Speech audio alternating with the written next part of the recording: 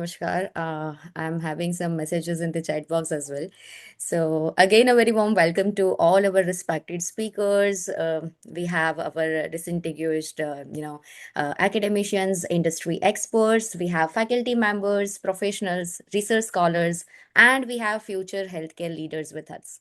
It is giving me immense pleasure today to welcome you all to the Pharma Industry Career Advancement and Leadership Bootcamp 2026, organized by Climate Academy, which is a constituent unit of Climate Research Solutions in collaboration with its academic and industry partners.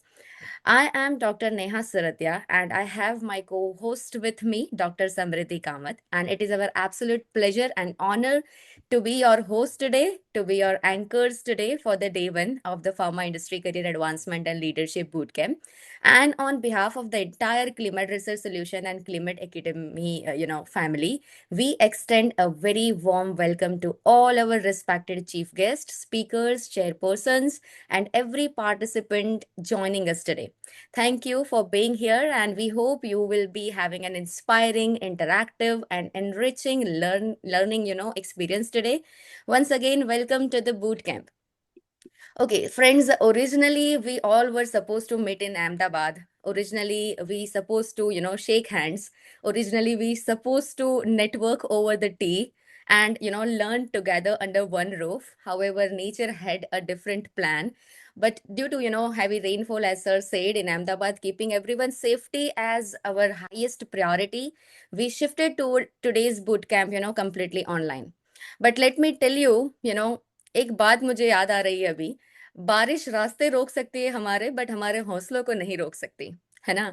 आज हम भले ही अलग अलग शहरों में बैठे हो लेकिन हमारा उद्देश्य एक ही है and that is the continuous learning continuous growth and the career advancement. So thank you everyone for adapting so positively and joining us virtually today. So think itself, this is actually itself the mindset of lifelong learners, right? So let's make today's online bootcamp just as interactive as possible, as impactful as possible, and as memorable as in-person event only. Okay, this bootcamp has been specially designed to bridge the gap between the academics and the industry.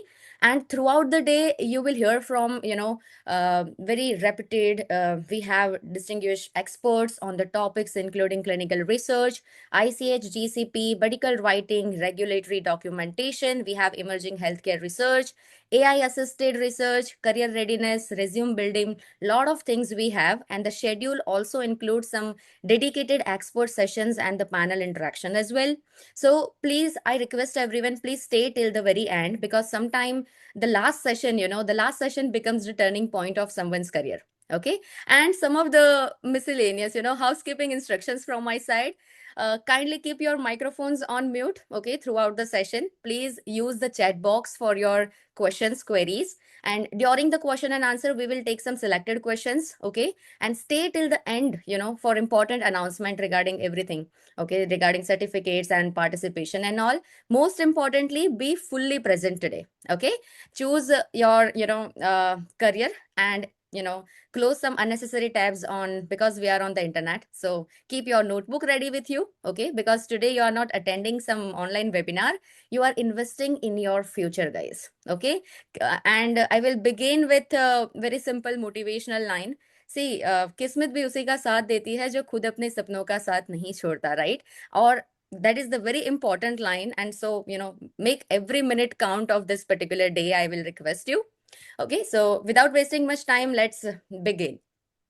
Uh, Friends, before we begin with some yes sir. Dr. Neha, I'm so sorry.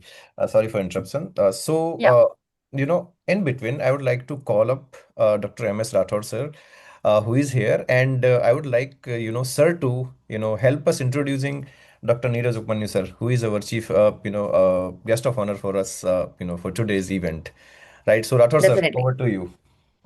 Yes. Yeah, so good morning, everyone, and all of you, welcome to this program. And then all of you might have heard and seen the profile of the speakers, and it is my honor to introduce one of our respected faculty member at a university.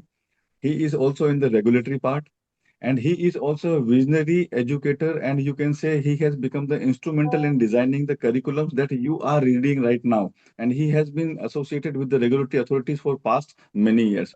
So let's together all welcome Dr. Neeraj Upmanyu sir, and he is the pro vice chancellor of the Sage University, Bhopal. The university is one of the leading university of the country, and along with that, Dr. Neeraj Upmanyu is also holding a position as a Central Council member at the Pharmacy Council of India. He has been associated with the council in the different committees and has been instrumental in designing the curriculum aspects. Along with that, whatever the things that you are studying, whatever the policies that are being designing for you, all the students, these are the people who are instrumental. People like Neeraj Upanyu sir has recently visited us, and in the designing of the new syllabus and disseminating the information about the PCI's initiatives, he had become instrumental. And along with that, he is also having the sound academic profile and has conducted multiple programs. One of the program I was associated with him at Sage University, that I know the university personally, along with Dr. Nirul Upmanyu sir's initiatives. And so together, I would not taking much time as the time is precious. So let's together welcome our respected guest of honor, Dr. Neeraj Upanyu sir. Welcome, sir. Welcome to this program on behalf of Climate Research Solution and on behalf of myself as a your friend. Thank you very much, everyone. So over to Thank you, you, Ratus. Neha madam. Please continue, sir. Thank you, Ratus. Thank Thank you, you. sir. Thank Thank you so much. Thank you. Welcome, sir. Welcome, sir. thank you, Okay, ma'am. so welcome, Yes, sir. yes, Thank yes, you. yes, yes. Please, over to you, sir. Neeraj sir, over to you. Oh, thank you. So, first of all, happy morning, and I hope you will be safe at your places, and I hope your session will be offline tomorrow. I pray to God. And greetings of the day. I would like to compliment all the distinguished guests who are present here virtually. I would like to thank Ajit sir for inviting me and giving me this opportunity to interact with all of you. Thank you, Neha ma'am. Thank you, Rathod sir, for such a kind introduction. I am just a learner, and I am trying to learn from all of you. Let me congratulate Climate for this boot camp, which is the need of our friends. As you know, we are in the transformation phase. Since the COVID-19 pandemic and after that, the implementation of national education policy, now the transformation and shift has been changed. So these type of programs are very important from the perspective that how you understand this transformation, which is very important. Recently, Pharmacy Council of India has also, introduced new syllabus after 12 years, and it was also the need of our, because what was happening, if you see the industry 4.0 and later on the 5.0 is also ready to come. So it is very important to understand that what type of changes are uh, are going to come in near future. So we have to understand this, because uh, future pharmacists cannot be trained for yesterday's healthcare system. So we have to understand this, because now a student has to understand what is Python. Recently, when I was interacting with Ajit sir, he elaborated me that what is the real important of this Python. So I was also trying to learn, as far as artificial intelligence is concerned, as far as other aspects are concerned, not only from the academic point of view, from the industry point of view also, from the clinical research point of view also, we have to understand. Because if we see and look forward for our future vision, so the pharmacy student of the future should be able to analyze the data.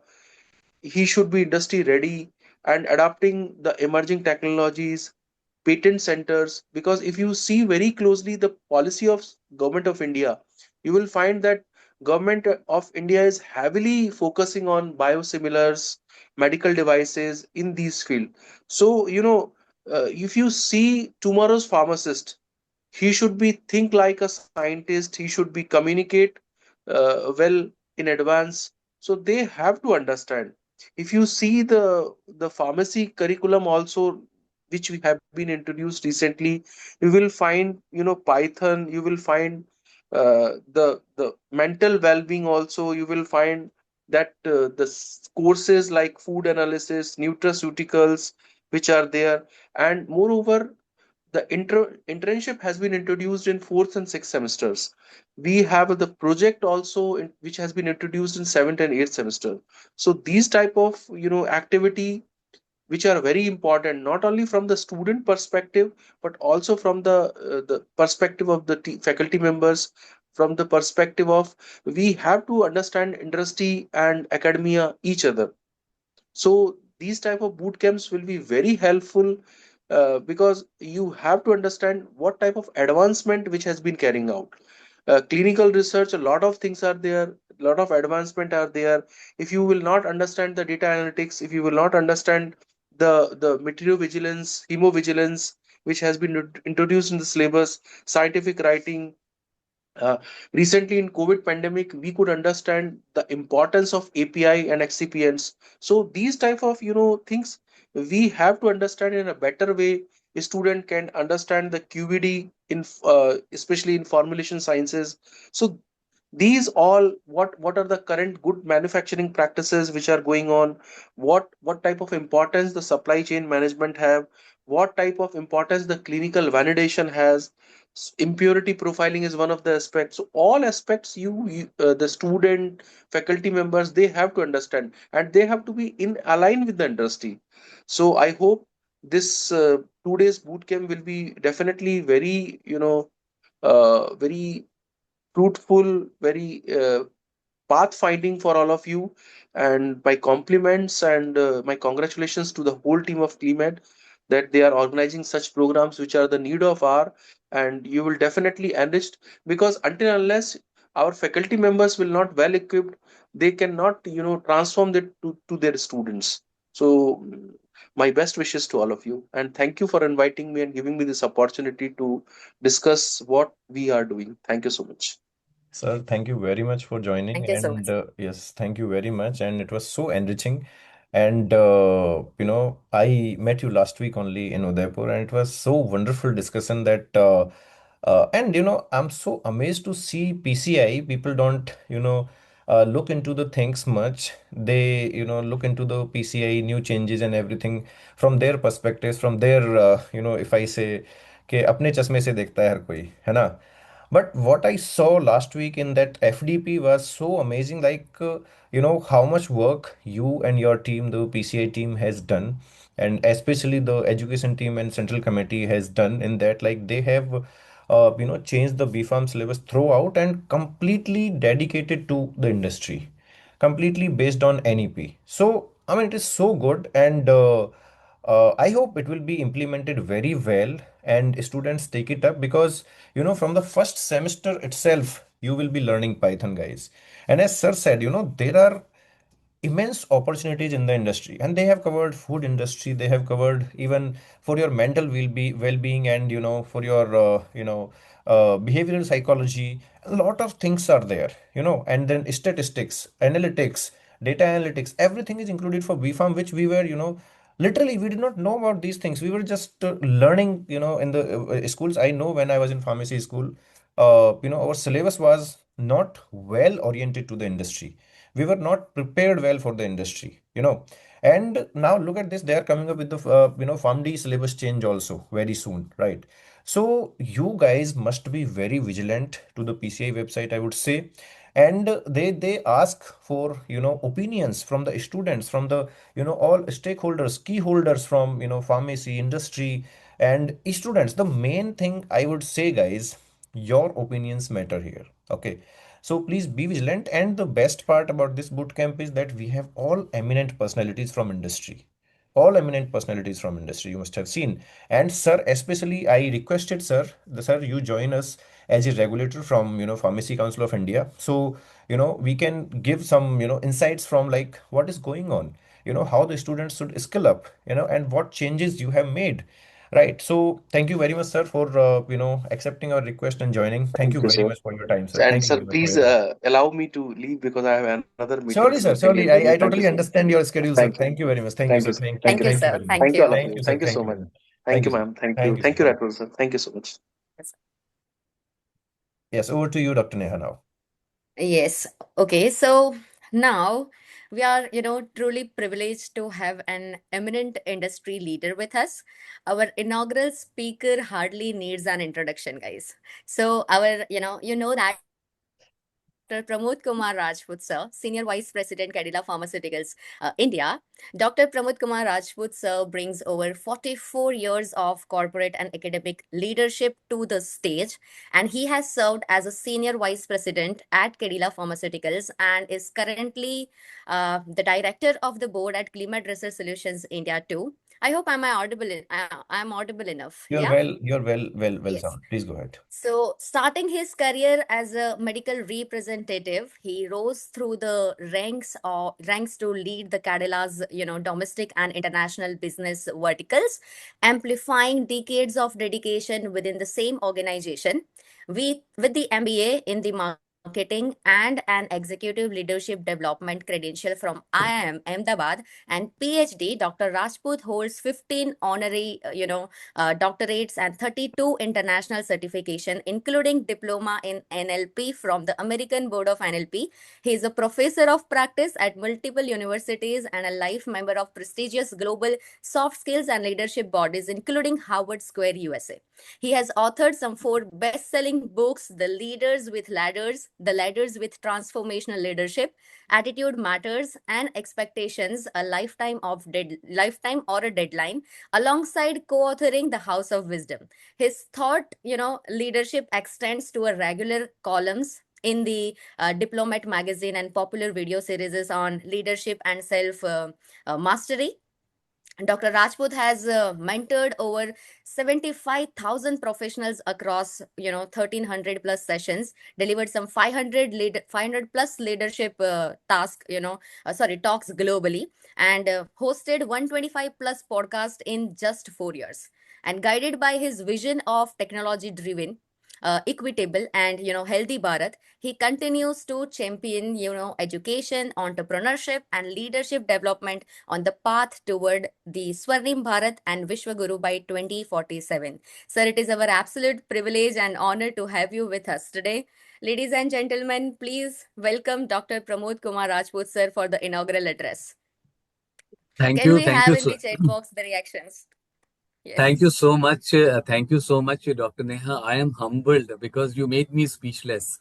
Right. And thank you so much for all the wonderful student who had joined us. I must convey my sincere gratitude to all the members who have come from different part of India, not only from India, but from Singapore.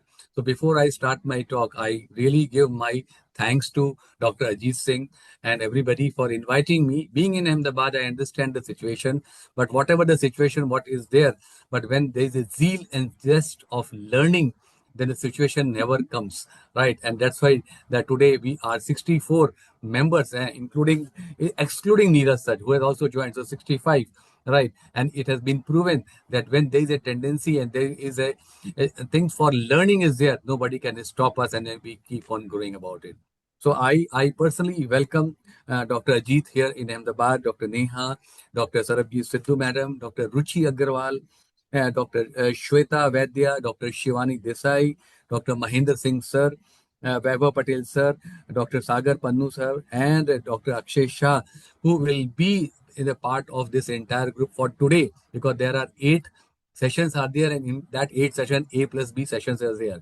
So let us have the enjoy that learning, right, which is very important, because it always said the more you learn, the better you are, will be able to make your footsteps to earn in a better way. Not only to earn, but you can make a difference in the entire world, which is really required. So with this, I was very happy. I was just noting down a couple of the words which Dr. Neeraj sir has said about it. So taking the things, I can say that today you all will agree, because we all belongs to the pharmaceutical sector. We are a learner. We keep on learning, and it is undergoing one of the most remarkable, I will say, transformation. Right, remarkable transformation. Because why I say the remarkable transformation? Because it is going to change the entire history behind it, because the careers available today are far more diverse exciting, right? Exciting and impactful than ever before. That's the reason that the change is there in that. And what sir was telling, that Python has been added in B Pharma first year, the things has been added, which I was interacting with Dr. Mahin sir and Dr. Ajit. So today, my dear friends, my dear learners, the future leaders, I invite you not merely to think about getting a job, but to envision building a meaningful career that contributes to better healthcare and a healthier world. That's what it is really required. With that thought, let us begin our journey into the fascinating world to the remarkable transformation and the fascinating world of pharmaceutical industry, which is really required. Right. So before I should speak and I should take little more time, I have just 7 slides with the permission of Dr. Ajit. I will do it. But I would like to ask from all of you, how many of you believe that the job you will be doing 10 years from now may not even exist today? I repeat my question. How many of you just just just put in the chat box, please, if you don't mind. How many of you believe the job you will be doing 10 years from now may not even exist today? So I require your attention. I require your communication here, because see, this is the prelims of starting the things. It is a prelude to start the things. So Chaitanya Shukla ji has said agreed. But what about the remaining people who are here, who are attending, who are ready to learn? Again, I repeat my question because it's very important.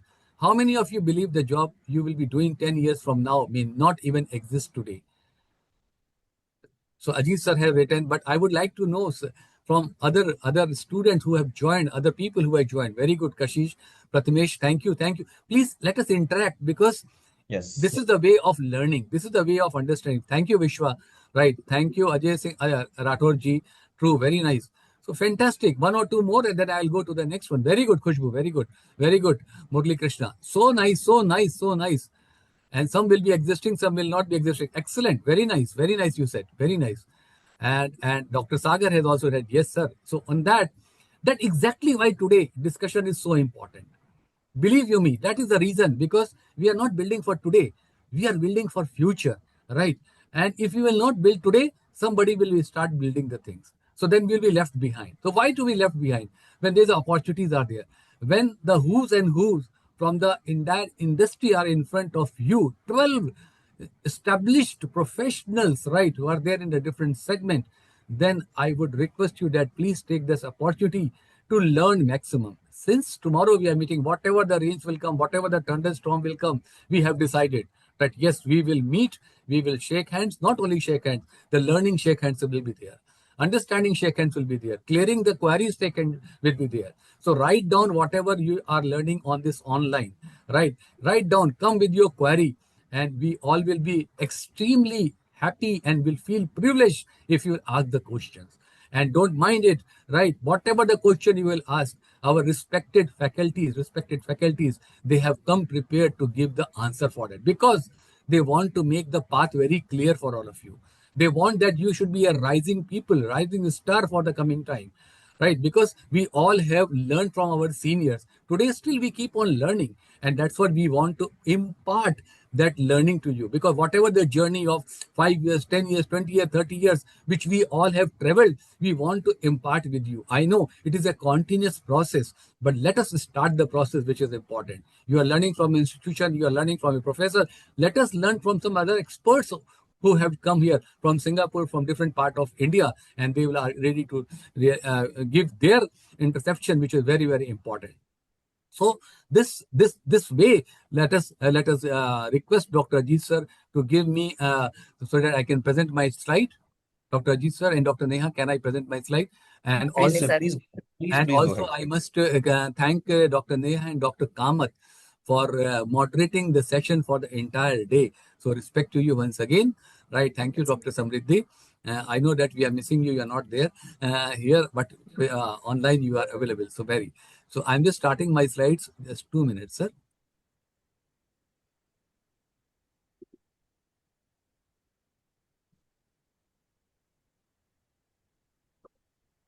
Just 2 minutes, sir.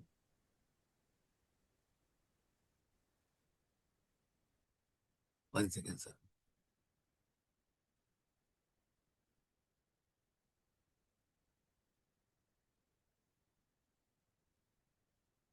Is it visible? Is it Yes, sir. visible? Yes, sir. Okay. Can I put it full screen? Sure. Is it okay? Fine. Yes, sir. Completely visible. Okay. So the future of pharmaceuticals, right? Beyond medicines, and basically we all are here to build the careers. The industry is transforming. My second slide, it has started working, na, Dr. Neha? You are able to see the second slide? Yes, yes, yes, sir. Okay. So emerging career opportunity in the pharmaceutical industry. That is the 2 days boot camp is there. And when we talk about it, it is basically taking the words from Dr. Neeraj and everybody, the AI-driven drug discovery, which is very, very important. Personalized and precision medicine, which is the second part, because that is the change is there. That's why I said after 10 years, this whatever we are learning, whatever the careers are existing today, will not be existed. Digital health ecosystem, already it has started, right? And it is coming in a very, very bigger way.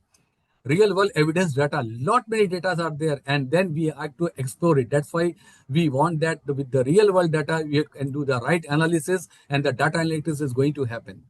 Value based healthcare, precision medicines are coming, so that is the reason the value based healthcare is very important.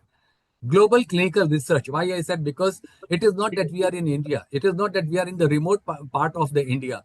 We are globally connected. So wherever we are connected and wherever places are there, we are a part of that global clinical research. And you know that India has been taken as one of the very, very important hub for the any type of clinical research, because here the manpower ये is ले गया वो तो अरे यार laptop नहीं हटना because here the manpower is there, here the facility is there, and here the things are very economical also. So people are very positive, and they are very assertive for global clinical research. Patient centric innovation, it is again very important. So tomorrow's pharmaceutical leader will not simply manufacture the medicines, right? They will create the solution, and that is the reason today we all are gathered here. There is a Sir, changing land. I would like to stop you for a minute. I'm so sorry to interrupt you. I'll just keep everyone on mute, so you have to Yeah. unmute. Just give me a second, please.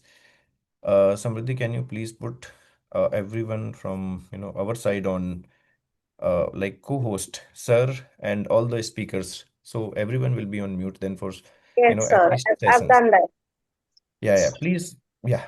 Please keep sir as co-host. Great, sir. Please unmute and go ahead, please. Thank you. Thank you for cooperation, sir. Sir, you are on mute, please.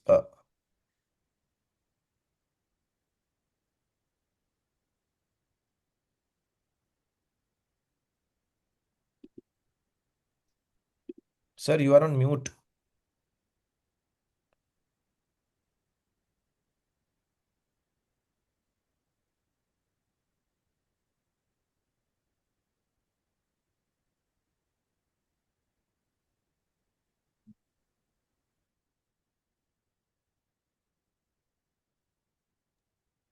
Correct? You able to hear me? Yes, sir. Now it Yes, is sir. perfectly fine. Fantastic. Now it So, will be. my Yeah. dear friends, sorry for this because it is important, because we have to understand the things, we have to learn, we have to, whatever the things are there, you can write on the chat box. And that's the way we are welcoming you, and we are respecting you. And the sanctity of this particular boot camp has to be respected. So, I'm sure you guys are not going to mind it, and it's important. So, my slide is okay, fine, sir? It is Yes, sir. It's perfectly fine, sir. Great. perfectly. So, Thank you. thank you, sir. So, changing landscape of the pharmaceutical career, right? I already spoken that AI-driven discovery, precision medicine, digital health ecosystem. So careers are no longer defined by the degrees. Believe me, they are defined by the competencies. This word is very important. The degree is going to give you a basic job, right? Which is important, because without that you cannot. But how much we are competent, it is going to make a difference.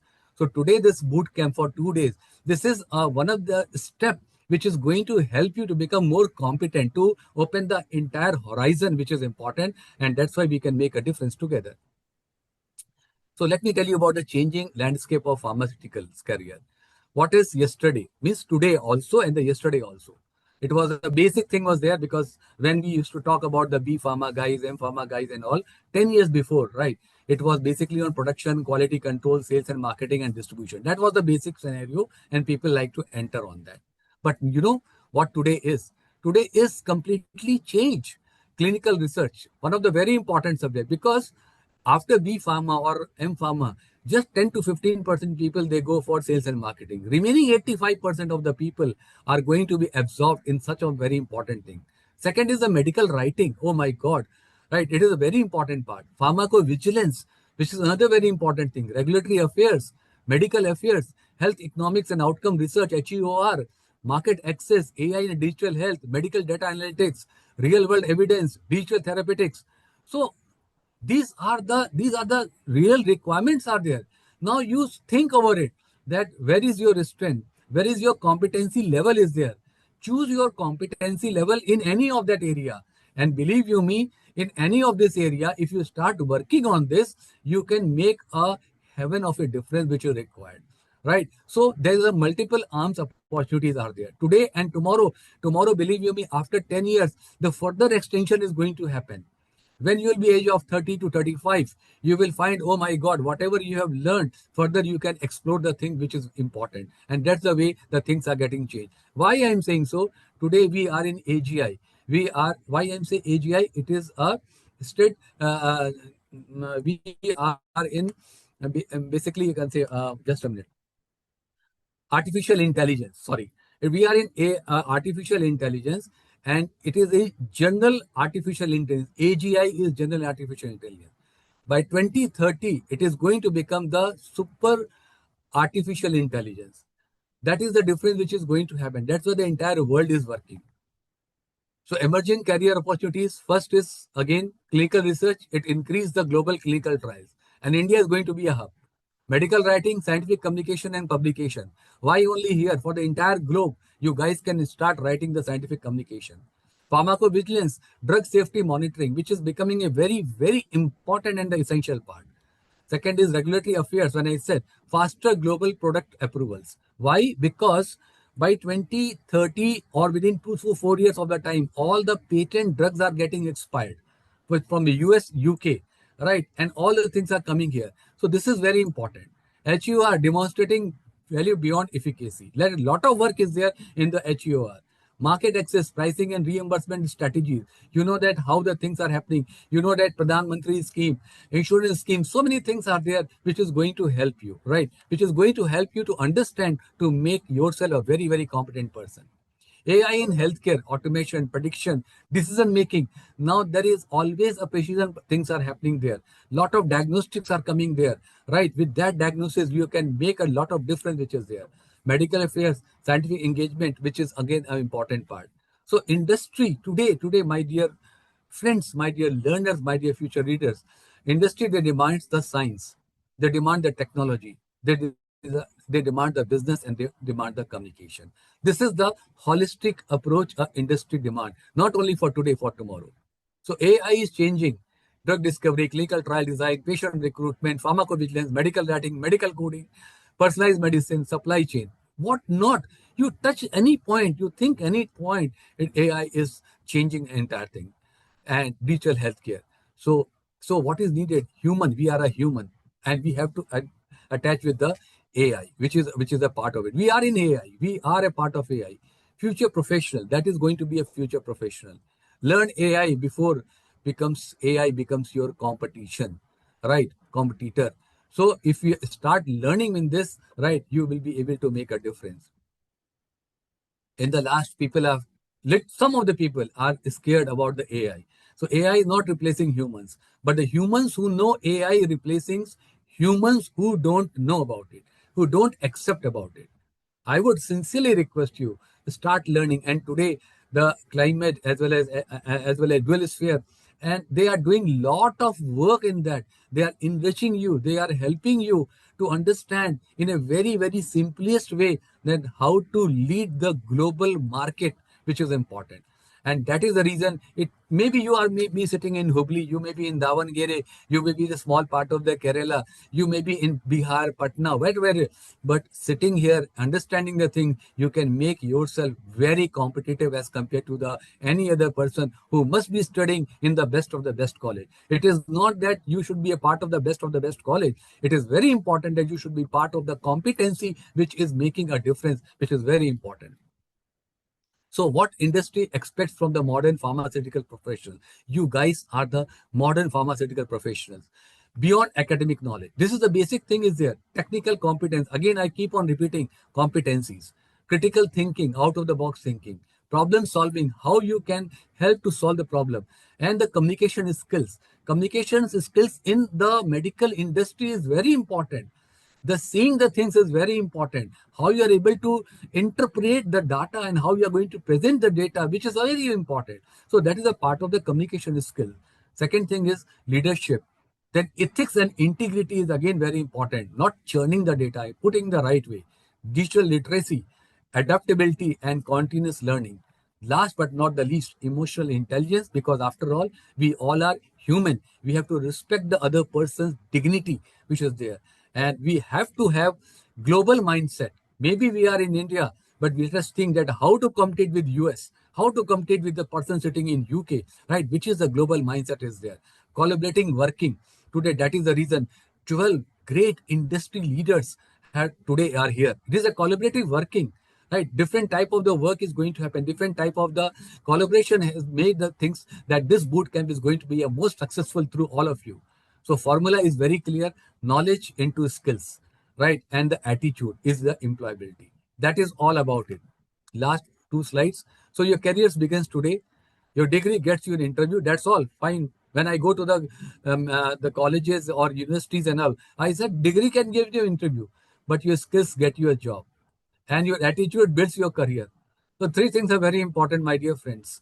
Right? You have to have that learning attitude. You may be very enthusiastic, but at the same time, your attitude has to be positive. Intelligence can overbeat the attitude. With the attitude, you can build the intelligence, which is important. I have learned in my career that simply starting with the thing, leaving engineering college, joining the pharma industry, that attitude of learning was there, which I am still learning and keep on learning from everybody. So your integrity is going to build your reputation, and your learning, which is till the last breath, keeps you relevant, which is there. So the future of healthcare will not be shaped only by the great medicines, but by the great professionals like you, who combine the knowledge with lot of compassion, with lot of innovation, creativity, ethics, and ambition, with the purpose and becoming yourself a real competent professional for today and for the future. So with this, I thank you for listening, patiently listening, and giving me a time for giving my talk to today. We are 74, right?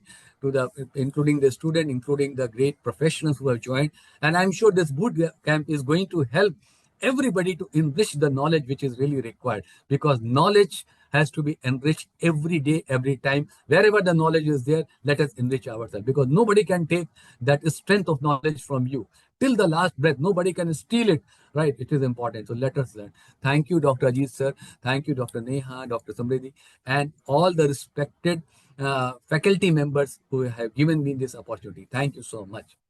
Thank you so much, sir. Thank you. Your words have not only inspired us, I can say, but have also reminded us that the success is built on continuous learning. Success is built on discipline and purpose. So, on behalf of all of the participants, thank you once again for such an inspiring inaugural address. Everyone, let's once again appreciate sir by filling the chat with the emoji if possible. And I want everybody to, a big round of applause for sir. Thank you so much, sir. Thank you. Moving ahead, guys, let me tell you, every great initiative is driven by the vision. Okay. And today's bootcamp is no exception, I can say. The person behind this vision has always believed that student deserves more than degrees. Okay. And they deserve industry readiness. They deserve mentorship. They deserve opportunities. And it is now my absolute pleasure to invite Dr. Ajit Singh, founder and CEO of Climat and Curio, founder and director IHEPR, for the program overview. Sir will take us through the journey today, the whole today's journey, and explain how this bootcamp has been carefully designed for you to prepare, the participants for real world pharmaceutical careers. Sir, the virtual stage is all for you. Thank you very much, Dr. Neha. First of all, I would like to thank all the participants here, because without them, this bootcamp was not a success, right? And without them, this bootcamp was not even, could be planned, right? So it is very, very important to thank all of you who are joining here. And then I would like to, come to our chief guest, sir, Dr. Pramod Kumar Rajput, who has been a continuous support. Continuous support means like a, we always say ना कि कोई है देखने वाला हमारे पीछे, कोई है हमें समझाने वाला, कोई है हमें, रास्ता दिखाने वाला. तो he's there always with me, and every time whenever there is a need or without need also. So it's always, a great guidance, great support, and thank you very much, sir, for joining. And thank you. I'm so sorry, being in Ahmedabad, we cannot, meet. But कल सुबह हम मिलेंगे और कल सुबह सब मिलके चाय पियेंगे साथ में और फिर बच्चों से डिस्कशन करेंगे. So that's my promise. बाकी सब ऊपर वाले की मर्जी जैसे वो चाहे. बट अगर सब ठीक रहा तो हम कल सुबह मिलेंगे और सब बच्चों से भी डिस्कशन करेंगे. तो thank you very much, sir, for joining and accepting our request. And let me tell you guys, this all has started with me and Pramod sir. We thought like to do something in Ahmedabad, and I was discussing, sir, kya kare? So he was like, we should do something for the students, which can, lead them to a good career, and where we can guide them throughout, कि industry में क्या जरूरत है, क्या जरूरत नहीं है, and other than that, not only like कि the जो हमारा पुराना स्ट्रक्चर है, मतलब के सब्जेक्ट रिलेटेड, फार्मास्यूटिकल रिलेटेड, या फिर जो हमारे और कोर सब्जेक्ट्स हैं, pharmacovigilance, CDM, regulatory affairs and all, can not just that, but they should be upgraded with the latest part. They should be ready for the industry now, for now and for next 5 years. You know like कि जब भी first year वाला student after 4 years of B pharm they come out, they should know कि उनको industry में करना क्या है, how they have to behave, how they have to align with the industry guidelines, align with the industry or industry norms, or okay, what is happening in the industry. They should be very much aware. So our entire team, under the guidance of PK Rajput sir, we sat and we planned this boot camp. Last month we planned this boot camp, and this was, you must have seen that we floated it for the registrations on 1st July. Today is 27th July, sorry, 25th July. So just 25 days, 25 days, and we have planned it meticulously.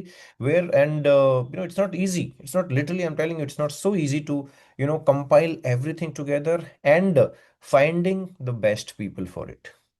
That is important. Like if you find the best people to deliver the content, see, two people can come and do everything, because nowadays everyone is so smart, and everyone knows something about everything, right? But finding the person who can talk the core of subject, who can talk the core of skill, is very important, right? So I would say that I'm so lucky to have people around me, and we selected, right? We got the people, and they just nodded yes. Like they were like, yes, then let's go ahead, because this is something to give back to the society, to give back to the students. This is something to train the students, to get them ready to the industry. So it was so good, and the plan was to meet you physically. I mean, in person right now in Ahmedabad, but it's okay. It's fine. Like that's perfectly fine. It's okay. We can, we cannot go beyond the, that power, So that has restricted us today to the online mode. But tomorrow, if everything is fine, we will definitely meet, right? So I would like to thank again Dr. Neeraj Upmanyu sir. He is having a wonderful, I will say wonderful schedule. I'll not say the very busy schedule. He's so busy, but wonderful school schedule. Why I'm saying is because he's running around, all over India, to college to colleges, and universities to universities, just to describe like what they have changed, what is needed now to the industry, what is needed in the colleges, what is important to teach. So I would like to thank sir, who grabbed at least 10 minutes for us. It was so great, of him, that he joined us. So thank you very much, sir. He's not there right now though, but it is a great learning from him. And I met him last week, as I told you. He's such a wonderful man, and their visions are fantastic. Okay. So we should learn from them. Okay. And wherever you get the chance, we should call them, we should talk to them, we should, discuss with them, we should learn from them, right? How they are, visioning India. If I say visioning India is a perfect word, because they are sitting in the Central Council of PCI. They are, what we say, they are writing the future of pharmacy people, pharmacy in India, right? So they should come up with such a plan, right, where all the students from the first year are included, are get aligned with the latest structure of pharmacy or pharmaceutical industry or healthcare industry, right? So with that, I would like to thank sir also, and then I would like to come to our wonderful faculties, Dr. Sarabjit Sidhu ji, who come from Estella's Pharma right now. She's the in charge of clinical trial transparency in Estella Pharma's, which is a Japan-based company, and one of the very well-known company in onco drugs, in cancer drugs. Okay, then we have Dr. Aruchi Agrawal, the founder of Actisi, one of the medical writing and communication company. We have Dr. Meghna Daya, she's joining from Profarma, and we have Dr. Richa Goyal, who has traveled, she has traveled from Singapore, guys, just to catch up with you, just to guide you. Let me tell you, we have such a wonderful panel, wonderful, wonderful panel. You've seen, you must have seen in the brochure. I'll not talk everything about them. They will be introduced before their sessions. But yes, Dr. Richa Goyal is the founder and CEO of Dual Sphere Consultancy, which is a Singapore-based company in HUR and RWE, and policy making and HTA, like whatever is related to HUR, they work in that. And then we have Dr. Sweta Vedya. She has come, right now from, Mega Life Sciences, Mumbai, and she's the manager there. We have Dr. Shivani Desai, AGM, and, biologically is one of the, very renowned vaccine making company. Okay. And then, many of other people are joining, this is the panel for today. Okay. Tomorrow, we will be, having Dr. Vivek Sharma as well, who is the uh, you know, L&D head at Zydus Biologics. And other than that, we got a wonderful person and a fantastic leader from the academics, Dr. Professor Mahendra Singh Rathod sir, who is the principal at Gitanjali Institute of Pharmacy. Okay, so sir, I welcome you and I welcome all of you, right? Welcome you all from different states, different places, and Dr. Richa has traveled from Singapore. So this is all because of you, my audience, because of all, it is happening for you, all my students. Please learn from them. Okay, be with us. We have no time restrictions. If it goes half an hour, beyond the timelines also, I don't mind literally. But we will be giving you all top learnings. We'll be giving you all whatever is written here and more than that. And if it is the in-person contact and in-person, learnings, come tomorrow. We all will be discussing a lot of things. Okay, and whatever guidance you need, we'll be giving you. Right. So with that, I think schedule you all got right. We will be having the so it is online, there is no tea break. Okay, so you can grab your tea, coffee in between. You can just put your camera off, your voice off, and learn and just enjoy the says I'll say enjoy the show. Enjoy means like if you're just sitting simply and not learning anything, it's not a good.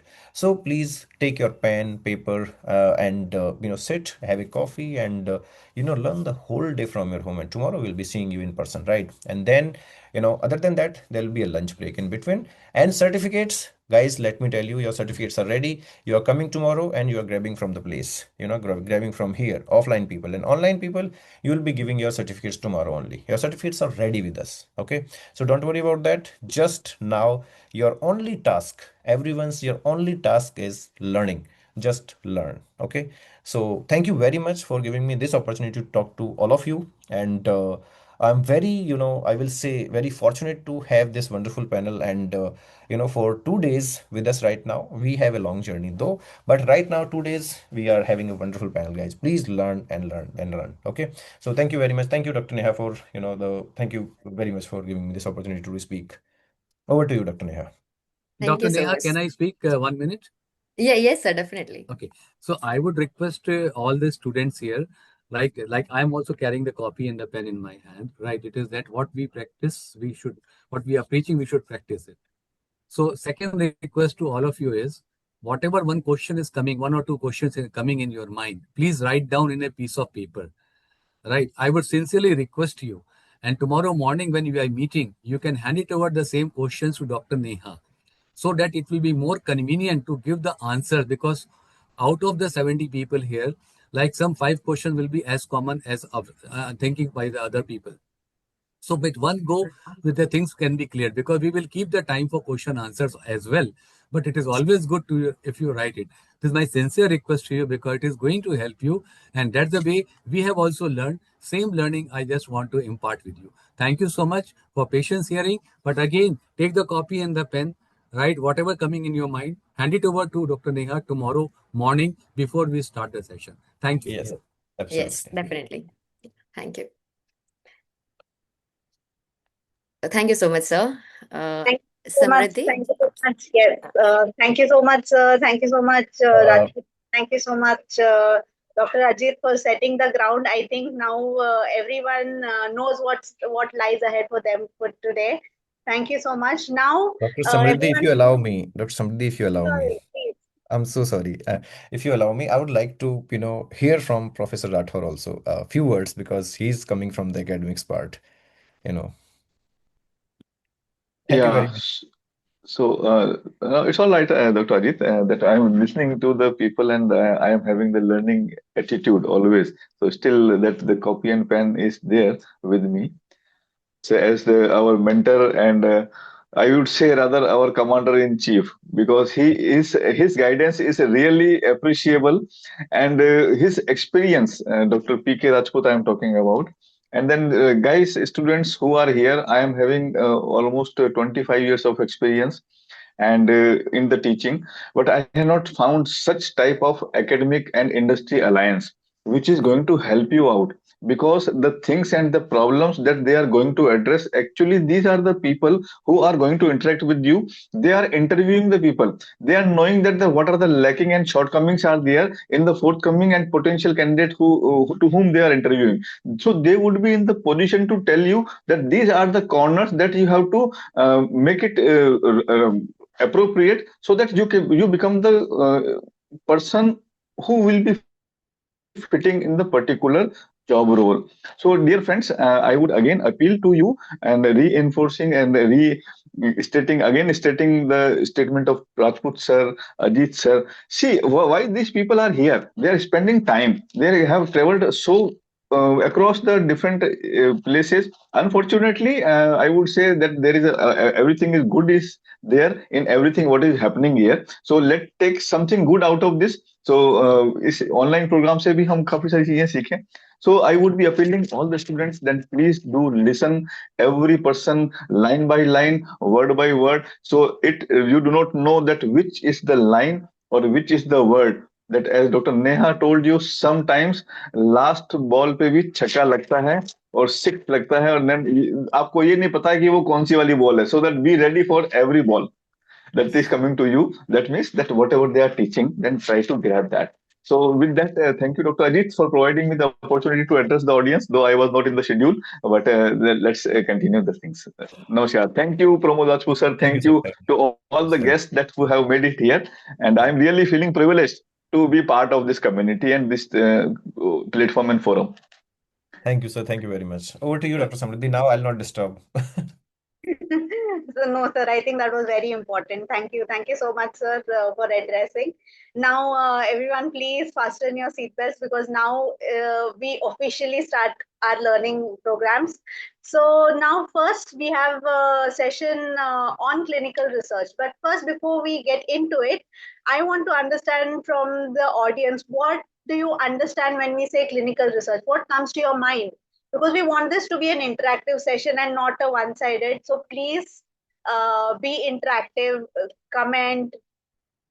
Don't just start the Zoom meeting and go elsewhere and just because for the sake of attending, because this is actually helpful to you. So I hope everyone makes use of it. So, and I want to see some responses as well. When we say clinical research, career opportunity, what comes to your mind? What questions come to your mind? I will wait for a minute.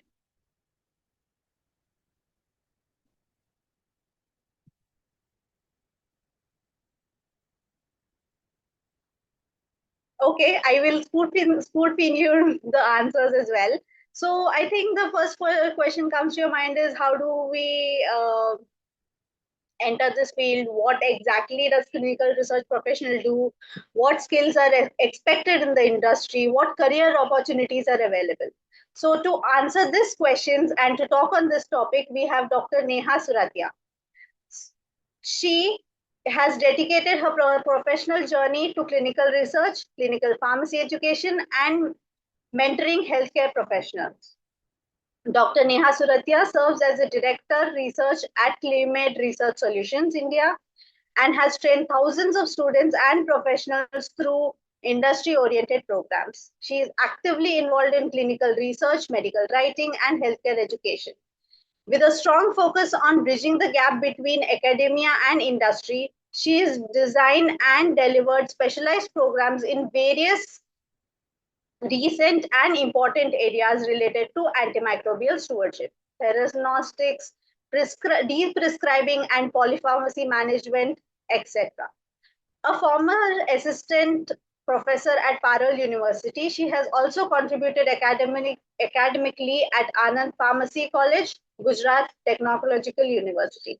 Dr. Neha is also an author of a book, Drug Related Problems and Their Overcomes, and has published over 16 research papers in reputed national and international journals. She has in she has actively engaged in conferences, workshops, and panel discussions, as you can see. Now, every scientific session begins with the guidance of an experienced chairperson who sets the context for the topic and highlights its significance.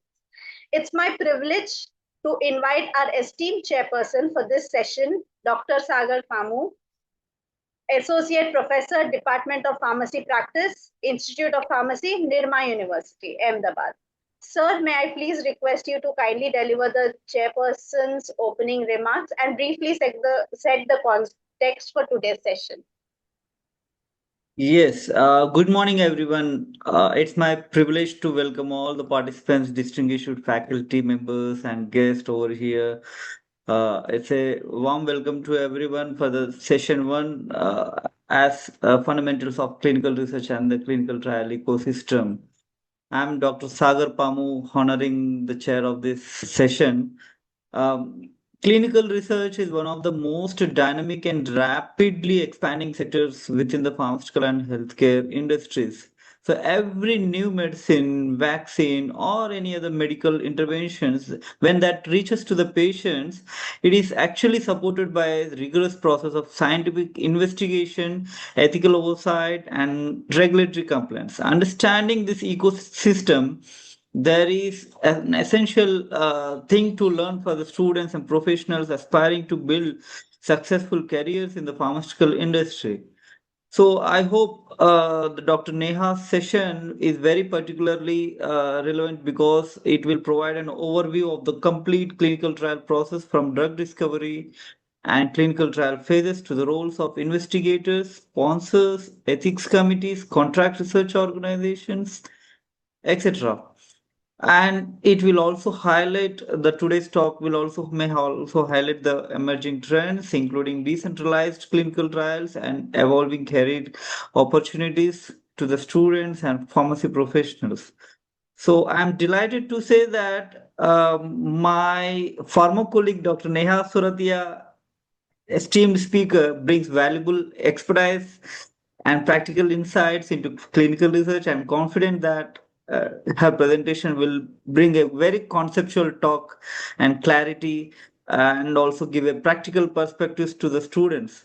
So I encourage everyone to actively engage in the session, take the notes, and participate in the discussion at the end. Your question and interactions, that will make the session much more engaging and meaningful to your learning.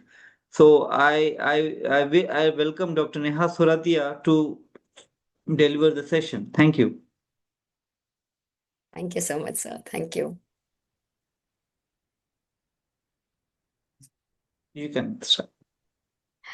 Okay, thank you so much, Samriddhi. Thank you so much, Dr. Sagar, sir. Thank you. I'm so happy to see you here. And thank you for addressing that. Yes, we are going to discuss about very important concepts on the clinical research. I'm sharing the slides with all of you. Just give me a minute. Just a minute.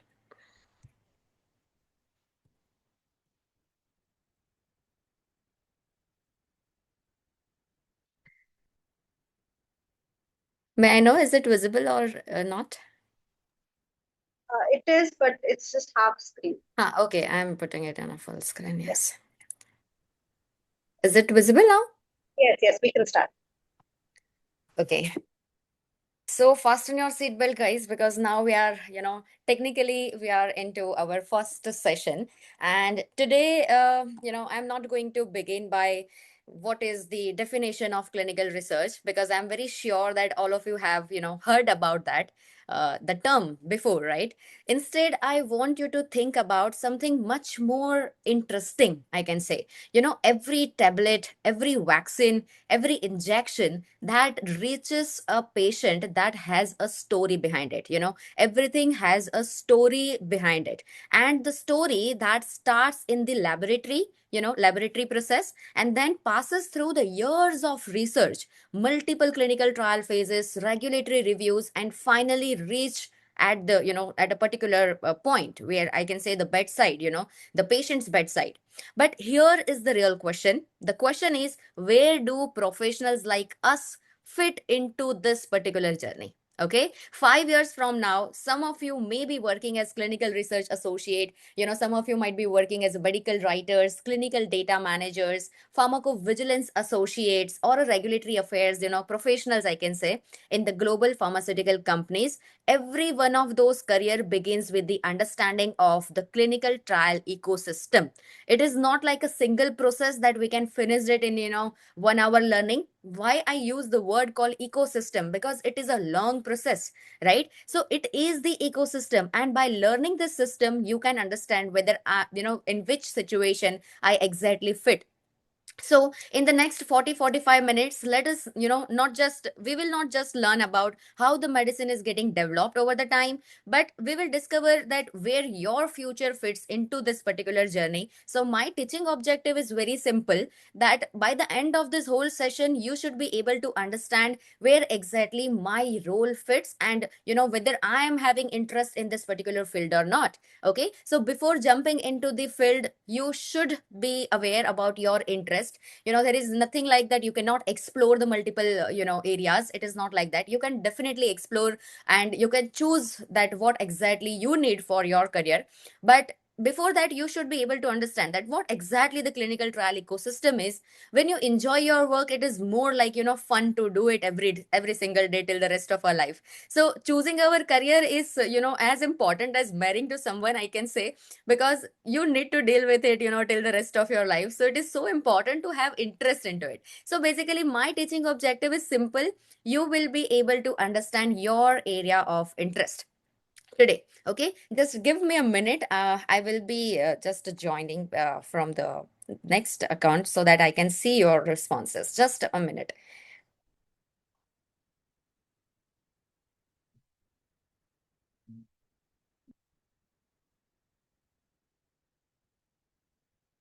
Okay, fine. I hope I'm audible enough and the screen is also visible enough. Okay. If you find any glitch in between, feel free to tell me so that we can solve in between, because this is the online session, so we need to have this interaction. Okay.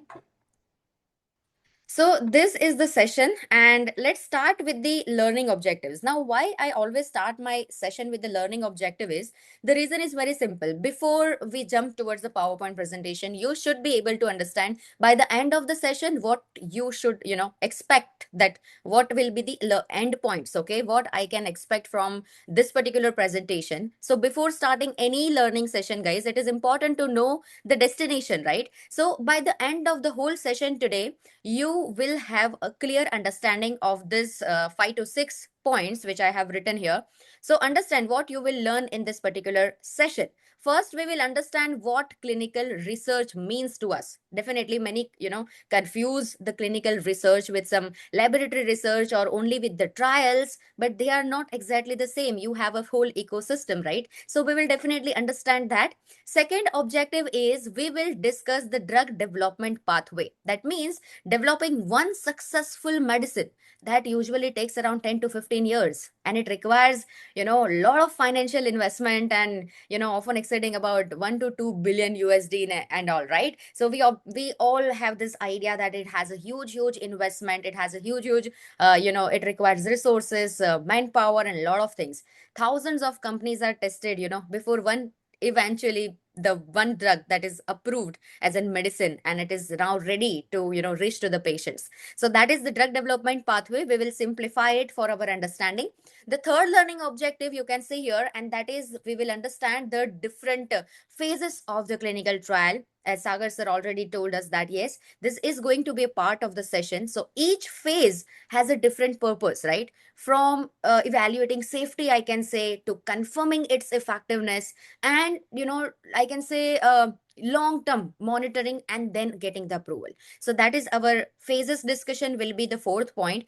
Definitely the stakeholders, so that involves, stakeholders that involves in the clinical trial ecosystem.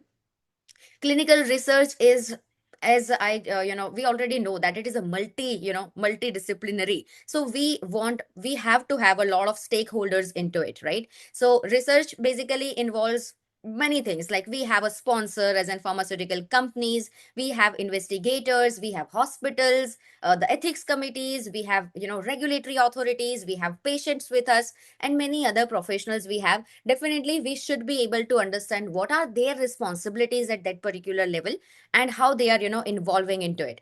And then we have stakeholders ke baad we have a career pathways, a very important learning objective for the session today, since this is, the career focused bootcamp, guys. So definitely we are going to explore some career pathways which are available into the clinical research.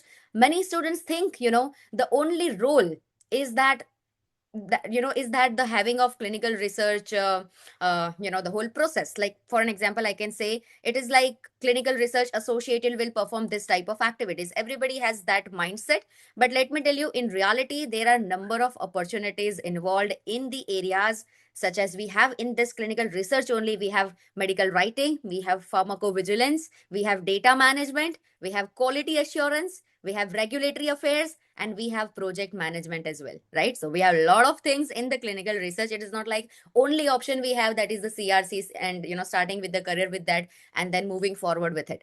We have a lot of things. It is an ecosystem, I'm again repeating. So a lot of opportunities are there, and I'm very happy that this day, we have a lot of discussions going to happen, and we'll set the base for you. Every session will be dedicated on each of the I can say the opportunity which we have in the clinical research. We have a session on medical writing, we have session on AI, we have session, complete day one is packed with the career opportunity. So you definitely by the end of this whole day as well, you will be getting these learning objectives. Okay.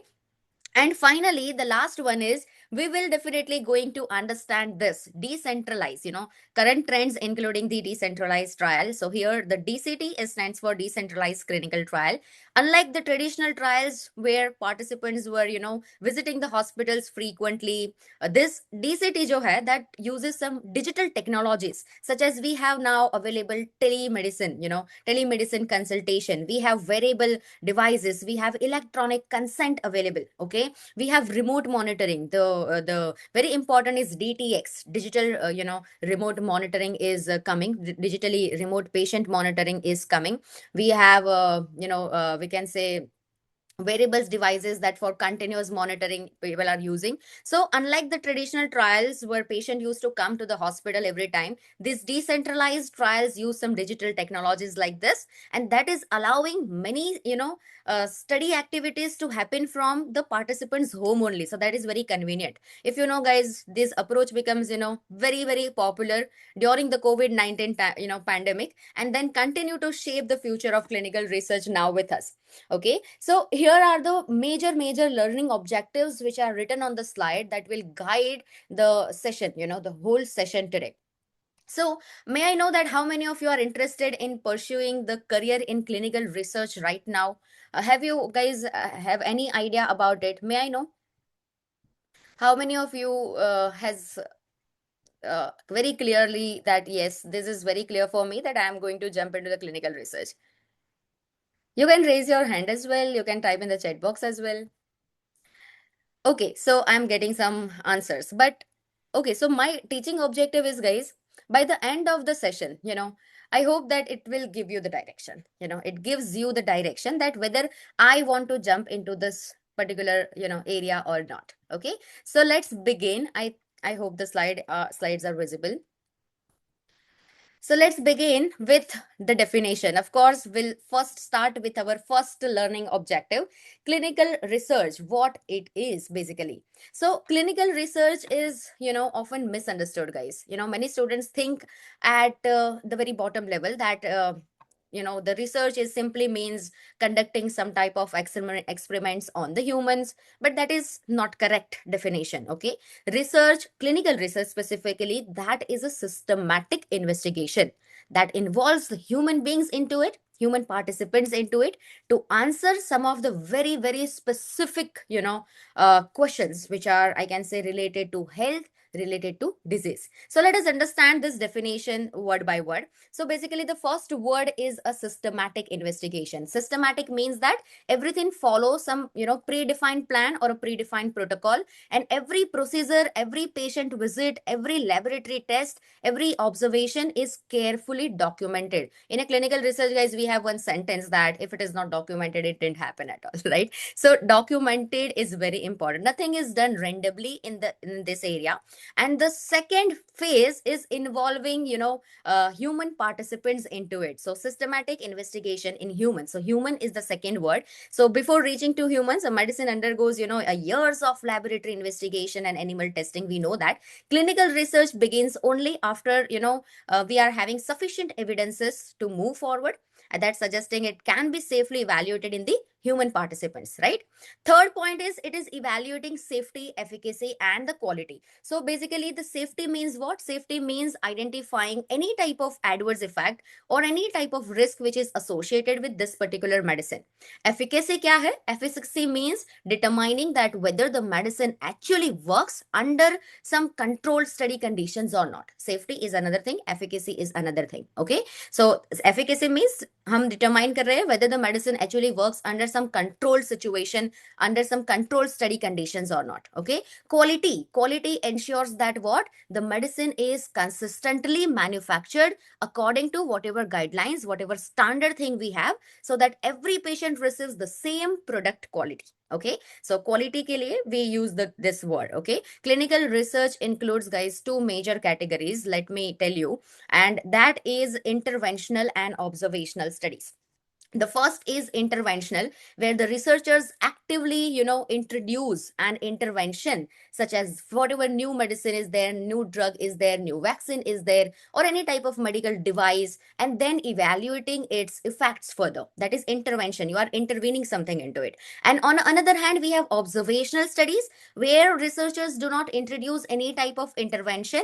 Instead, they only observe the patients and collect the data without altering their treatment. There is nothing to intervene into it, only to do the observation from the distance. Okay. So for an example, if researchers simply follow some diabetic patient for 5 years to understand the complications without changing their therapy, so that is observational study example. Okay. If the researchers compare some new diabetic medicine with the current standard, so that is going to be what? Interventional, right? So that is the two different thing we have. And the ultimate purpose, let me tell you that ultimate purpose of this particular the clinical research is, you can see here on the slide, it is generate reliable scientific evidence that helps the healthcare professionals to make some informed treatment decisions, I can say. Without this clinical research, guys, doctors would have no evidence to determine whether the medicine is safe or effective, right? So generate evidence for patient care is very, very important. Okay. Think about the COVID-19 vaccines, guys. Millions of people receive these vaccines only after extensive clinical, research. And then it gives the evidence to us that the benefits are overweighing the risk. And without carefully, without this carefully evaluating the efficacy, safety, we cannot do this, right? We cannot do this. So definitely this is very important, and this is all about the clinical research. So the core definition of human systematic investigation, that is very important. Systematic investigation, it is in the human, it is what it evaluates, what it includes, and what it generates. That is the clinical research. I hope the concept is making sense to you, that how exactly it happens. Now let me start with the need for clinical research, because if you don't know the why behind it, there is no meaning, right? When I was student, 90% of the time I was wondering that why I am learning this topic, what is the impact of it, how I can practically perform these things, and what I will revert back, may what I will get, right? So why should be very clear to you, importance should be very clear to you before deciding whether I'm suitable for this field or not. Okay, so for that reason I have why for you. Okay, so imagine world, guys, where medicines were sold without any testing. What will happen? Would you feel comfortable taking them? Not at all, right? Probably not. And this is exactly why the clinical research is essential. Okay, this is why exactly the clinical research makes sense to us. The very first concept you can see, the very first purpose you can say, and that is developing the safer medicine for the world. Every medicine has potential, very big side, guys. Okay, it has benefits as well as it all comes with the larger risk as well.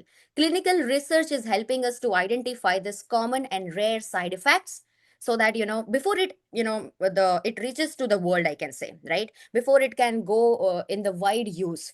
So that is developing some safer medicines. That is our primary purpose of why we are in the need of clinical research. That is why exactly the clinical research is important and making sense to us. And then we have, it is improving patient outcomes, because modern treatments have significantly improved the survival rates, okay, in the diseases such as we have now the cancer medicine, we have now the HIV medicine, we have now the cardiovascular disease management, right? Very much advanced, I can say.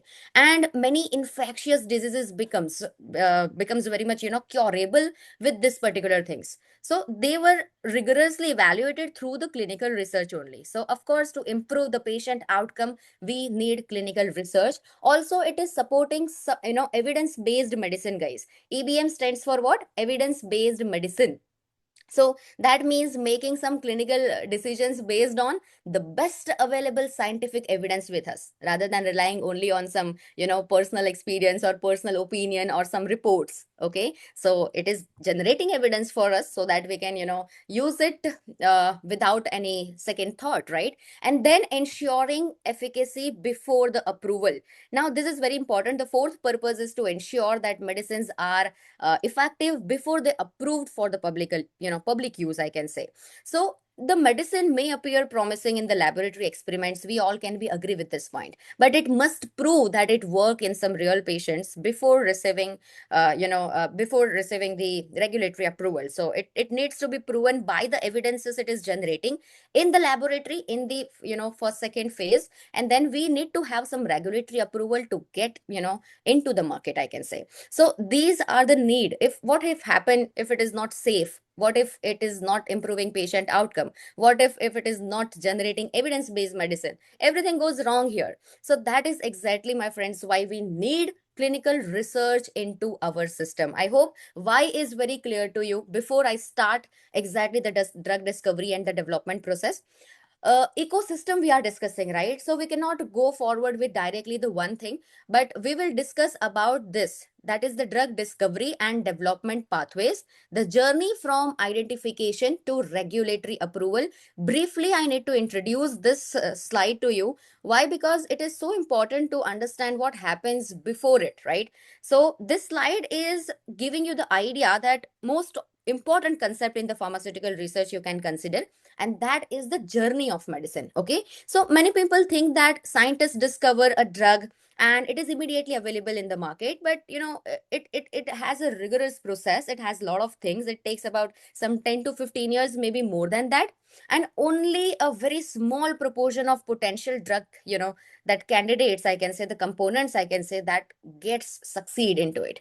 Okay, so the process begins with the target identification, target ID, that means identification. Researchers first identify some of the biological target here, which involved in a disease basically. So this target may be some receptor, enzyme, proteins, some gene association maybe with some disease progress. Depends that what they are looking for.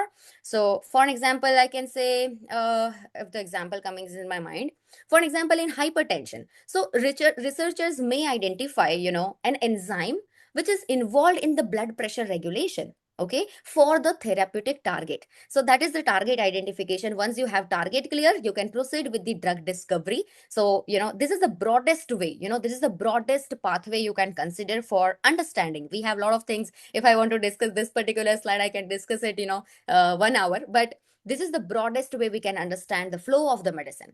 So drug discovery, where the scientists screen thousands of chemical compounds to identify those that can exactly make efficacy very clear with the target. They can bind with the target. That is the drug discovery. So these compounds are then optimized later. So more validation will be required. Okay, so optimization will be the step, and their activity will be monitored.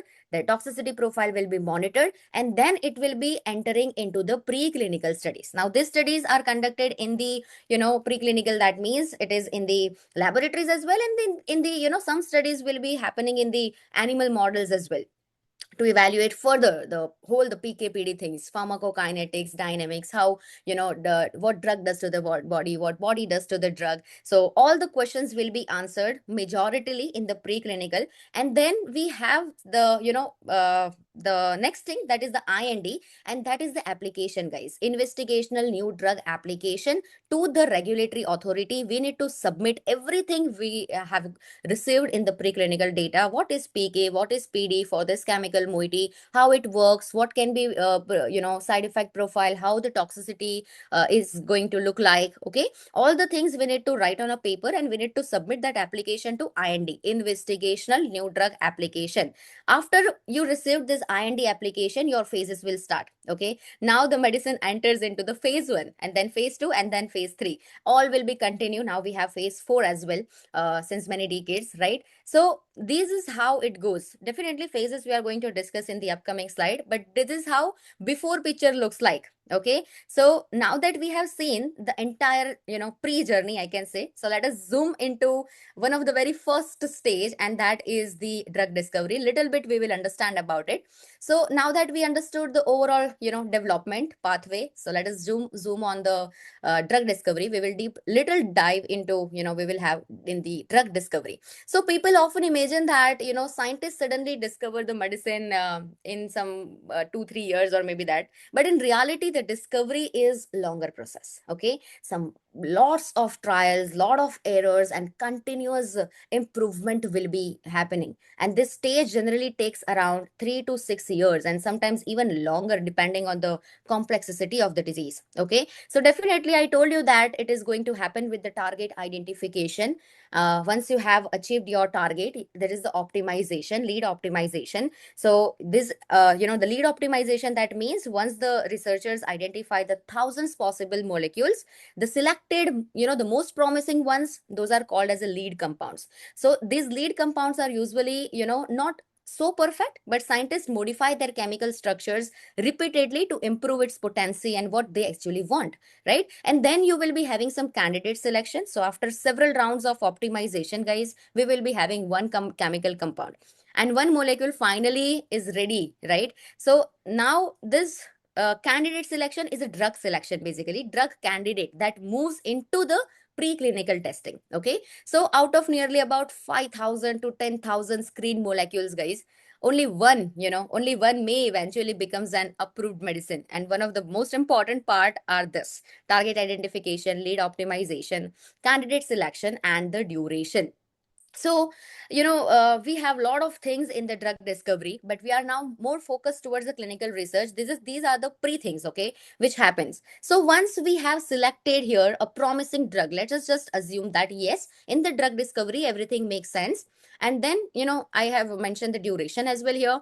And now before involving human participants, laboratory में drug discovery के बाद we have this preclinical research, and preclinical act as the safety checkpoint for us before we jump towards the humans participants, right?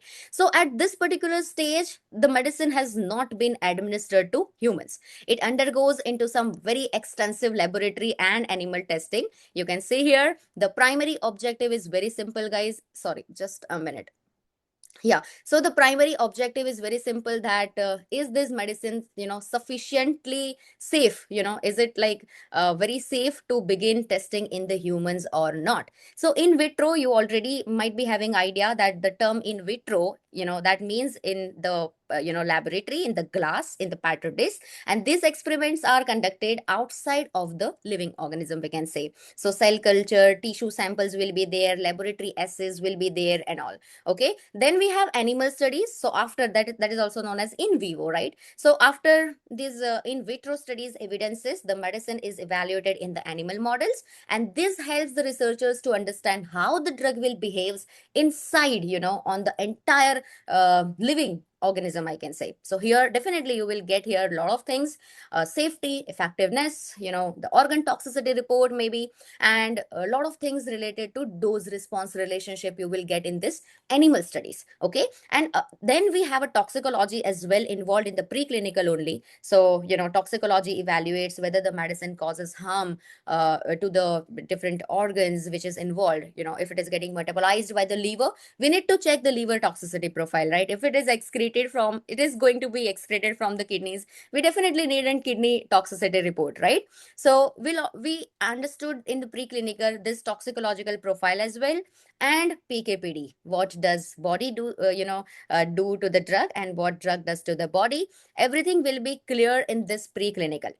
So after this whole laboratory study and the animal studies, guys, now we are ready. Now we have a lot of things with us, and then IND application, of course, and then the clinical trial phases will start. So this slide is providing the complete roadmap, of the human clinical testing, I can say, human participation clinical testing.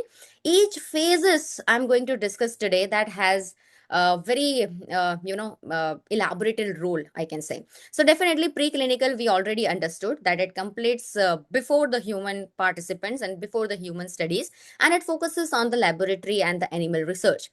Phase one we have, that is the first exposure going to happen to the humans. Okay, the main objective of phase one will be the safety, guys. You need to check the safety, right? And we have here the whole cycle. We have phase two. So once the safety is established, researchers definitely going to ask that does this medicine actually work? So definitely efficacy we need to check. I told you the difference between safety and efficacy in the introductory slide only. Phase one, safety. Phase two, efficacy. Then we are going to have this phase three we have. So here the medicine is compared with existing treatment. If you are intervening some new antihypertensive, you are going to compare it with the traditional one, how it is different, what is the difference in the toxicological profile, okay, how it is beneficial.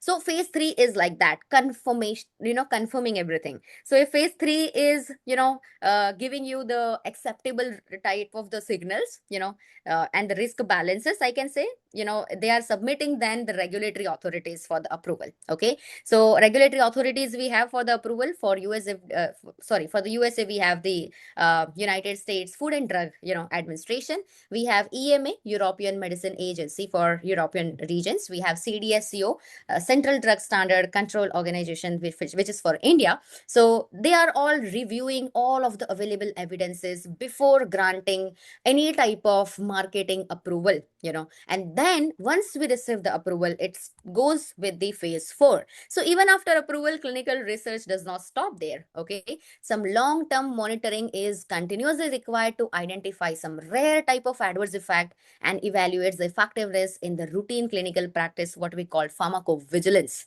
right? So that is the phase 4. And let us understand each of the clinical trial, more in detail. This is the overview only. So this is the phase 1 basically. So let us start with it. Phase 1, I told you that it is related to safety. right? So the researchers want to determine that is this medicine safe for human use or not? What does can human tolerate, like what extent the human can tolerate this medicine. So basically the dose will be identified, the maximum tolerated dose and minimum effective dose will be the primary things will be in the phase 1. And how does the medicine behaves inside the body, that is also going to be little clear in the phase 1. Usually it includes some 20 to 100 healthy volunteers we want. And however, there are some important exception cases we have in the trial history, so it is completely depend on the need and the objective of the trial. But for an example, I can say tell you, for if you are going for oncology or that cancer medicines and all, healthy volunteers are generally not enrolled, right? So I told you that 20 to 100 healthy, but it is exceptions cases are there, depend on objective that what we want to assess. It is not like we can expose someone to have the cancer and then we can check, it is unethical, right? So exceptional cases we have, but apart from that, we need some healthy volunteers in the different studies. Definitely, we will check here the PK and PD. So, whole ADME absorption, distribution, metabolism, and excretion, we are going to check. And of course, PD, how drug is going to behave in the body, right? And then dose escalation. Dose escalation is one of the important concept in the phase 1, guys. And that is the dose escalation. Researchers begin with some very low dose, which can be useful for the patient. If the participants can tolerate it very safely, the next group receives slightly higher dose. Okay, so this continue until the researchers determine the maximum tolerated dose, which is very important for toxicity, right? MTD bolte hai, maximum tolerated dose or maximum safe concentration, maximum safe dose. Okay, so meaning the highest dose that participants can receive without experiencing any type of unacceptable adverse effect.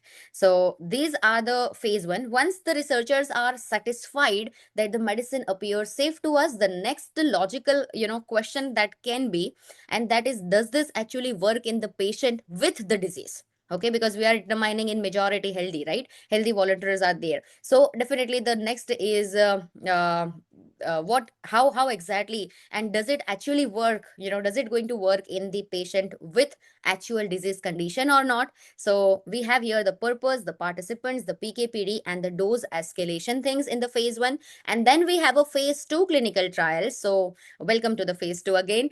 Now this is a very important concept, efficacy check karta hai ye, hai na? And it is often referred to as a proof of concept phase, guys. Phase 2 ko bola jata hai, it is a proof of concept phase. And this is where exactly the researchers begins evaluating whether the medicine provides the desirable therapeutic effect or not. Unlike phase 1, participants here are the patient with the actual disease. They have exactly the disease. Okay, so the main objective is, the purpose is efficacy, I told you already. So researchers are asking, does this medicine improves the patient outcome in the real disease scenario? Okay, usually you can see the strength here, 100 to 300 patients are written here. Depends on the trial objective, again I am repeating. But this number provides some sufficient information to understand that how exactly the phase 2 works. Okay, and again dose optimization will be the goal of phase 2, guys. So definitely they might be comparing the 5 mg to 10 mg and then 10 mg to 20 mg to determine which dose provides the best balance between the efficacy and the safety. Definitely we need to check that. Safety monitoring will be continue from the phase 1 to phase 2. And although efficacy becomes the primary checkpoint for the phase 2, but still we need to monitor here the adverse events or some laboratory investigations, some vital signs changes, serious adverse event changes, and all of the things. Okay, so suppose some researchers develop some new medicine for an example, rheumatoid arthritis. Okay, and in phase 2, patient with rheumatoid arthritis are going to receive different doses. That is how it works. Okay, so researchers are going to compare the improvement in the joint pain, inflammation mein kya ho raha hai, what is the change in mobility, right? So it is depend on the product, it is depend on the target, right? Completely the outcomes will be like that. But broadly, we can understand that phase 2 is for checking the efficacy. Then we have the phase 3 here on the clinical trial. So now that we come to the most important phase, proof wala phase is over. Now it is the phase 3 clinical trial, and this phase provides the evidence, to us. I told you that phase 3 is a confirmation. Okay. So everything is going to be here is the confirmatory. Unlike phase 2, where only, few patients were there, phase 3 usually indicates more than, 300. You can go up to whatever the objective is there in the research, sometimes even larger than the, 3000 participant. It can be multinational as well. It can be, a lot involved, a lot of countries, a lot of hospital, multiple site and everything. So depends, it goes up to what we want, and sometimes larger than what is written here. The main objective is to confirm. Now the safety things are very clear with us, efficacy things are very clear with us. Now here we are going to confirm the efficacy and continue the monitoring safety, guys. So these studies are, multi-centered, as I told you. And multi-centered means they are conducted at the multiple hospitals, or multiple research sites are involved, sometimes across different countries, I told you. So this help us to ensure the results, which is not suitable for one geographical area, I can say.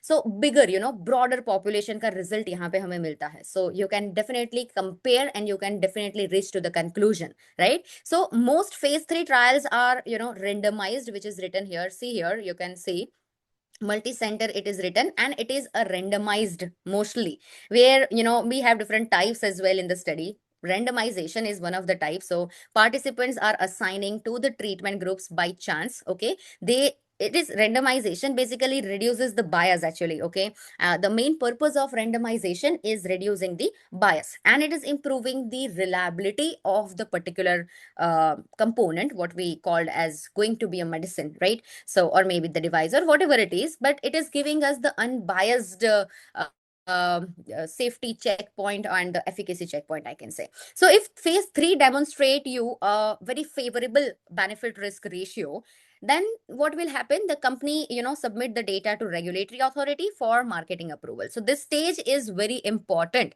Okay. So once the medicine is approved, does the research stop there? No, we have phase 4 studies after the approval only. Okay. After the approval only, because this is a, post marketing. So after the medicine is available in the market, it is also known as a post marketing surveillance, guys. Okay. Although the medicine has been, approved via some regulatory authorities, but still some rare adverse effects may only be, become available to you, or can be seen when the molecule reaches to the millions of patients using the same medicine, right? So phase 4 is helping us to identify rare adverse effects, rare adverse events, some long-term safety we need to check with this phase 4, effectiveness in the real world practice we need to check, and the new indicators, I can say, for existing medicine we need to check in the phase 4. Okay. So another important concept which is written here, that is the real world evidence. Now this is very important, guys. Okay. So that refers to the itself, it is an evidence only. So it is referred to the clinical evidence which is generated through some, it is generated from routine type of healthcare settings rather than controlled clinical trial. Clinical trial till phase 3 is it is happening in still in a very controlled way, right? Everything is in a controlled way. But real world evidence का मतलब क्या होता है? We are getting the evidences beyond that, I can say. We are getting the and generating the evidences from the routine healthcare settings rather than controlled clinical trials. Okay. So this is the phase 4 post marketing surveillance. We have to check the rare type of adverse events, real world evidence we want, and we want to check the new indication as well. Have you heard about the word repurposing? Right? Repurposing, right? Repurposing of medicine. So that repurposing can be seen in the trial as well, and in the, post marketing as well. We have a very good example with us, minoxidil, right? So this type of new indication can be available to you. The evidences can be available to you in the phase 4. That is the important, phase of the clinical trial we have.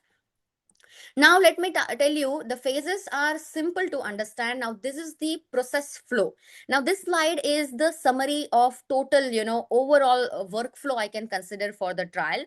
everything begins with the protocol, guys. Okay, let me just give you the idea about how exactly the flow works. Everything starts with the protocol. You can consider as a blueprint of the whole study. So it explains what will be done next, who will be the participants, exclusion, inclusion criteria, and how the trial will be conducting, what will be the methodology, how exactly you need to follow the process. Everything will be available in the protocol only. Okay, so protocol is a very important. Then we have the ethics committee approval for the ethics only. Okay, so we need to ensure we have a very bad history of clinical trials, guys, previously, when we were not having this ethics committees things. So for their own benefit, people were using prisoners, and lot of things were there. So that was the need for ethics committees things, and that is how the ethics committee approval becomes so crucial. So we are ensuring basically the patient's rights, patient safety, their well-being, their rights. Okay, so because that needs to be protected. And then after getting ethical approval, regulatory approval is obtained wherever it is required. So we have a lot of stages पे जहाँ पे हमें regulatory approval की जरूरत होती है ना. We need a regulatory approval at different stages. And then we have the study का site selection. Okay, and then followed by the recruitment. So before participating, every patient must sign an informed consent as well. Site selection, basically that means the hospital you are going to, the hospital, primary care setting, whatever will be your goal, you are going to select the site, and then recruitment starts, and then you definitely consent will be the flow, and the arrow is still moving, right? So it is not the end, the process is continue. Participants right का protection के लिए we have a very essential document, we can say, that is the informed consent. Okay, every step is interconnected, guys. We cannot miss any step in between. Okay, skipping any of them can compromise the safety, the data quality. Okay, and it can be, though it is a very wonderful drug, if you are skipping these steps and not appropriately following this sequence, it might be the reason behind the rejection of approval. And a lot of things can happen. Whole trial can be failed, and whole data can be considered as not sufficiently effectively developed data. So basically, to maintain the data integrity, the quality, the process must be followed. After learning the process, guys, let me tell you that who are the stakeholders here. So clinical research is a team effort, I told you, and no single person can conduct the trial alone. So we have sponsor here, we have CRO here, we have investigators and CRA. Sponsor, what do you mean by the word sponsor, guys? Basically, sponsor cannot be of one single person, right? Usually it is like a pharmaceutical company that funds. Sponsor से क्या समझ आता है? It is fund, it is giving the funds and oversees, keeping eye of on the whole trial, oversees the study, that is the sponsor. We have CRO, that is contract research organization, which is managing the trial activities on behalf of the sponsor is not able to reach everywhere, if it is a multi-centered multinational trial. So for that we have a contract research organization who works on behalf of sponsor and managing the whole trial. We have investigator, so that can be a qualified doctor or qualified physician or a research person, okay, who can work as who can have the designation of PI, principal investigator in the trial, who is conducting trial at a particular site. For example, if I am selecting a particular hospital today, a physician over there will be acting as a PI. Okay, he or she will be having a designation of principal investigator, who is having responsibility to look at the trial procedure at a particular site.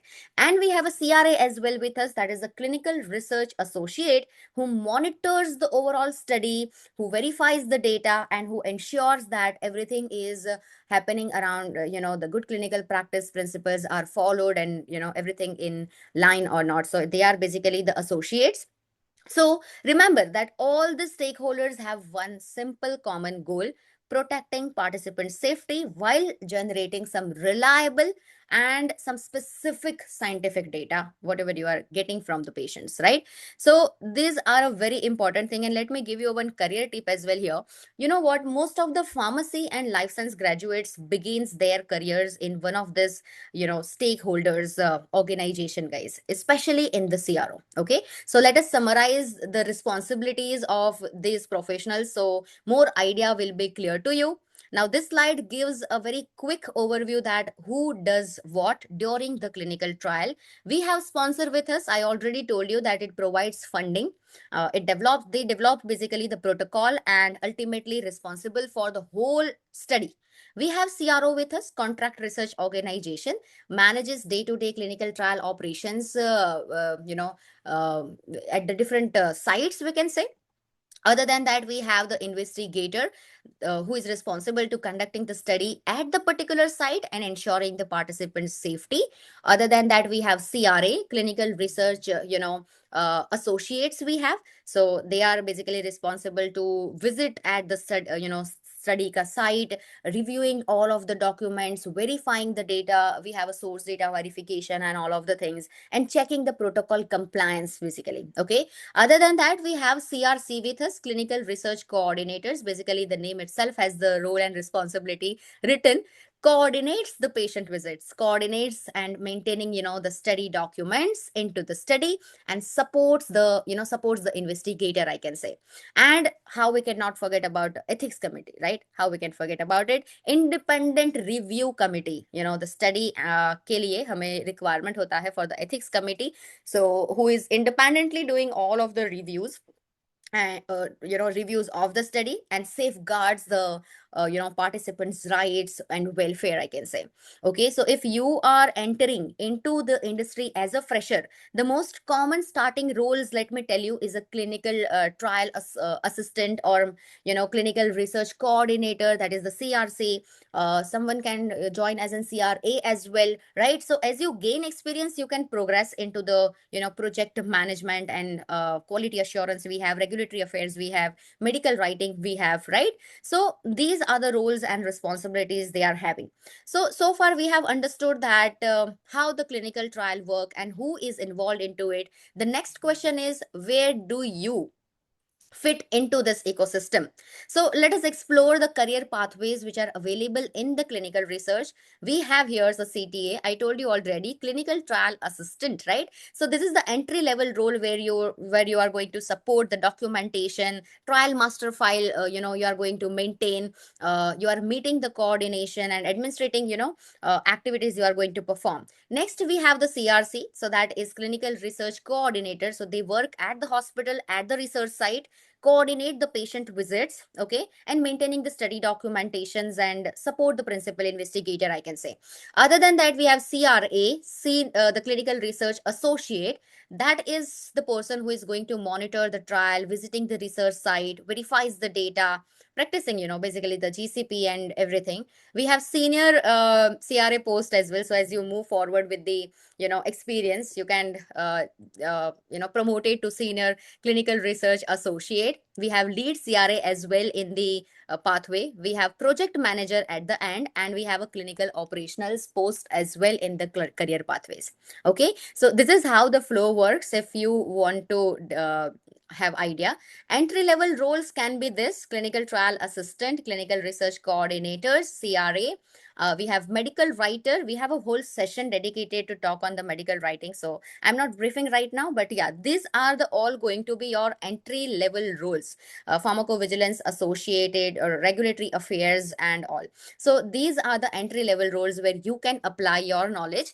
And then these are the current trends in the clinical research, guys. Clinical research today looks very different, right, from what it did 10 years ago, I can say. So technology is transforming how the trials are being conducted, and after COVID-19, it is like a revolution. Okay, so one major trend is written here: decentralized clinical trials. So that allows many study activities, to occur remotely instead of requiring participants to visit the hospital for every assessment, I can say. I already told you in the introduction, itself, that it uses some telemedicine consultation, wearable, devices, remote monitoring, home sample collection, lot of things we have.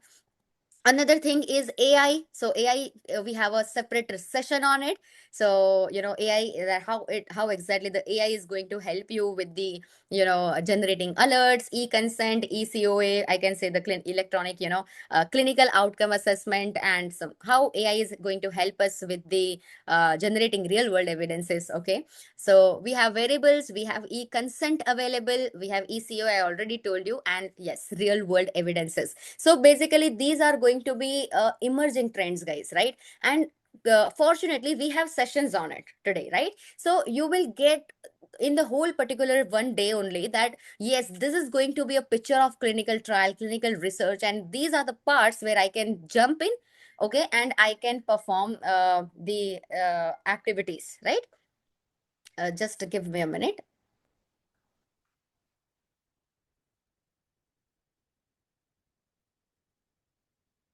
Okay, I think we have a time limitation, right? So I'm moving forward with this is the last slide. Skills the employers are looking for. I want to tell you that yes, I know the time restriction. Yes, yes, yes. Okay, fine. I'm finishing in 5 minutes. This is the last slide only.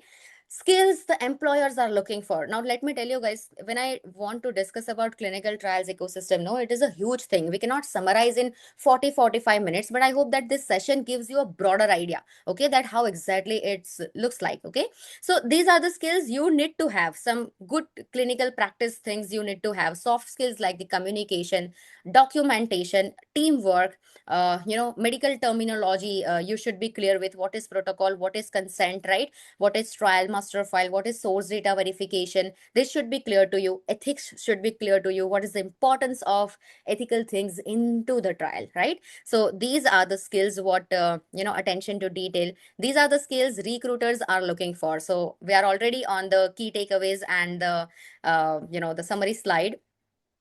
Clinical research, drives the innovation, we already know, but the patient safety comes first to us. It is always our highest priority. Multiple careers available in the clinical research, as I shown in the particular session, that yes, we have lot of opportunities, starting from preclinical and the drug discovery, I can say. Starting from drug discovery to preclinical, clinical, we have post marketing, lots and lots of opportunities for the pharmacy.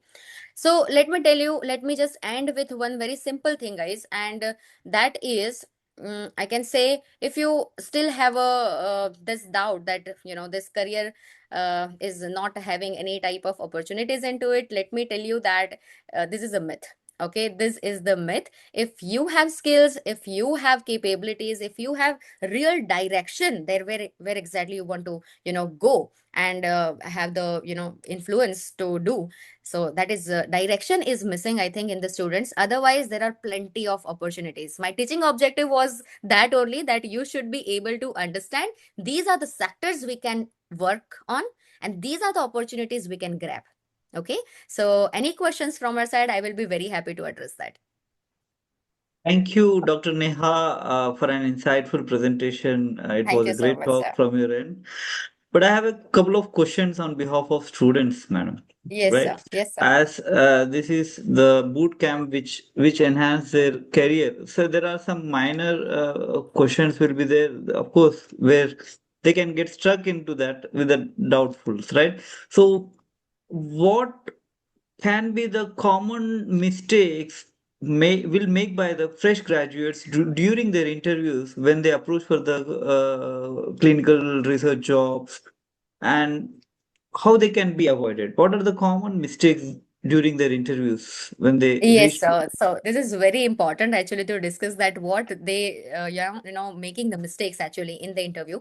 So let me tell you that it is very unfortunate thing that we don't have in the syllabus, in the curriculum, that what exactly it is required for the industry. That is the boot camp's perspective, right, to bridge the gap. So it is our responsibility as a student, because we were not fortunate enough to have this type of opportunities when we were studying, and we were actually not aware about that what happens after the pharmd, right, and how exactly after pharmacy career, what in what areas I can jump towards to. So at our time we don't have those type of opportunities, but today this type of boot camps and everything is making sense and giving the direction that how exactly you should process. So theory understanding is absolutely very important for us to set the base. I'm not denying that the curriculum and the syllabus is not important. It is very important, but it is our responsibility to upskill ourselves. You should have some certification courses, you should have some skill development, and we need to work ourselves, right, on a continuous basis. You need to update yourself what is happening in the pharmacy right now, what is the current affairs in the pharmacy, how exactly it is happening, right? So we need to ourselves, we need to upskills ourselves, and these are the mistake I think students are doing and getting into a internship after studying, I think, on the 4 5 6 years, right? So you can reduce this gap actually by learning these things while understanding your academics simultaneously. So this is the biggest mistake, that they are not aware about their own roles and they are not upskilling themselves.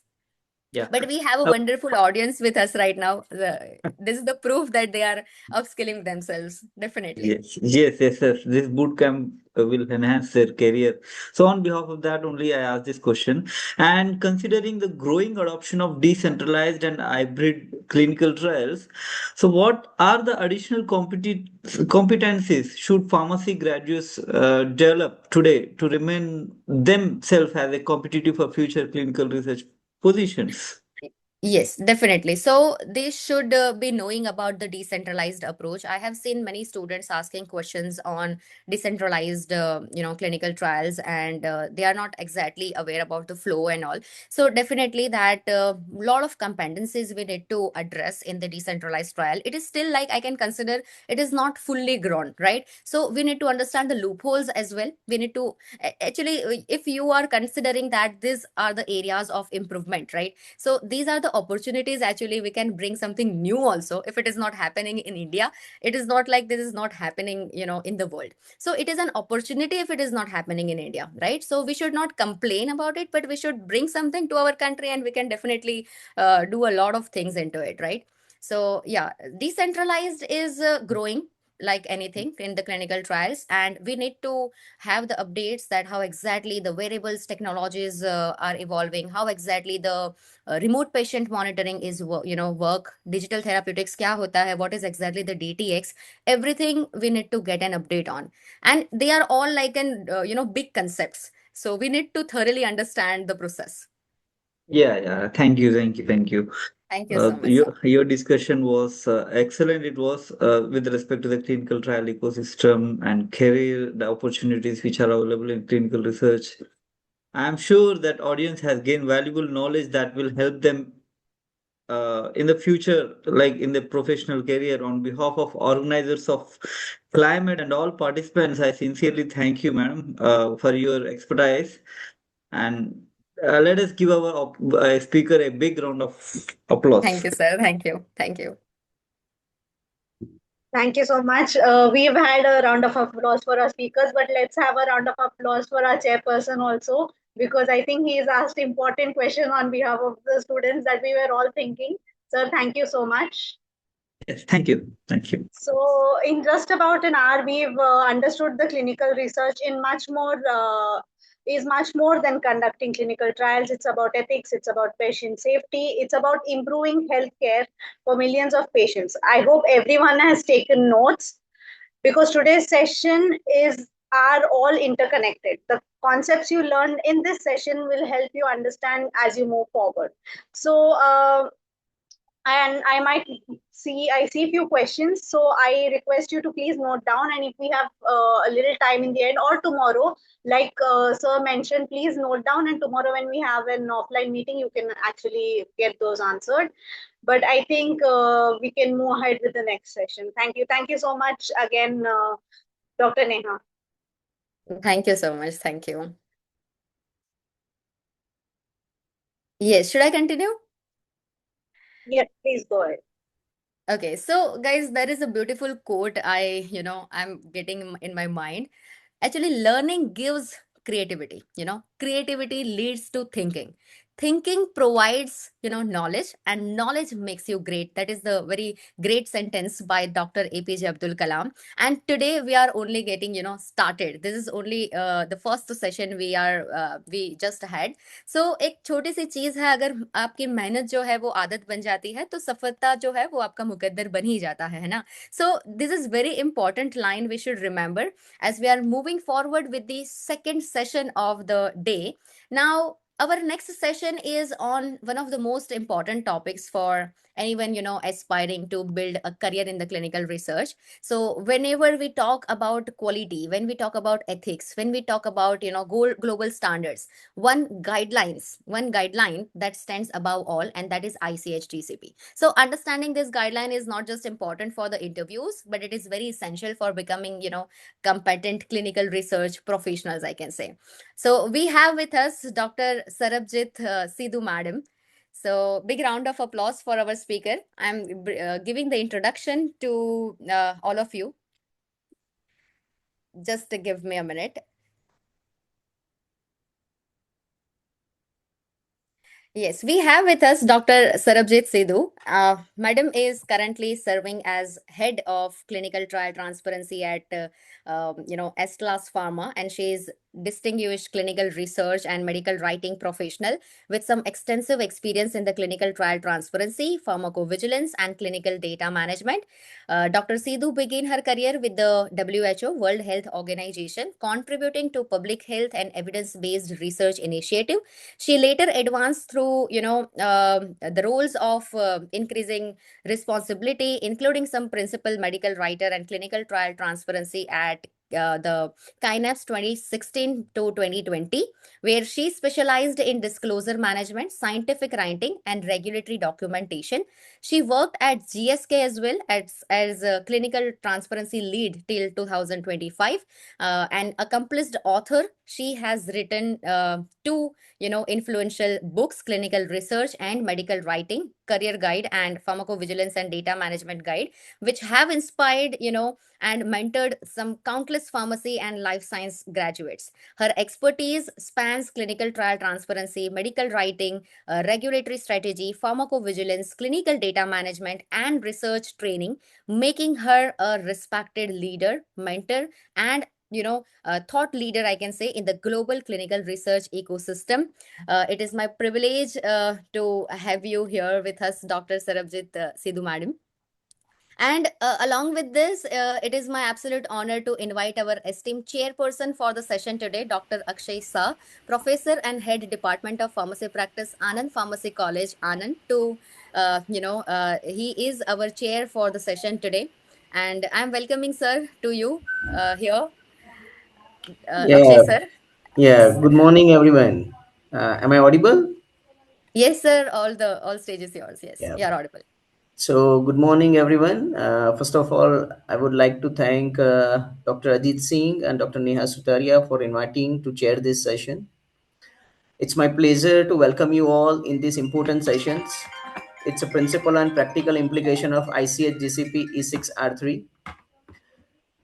You know that in the previous sessions, you understood the basic concepts and the fundamentals of clinical research. This field is continuously evolving, growing, and changing its landscape because of availability of emerging technologies, decentralized clinical trial, increasing the expectations of participant protections, data reliability, and number of things are going on.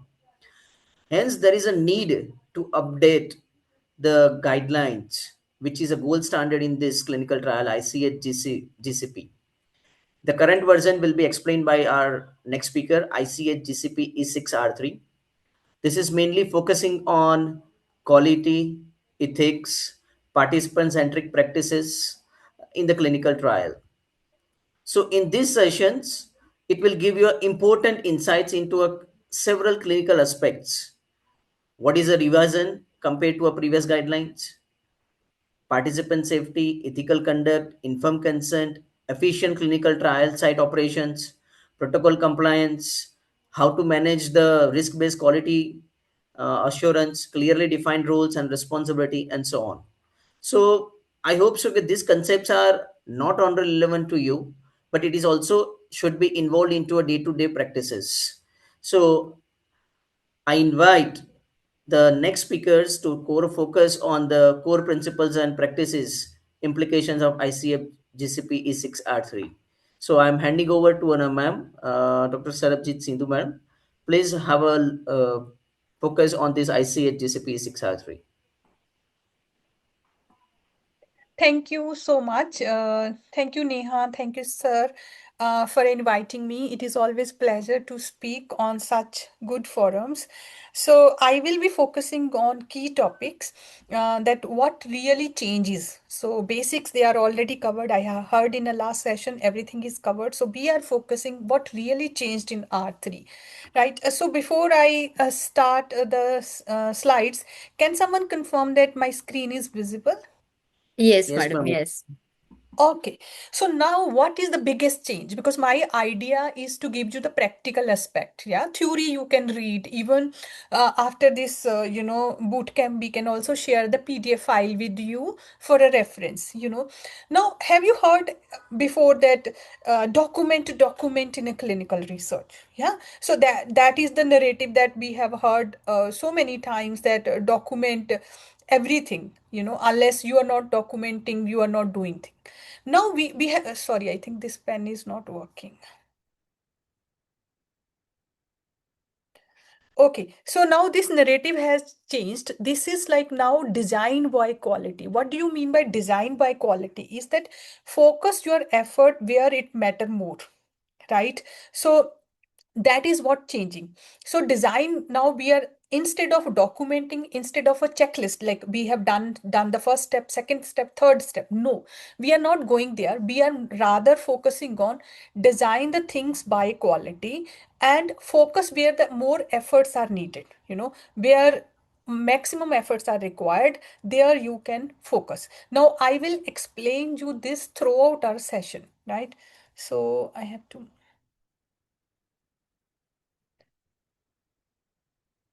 just give me a minute. So I'm just wanted to switch the slides. The system is different for me.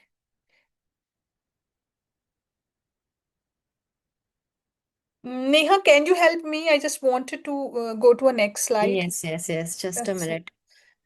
Okay, meanwhile, I can speak on. So now what is the best thing which is changing currently in a current environment is, what is changing impact of AI, impact of technology, technology plus AI.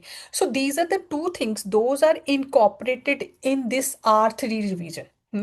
So if you wanted to see the crux, what in a crux level, what has changed in R3, that is the inclusion of technology, inclusion of AI, because now everyone is speaking about AI, everyone is speaking about your technology. So now how to include that? Someone has to take a responsibility, because if we are using AI, if we are using a lot of tech in our clinical trials, then what is happening, someone has to take a responsibility. There are disadvantages of AI, there are disadvantages of what you say that use extensive use of technology. There are chances of phishing. So who can protect that, and how that can we can protect it? So I am just still navigating. This is the disadvantage of Yes, I think. changing system. Are you Mm, able to do that, madam? no, no, no. That Uh, bar has just Give gone. press me a the minute. down button Huh. if it click on the next slide, maybe it will work. Or close the marker if it's possible. Just show some patience, like so. This, let me close it. No.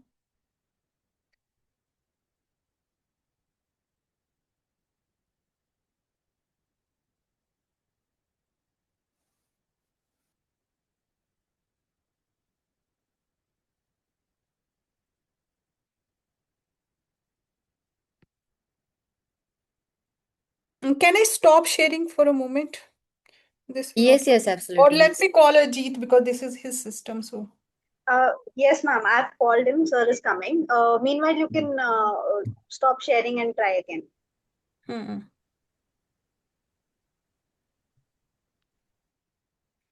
This is the best thing I can do. Yes. Yeah. Something went wrong. Slide was not going to next. I think there was.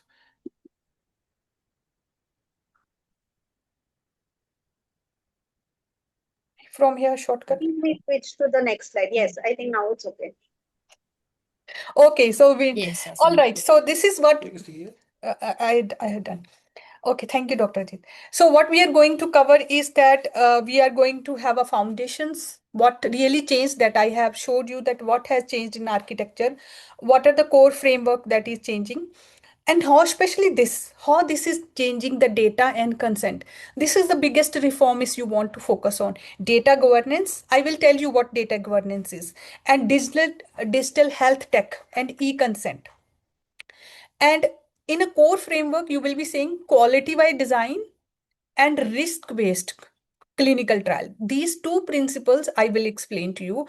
Now, there is impact on a global, regulations also. If you see, if you are very aware, you are following the news, you are following your clinic industry news, you see that European guidelines has been revised, UK guidelines has been revised. Why all that is happening? Because they also have to include GCP. Our declaration of Helsinki has been revised. So everything is changing. So what is changed? It is a direct, impact. Roles and oversight, role of technology, how and what technology is changing, right? Real time impact. I will show you one or two examples.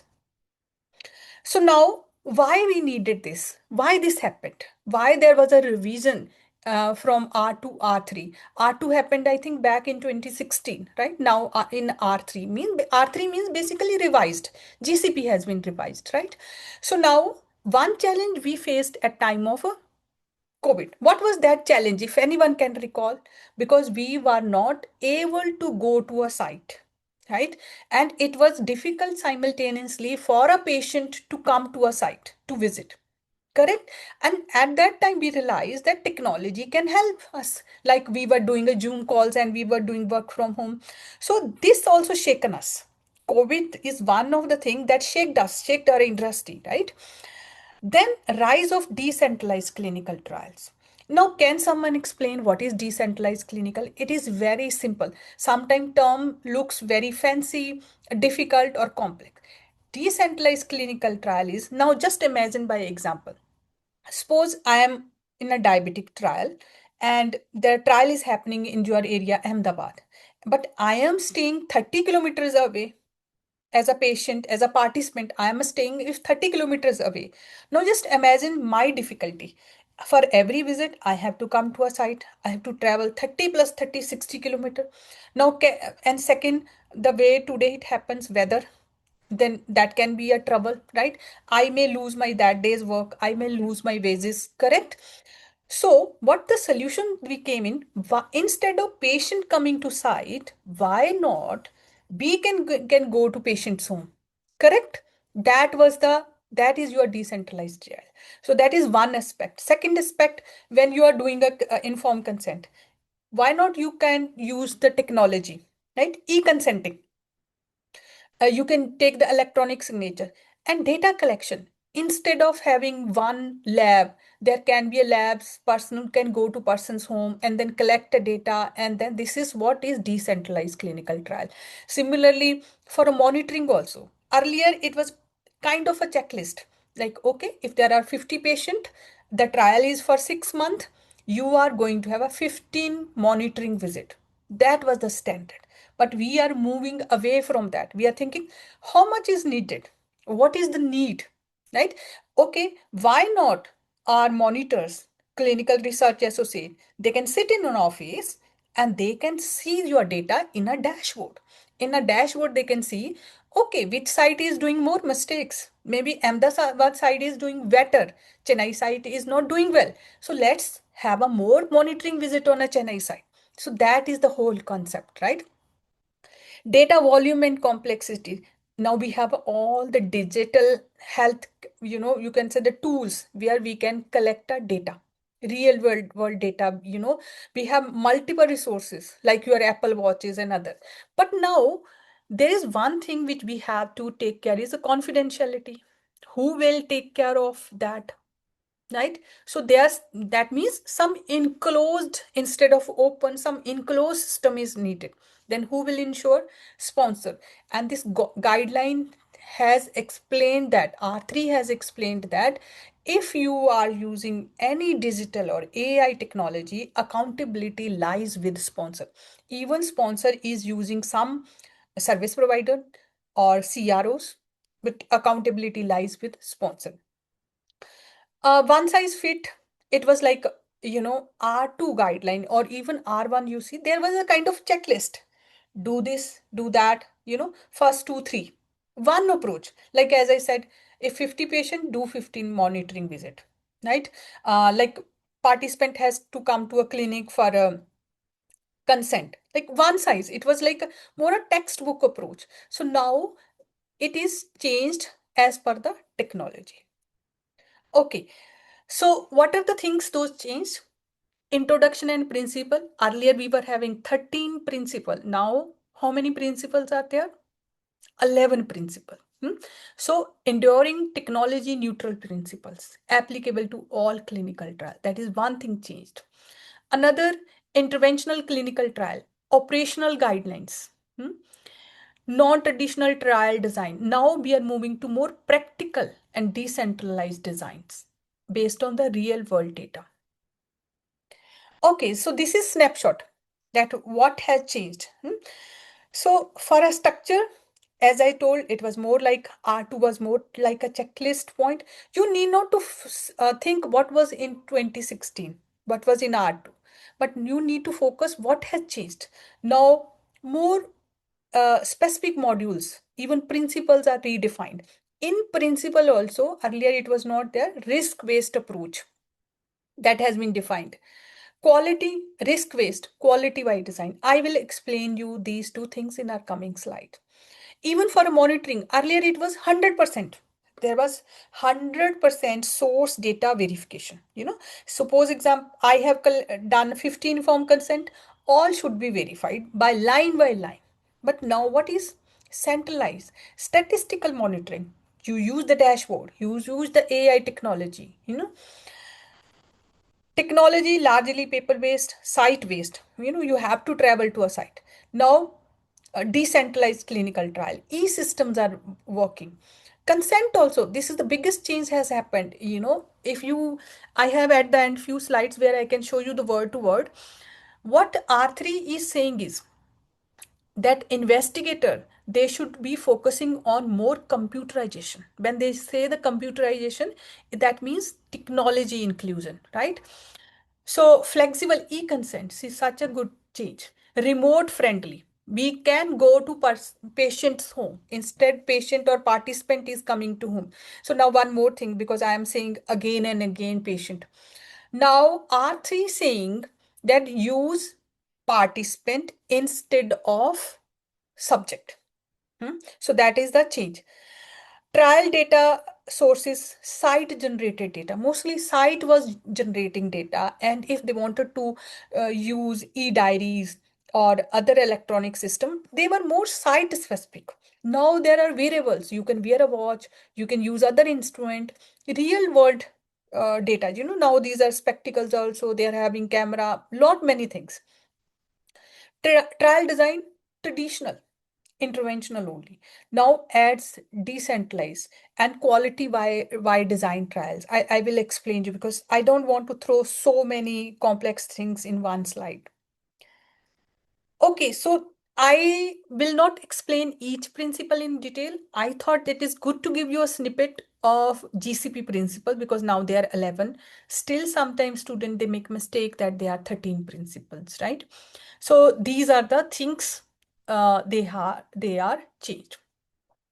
It is almost same of our previous, but say earlier, see, can you see principle number 6, qualified personals. Earlier it was that qualified staff also, that was a separate principle. Qualified investigator, that was a separate principle. So now clubbed under one only, qualified personal, right? So risk proportionate, this has been added. All right. So now what do you mean by quality by design and critical to quality factors? Now they are saying that instead earlier how approach was that you come up with the idea, come up with the problem question. That problem question is maybe for this particular indication, the medicine is not there or a gap is there. That is your problem question, right? But now what they are saying is by using technology, predict it, right? Predict it. Is it a real problem or there are solutions around it? And identify hmm, that what could be trial objective. Run a research, right? And assess a risk that what is the likelihood of getting this impact go right or wrong. Correct? Control. Be control in a protocol systems and training. So now because of quality by design, earlier what used to happen, I give you one very fundamental example. Clinical development team, if you look at the pharma structure, there is a development team which is responsible to develop a pipeline, right? So those bring molecules in the market. So there is a development team. They used to work in their isolation. They used to work with medical writers for a protocol writing, basically making a research plan. And then when it used to come to clinical trial transparency team, we are at the end. We are at the end. And because we have to disclose data to certain web pages. And then we used to come to know that, oh, this was not according to us. Say example, I give you very easy example. They're saying, assess the PK parameters as permitted. From scientific point of view, it may be good. As permitted. As per scientific team, it is right. But as clinical trial transparency team, as permitted has no value. We want what is mentioned. Is it Cmax? Is it Tmax? Is what? Right? So now if you are looking at quality by design, include transparency team when you are designing your protocol, when you are making a research plan, so that we can contribute at that time. This is right, this is wrong. This I have given example of one team. Similarly, this can be example with pharmacovigilance team. This can be example with our statisticians. So now you know that sometime if there is no data, advanced statistician techniques are included, like imputation methods, right? One of the technique.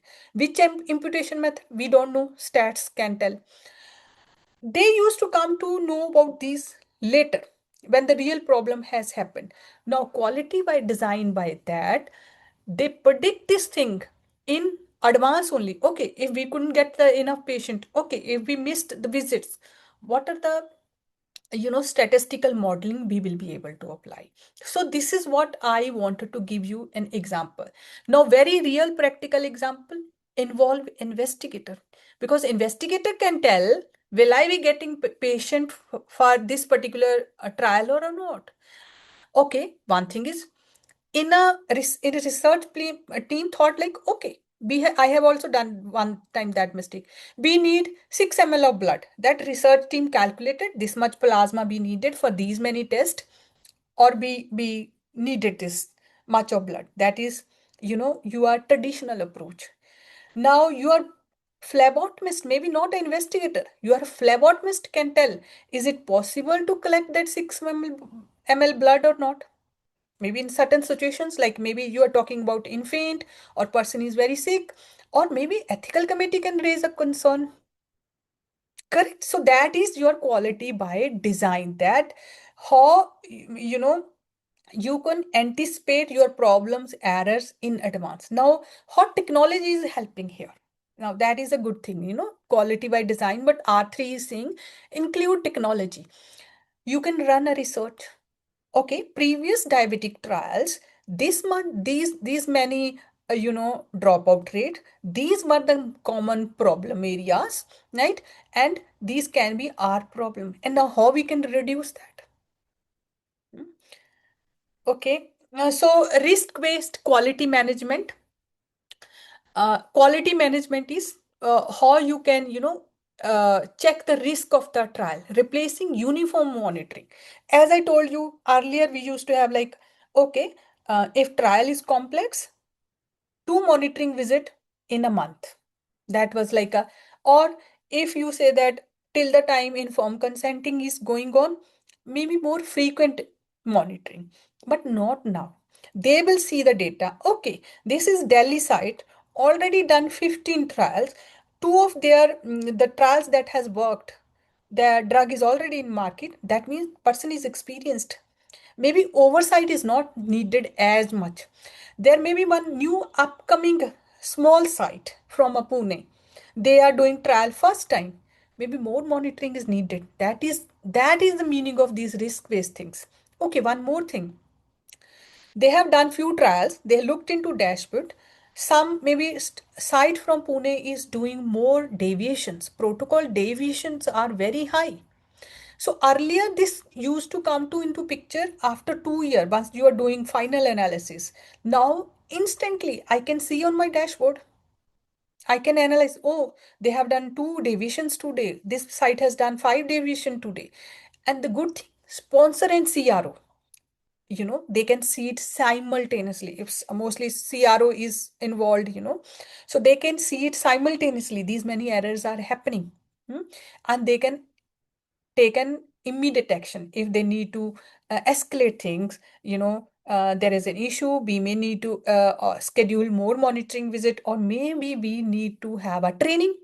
If site is doing so many errors, maybe we need to do a training. Similarly, suppose there is a site already FDA inspected them twice and they passed the audit very brilliantly. That means maybe less monitoring is needed. So that is risk-based quality management. Based on where you are thinking there is a risk. There you are focusing more. It's not like that, okay, every 2 weeks we have to go. That was a traditional approach. We have to verify data 100%. No. Now, where is our attention is needed? Who is making more mistakes, or who is new, who may needed our more focus? This is one way I have given you example. Similarly, trial. Suppose there is a trial phase 1 and trial phase 4. Now, what do you think which need more attention? Phase 1, because this is first in human. Correct? That need more attention, that may need to monitor more closely. Similarly, population can vary, right? Infants may be needed, or elder population may be needed more attention than a healthy volunteer. So this is how you are making a difference with risk-based approaches. I hope I'm able to explain it with practical examples. Now, they also on the responsibility sides, again, GCP made, in nutshell, I wanted to say, they made sponsor accountable, right? So the sponsor is accountable, even they transferred the responsibility to the CRO or any service provider. Because there are instances, if you go back in the news, check, I don't want to name few companies.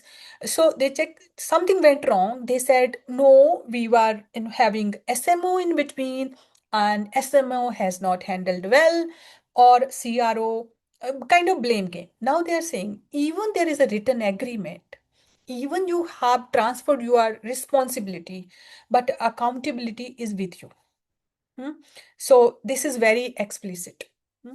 And they also saying that sponsor need to have an oversight. Now, can you give an example how sponsor do oversight on vendor? It may be a CRO or a SMO or any service provider. There are a couple of things. One is you do the governance meeting. Meeting is basically you keep on checking meeting. The name is governance meeting. That's all. Second is you can have a time to time audits. So this is the way how they keep an oversight.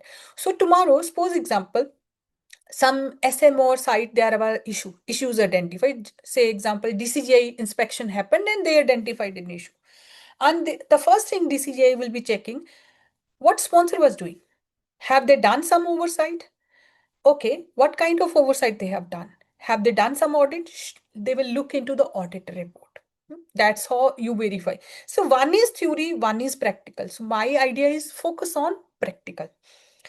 And similarly, data and system audit, they keep on keeping, check on computerized systems, especially that because there can be phishing attacks, there can be a confidentiality issue.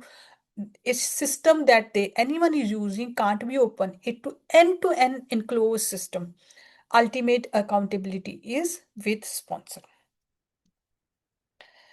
And now this is, also very beautiful thing in R3, you will be able to see that they are directly asking investigator and a site. They are setting up the expectation. R3 is setting up the expectation that principal investigator is responsible whatever is happening on their site. They can't run away from this responsibility. Like sponsor is the main one who is responsible for everything, but site investigator.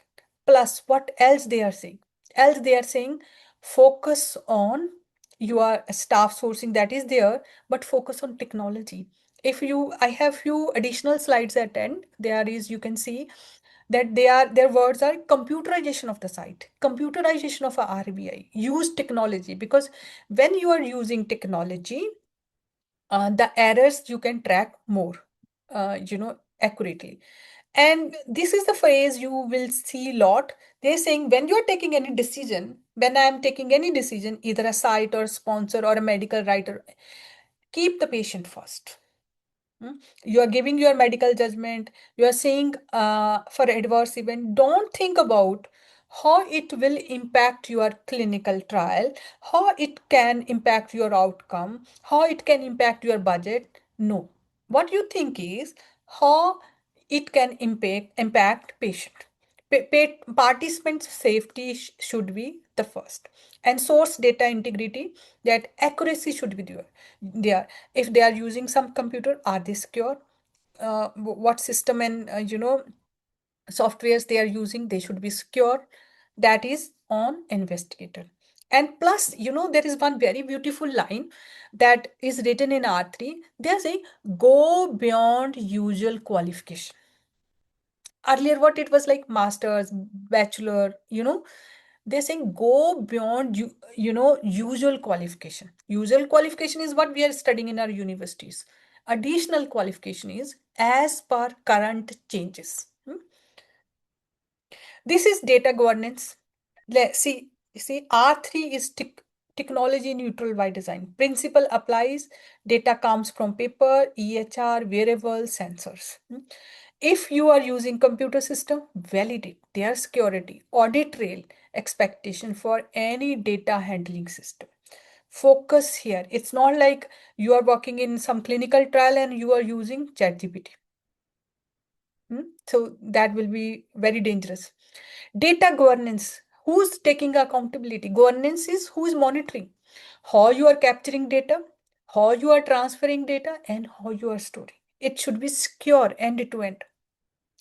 Digital technology. Of course, you can use digital technology, but sponsor has to make sure that they are not data is not leaking. They are protected.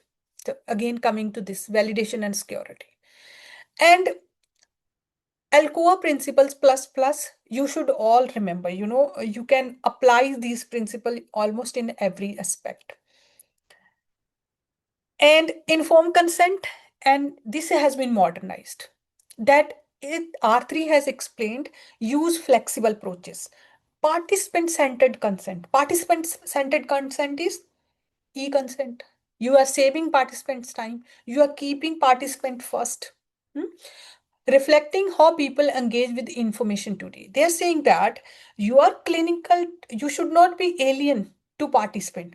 If your participants are using technology, you should be aligned to them, right? So that is how one concept is e-consent. Another concept is e-visits. Another concept is how you can reduce the number of visits. Comprehensive over format, right? Continuous process. If needed reconsent, do the reconsent. Accommodate remote and decentralized participation model. What was the biggest thing is changing here? I still remember at my first WHO job, you know, first instruction to us, ask participant, they are near the site, they are not leaving site for 6 months and so. This was used to be a very fundamental question. We used to check with the participant 3-4 times, because if they are not in nearby site, they will miss visits. Maybe if they need help, they won't get. But now that is changing. Correct? That is changing. Simplified layered language than, legal text. This is, if you see, plain language summaries is becoming a biggest concept. That's why you will see the jobs like plain language summary writer. I'm not going there. This is little advanced. They're saying you are doing a consent or all the participant document. They are in a language the way we are talking. Like suppose example, you have to tell your mom what clinical trial is. Hmm? Now, how you will explain to your mom? That type of language should be there in the participant document. It should not be very complex. And yes, one thing in the consent, I forget. They're saying if you are engaging a population like your infants or children, use video consents. Videos to explain them what this clinical trial is. Also, use comics. So that is how we are advancing. Our clinical trial design should be aligned to today's world. So this we have explained. I'm also very mindful of a time. For a participant recruitment is also because they are saying because without technology, if you can predict, you can do things faster, do that. Earlier when we used to do the survey for enrollment, because if you wanted to enroll patient in some trial, you have to do a survey. Suddenly you can't say that tomorrow I'm opening an enrollment. You can't do that. You need to have some data, right? You do survey, you make registers. Now you don't need that. You can collaborate maybe with the hospital, other healthcare agencies, and can predict, right, how many patients I can get from this particular site. For safety signal also you can do centralized statistical monitoring, because algorithm based, your dashboard based, synthetic control arms, you can make a models that how it will look. Especially for oncology trial, these things are helping a lot. Okay, this is like if you wanted to read, download R3 guidelines and wanted to read Annex 2 May, what you will be seeing is that decentralized clinical trial where you can do remote visits, home health checkups, direct to patient shipment. See, direct to patient shipment. Earlier, first drug is coming to site. From here, patient will come and you will give him or to her. Now you can ship that particular dose to patient's home. Similarly, local labs can help you with the collection of blood sample. I still remember one or two of our participants, they shifted from main place where our site was to almost an area of 100 kilometer away. Our, our main phlebotomist used to go travel 100 kilometers. But now not that. Ask local lab for help. Take a sample. They will ship to you within the defined timelines. Practical trial design. This trial should not be checklist. They should be routine clinical care, closer to real world practices. Real world data, your registers, your electronics, your claims, that data can supplement or primary evidence. So this is like a snippet that after, when this everyone sensed it, that how the regulation, it also impacted the regulation. This is the time that in 2023, 2025 ICH, came. Then EMA guidelines, especially you study this, please. If you, I won't say you get time, you should get time. Search this. EU cities has been revised completely. They gave us 2 years to implement, and then now it is completely revised. If I wanted to give you one thing, earlier it was directive. Directive means guideline. Now it was rule and regulation. Rule and regulation means now under this, this is law now. Earlier it was directive. Directive means they are giving you directions, guidance. So study about it. Lot many things have changed about it. Swiss laws changed. Local many things changed. Even US FDA they given published a guideline. UK MHR Jan 2026 they released UK specific guidelines because they got separated from EU, right? Health Canada also released guidelines, and even our DCGI is also doing few things. Will be out in some time, right? So focus on all these. Uh, main changes. So what is the live impact? This is reshaping sponsor and site operation today. That is the idea. Now, because of this, our SOPs are changing. Because of this, the way we are working, that is changing. Sponsor CROs, they are rewriting SOPs, because with quality management system we have to integrate. Trainings, they are training their people, hmm, because they are training rollout. Vendor contract, they are getting updated, because now we are saying sponsor is, no matter CRO and any technology vendor is helping us, but sponsor is mainly responsible. AI integration, you can use AI for writing your protocol, making visit, what, how you can make sure that data is confidential. So that is your live impact. Regulations, they are also changing because of this. So impact is not only on sponsors, it is also on the regulatory bodies, your FDA, all the health agencies. So I have shown you that roadmap, that how they are changing. Even they are also changing how they audit. They are using the technology to audit. Okay, so this is kind of like how things, this looks like R3. You can download and you can read about it. So we can take our questions. I just wanted to show you one thing. Mm, this is these were like additional slides I kept. There were more theory. I wanted to give you more a practical side of R3.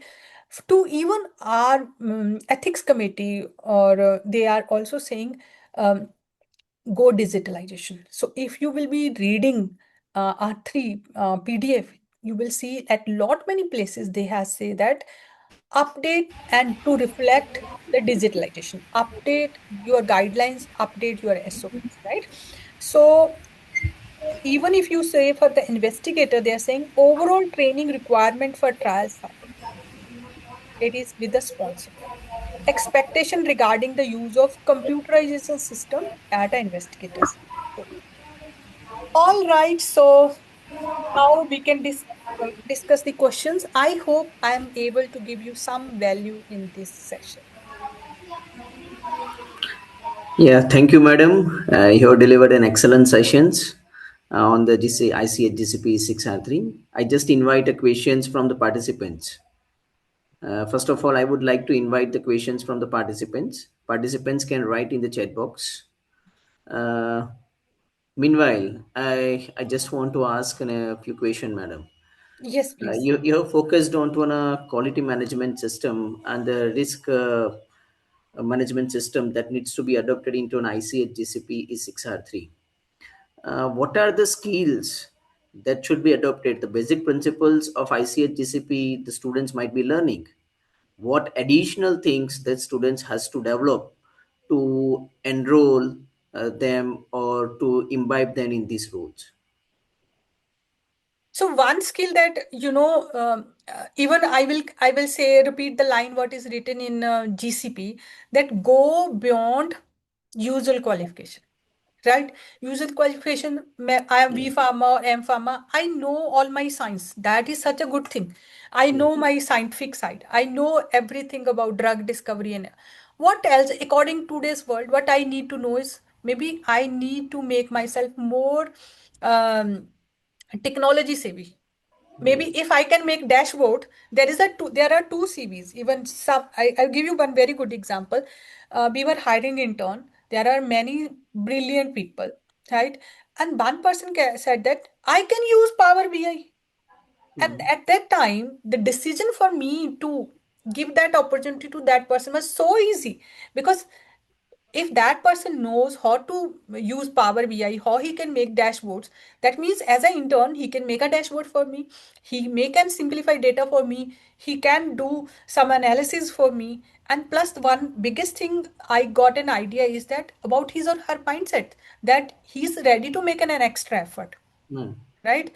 So if you can learn technology, nothing like that, because that even GCP is also saying please learn and include Then, technology, right? yeah. And even we are also forced. I have enrolled myself to so many certificates and courses to make myself aligned to current environment.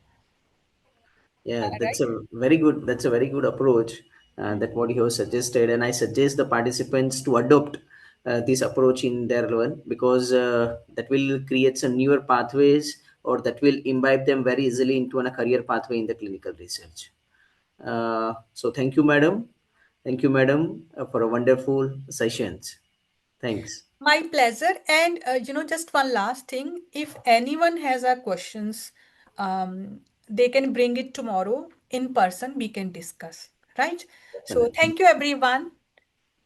Thank you. Thank you. Thank you so much, sir, madam. Thank you, Akshay, sir. You be with us for the next session also. Yeah. So, without wasting much time, let's move forward with the next session three. So, it is my immense pleasure again to introduce our next speaker, Dr. Ruchi Agarwal, with us today, an inspiring leader whose career beautifully bridges the academia and industry. Dr. Agarwal is a dual gold medalist from Gujarat University and All India Rank 5 holder in GATE Pharmacy and holds a PhD Pharmaceutical Sciences. After more than a decade in academia as an educator, mentor, researcher, and a placement head, she transitioned into a medical communications and founded Equestri, a company that has delivered over 1,000 medical communication and research projects for pharmaceutical companies, startups, and researchers. A nationally recognized speaker and mentor with us today, Dr. Agarwal is a passionate about helping healthcare professionals to build meaningful and impactful careers. So please join me in giving a warm welcome to Dr. Ruchi Agarwal. Our topic of the discussion is on the medical writing as a career, skills, opportunities, and industry expectations. We have as a chair again Dr. Akshay Saw with us. So, sir, virtual stage is all yours for the opening remarks. Yeah, thank you, Dr. Neha. Again, it's a pleasure for me to welcome you all on the next sessions on the medical writing. I just want to open that you all are the students, young professionals. Maybe in the few upcoming years, your journey will start from classroom to a successful career, and it's a challenging. During this phase, you might find certain questions in your mind. Which path should I choose? What are the skills that I needed?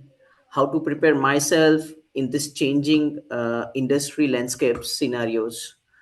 And how to become ourselves is industry relevant. This is what are the usual questions that comes. And fortunately, the pharmaceutical industry today offers a very diverse career opportunities beyond these traditional roles. And what I suggest that in these newer roles, the medical of writing is proposing you as a very good career opportunities. So today we are privileged to have with us accomplished experts who has an extensive experience into a medical writing.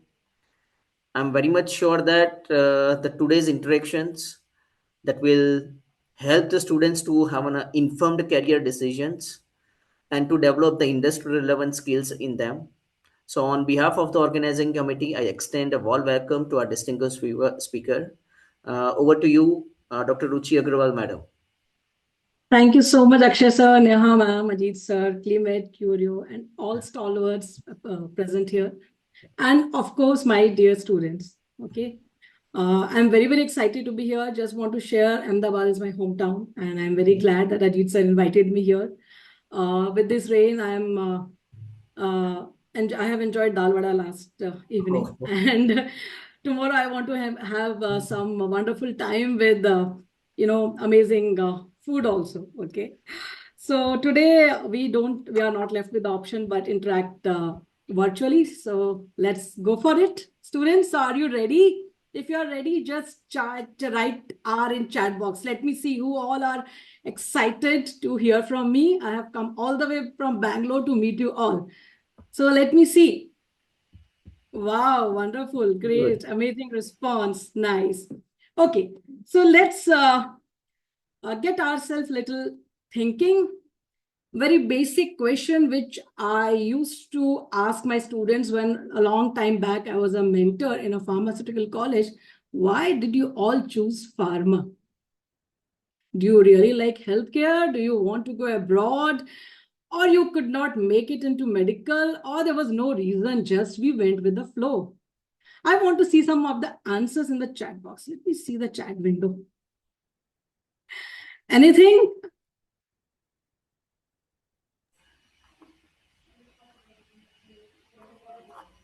Okay. So Yeah, even if you don't answer I, it, I just want to add that you perfectly just listed out the common reasons thank for it. you, sir. Yeah. So whatever. So even if you don't want to answer, just get yourself thinking, because I have more thinking questions for you, students.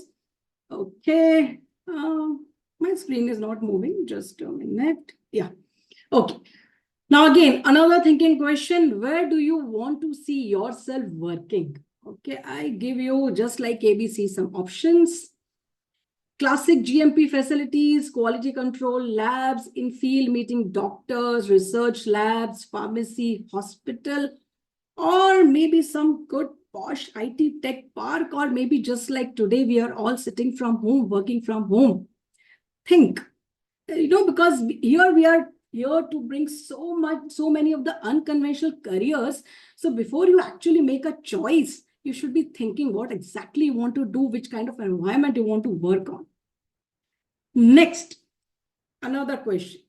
Which is your core interest? See, every one of us is different, right?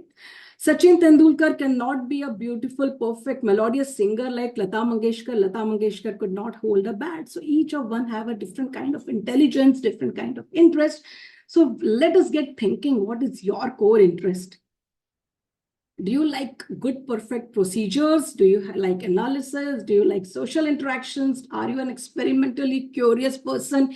You like dispensing, counseling, applied pharmacology, or you just like to do some simplification of the complex material, storytelling, or just be the part of real world evidence-based medicine? Think about it. Now map it with the working environments. I hope our brains are on, our minds are thinking. This is very, very critical question. You don't have to answer us, but you have to answer yourself before you take up any choice or any career option as you move out from your degrees. So just to set the context, I want to tell each one of you that every pharma job needs different strengths, different skills, and different working environments. Pick the one that brings excitement in you and not the one that sounds fancy. So with this, let me get started with why I am into medical writing. Okay. So as I was introduced by Neha ma'am, like, yes, I have a long span in as a researcher, as a mentor, then in a medical writing corporate world, and now in my own medical writing and journey. So why I chose medical writing after, such a long journey is because of some of the listed benefits, which you can see in my slide, which are here we are daily involved in real world patient care. See, Sarab ma'am and the Neha ma'am, they talk so much about clinical research. So many new treatment strategies are coming out. But how these treatment strategies are actually adopted by the clinicians who are prescribing you the drug, there's where we medical writers pitch in. So I really love to be part of this real world patient care. That's why I am in my medical writing. And at the same time, I have to be myself updated with all recent medical advancements so that I can guide my clinicians to prescribe what is right for their patients. That's why I'm in medical writing. I, in this field, get a lot of opportunities to interact with KOLs. KOLs is key opinion leaders, which means the top cardiologists, the top oncologists, the top orthopedicians, the top physicians, and the general managers, product managers of the top pharma giants, and I try to bridge them together. So that's a wonderful network opportunity for me.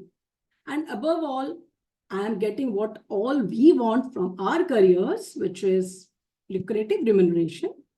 If you are an employee, then very, very fast career progression. I see all these non-conventional careers are giving very fast career progression, just like at some point of time IT professionals were getting. Very, very flexible work timings, and of course, many on-site abroad opportunities if you are associated with a good MNC. So these were the benefits why I entered into this, and I'm enjoying my career. Now, for you, I also want you to know, if you become out or decide to be a medical writer, where all you will find, yourself landing in. So you might be working in one of the healthcare solution companies or one of the medical affairs department, which is there in all pharma giants, in all medical devices companies, in nutraceuticals, and even the companies which make veterinary products. Okay. Now, so with this, let me brief. As Neha ma'am said, we should know what to expect from my session. So in this session, I am going to touch very, very practical points. I'm going to tell you what exactly we medical writers do in our day-to-day job, why we exist, what is the purpose of this medical affairs, medical writing. I'm going to show you some samples of medical communication assets which we make in day-to-day life. Here today, I'm going to show you digitally. If we happen to meet tomorrow, I have a loads of bundle for you to touch, feel, and see, what exactly we do. And then a small demo of creating one medical asset of a 5 minutes demo, where I'm going to show you at least 3 tools, using 3 tools, how we have transformed one long, laborious clinical research paper into a very simple, one-page infographic asset, which is easy for clinicians to consume. And I'm going to take you a little more. I'm going to tell you about which AI tools are beneficial and which we use in our daily life as a medical writer. And yes, if you are ready to take, I'll give you some words of wisdom and motivation too. Okay. So are we ready to hear more? Can I again see some readiness? Can we say ready in chat box? Let me see who all are ready here. Yes, I see chat box filling up. Okay, now let's move next. Okay, just a minute. Again, slide is stuck. I think once I go to chat box, the slide gets stuck. Let me see. Yeah. Okay. So very first question, what we medical writers do. So as core medical writer, we have 2 areas. One is medical writer in research and publication, which I'll just share with you what is their role in one slide. Because if you want to enter here, you really have to have some experience and like robust research skills. But more, we are going to talk about medical writer in medical affairs and medical communication. And our whole presentation is going to be towards this side. Okay. So first, what medical writers in research and publication sector do. A medical writer, research and publication, what is their role? So I think we saw the entire journey of clinical research, right? So there are multiple types of clinical studies. If you see, this is the entire journey of a clinical study, where we identify a knowledge gap, we design a research protocol, we do data collection and interpretation, and when we do manuscript and publication. So a research team is involved in this. A medical writer assists this entire journey. See what happens, a clinician or a medical doctor must be thinking of some knowledge gap, but they don't have skills to put it in a clear hypothesis or a clear research problem. So here we medical writer interact with them and we help them to define their clear research problem, which can be worked upon.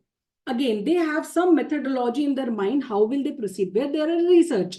But a research protocol is a very regulated document which has to be uploaded on clinical trial portal as well.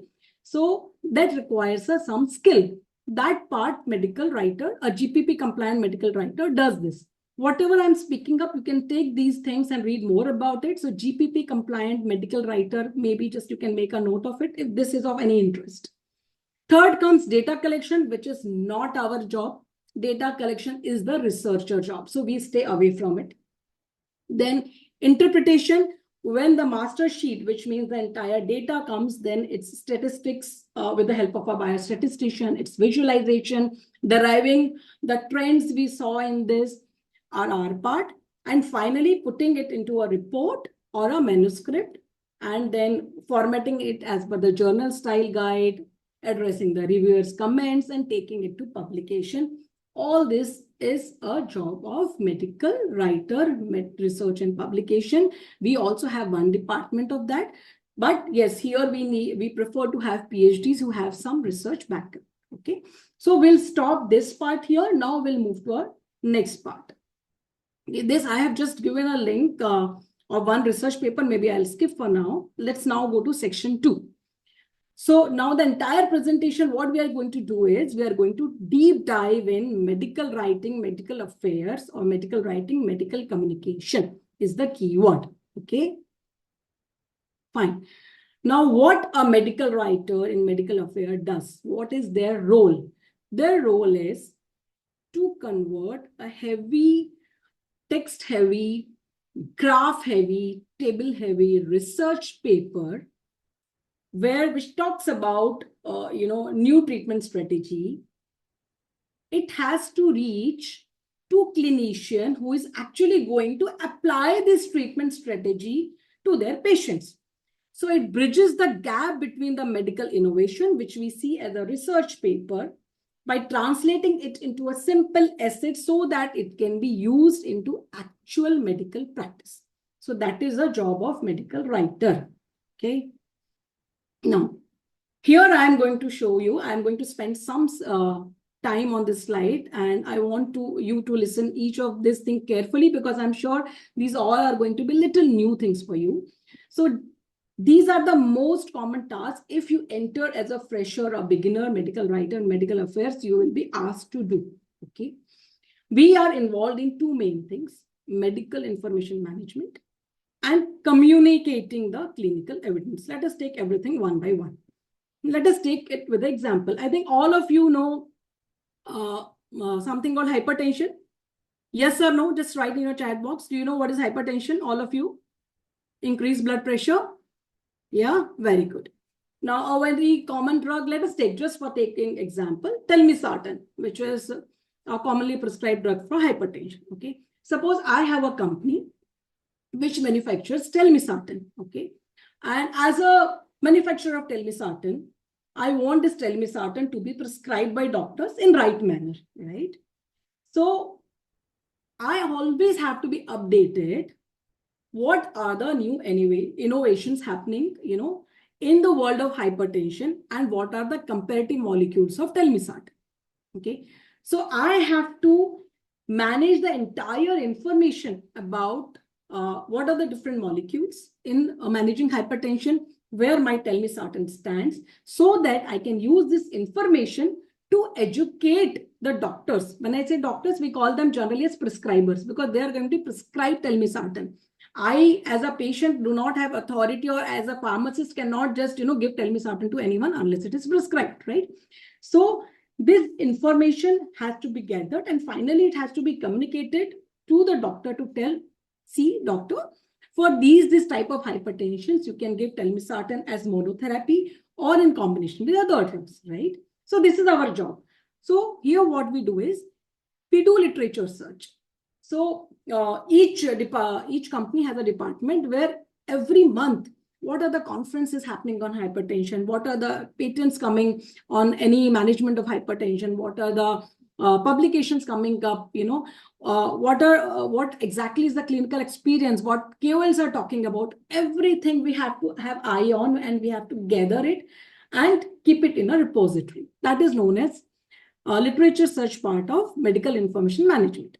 Second is scientific summary. Suppose a big publication has come, and suppose I have a repository of, say, 50 publications.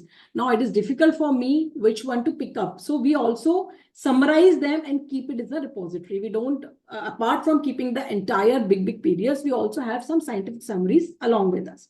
And there is something called as market research, which is an advanced thing. I am not going to touch it now. Now you have the information on telmisartan, how it is used in hypertension. Now you have to communicate this knowledge in a very simple way, in a very creative way to your prescribers, so that they can improve the patient care based on evidence-based medicine. You can take a note of this word. Whole world is talking about evidence-based medicine. It simply means whatever are the latest studies telling in terms of whether telmisartan is better, or it is there anything else which is better than it in terms of its efficacy, in terms of cost, in terms of its tolerability. All those things we have to communicate to our prescribers. Okay, so this is our task. So I have just given you some overview. And why we want to simplify it, you would say ki clinicians are, cardiologists and internal medicine doctors can't they read research papers. They are capable enough, but they don't have time, because they already have thousands of patients to see, and that is their primary job. So they don't have time. And especially in the era where we scroll reels for 30 seconds, they also want some quick stuff. So we have to give them something which is more consumable. Okay, that's where we exist. Okay, so this is, I would like you all to take a screenshot of this. These are some very, very common assets which any healthcare solution company makes, in their day-to-day task. The medical writers we make literature summaries, short scientific. Just note down the keywords for now, because explaining everything is beyond the scope of this session.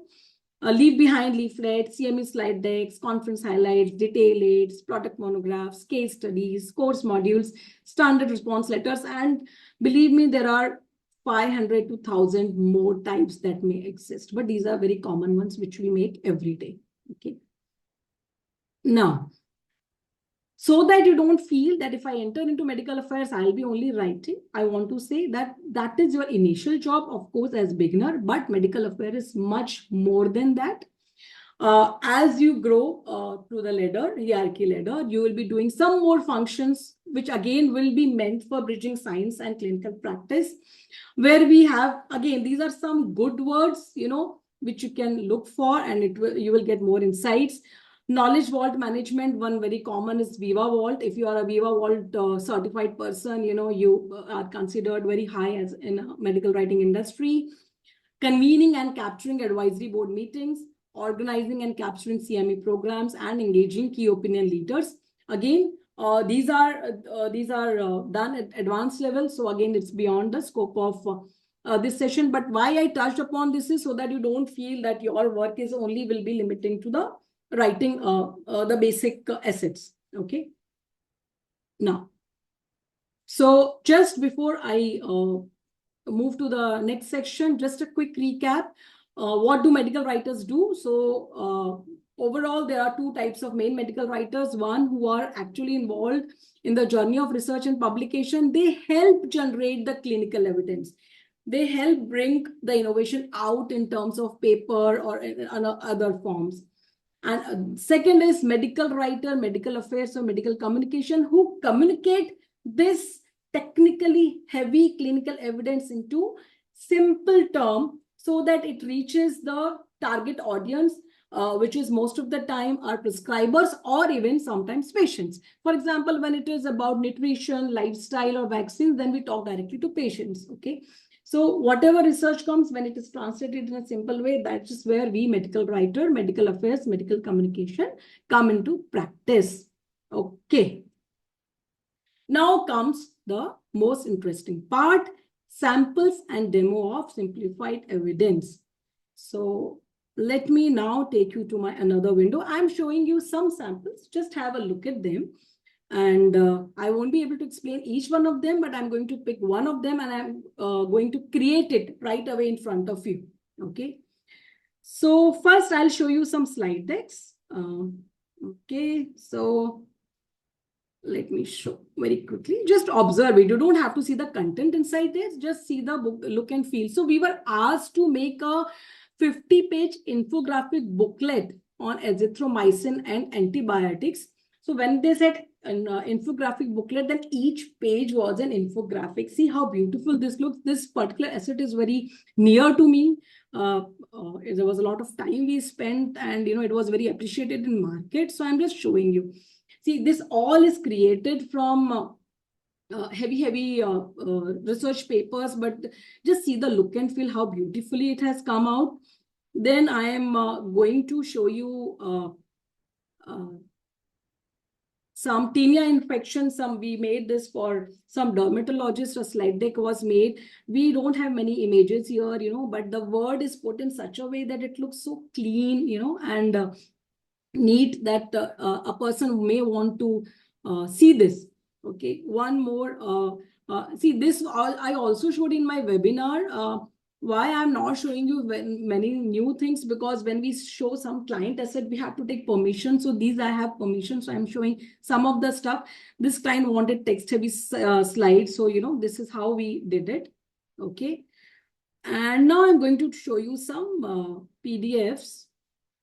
Okay, so this is one orthoclinic journal. I'm just going to show you in maybe 2-page view. Just, we don't have to see for now the content inside. Just see the look and feel what ultimately you're going to create, So this is a journal made by surgeons, ortho surgeons, for the ortho surgeons in very, very, so much X-ray details are there. A lot of surgical details are there.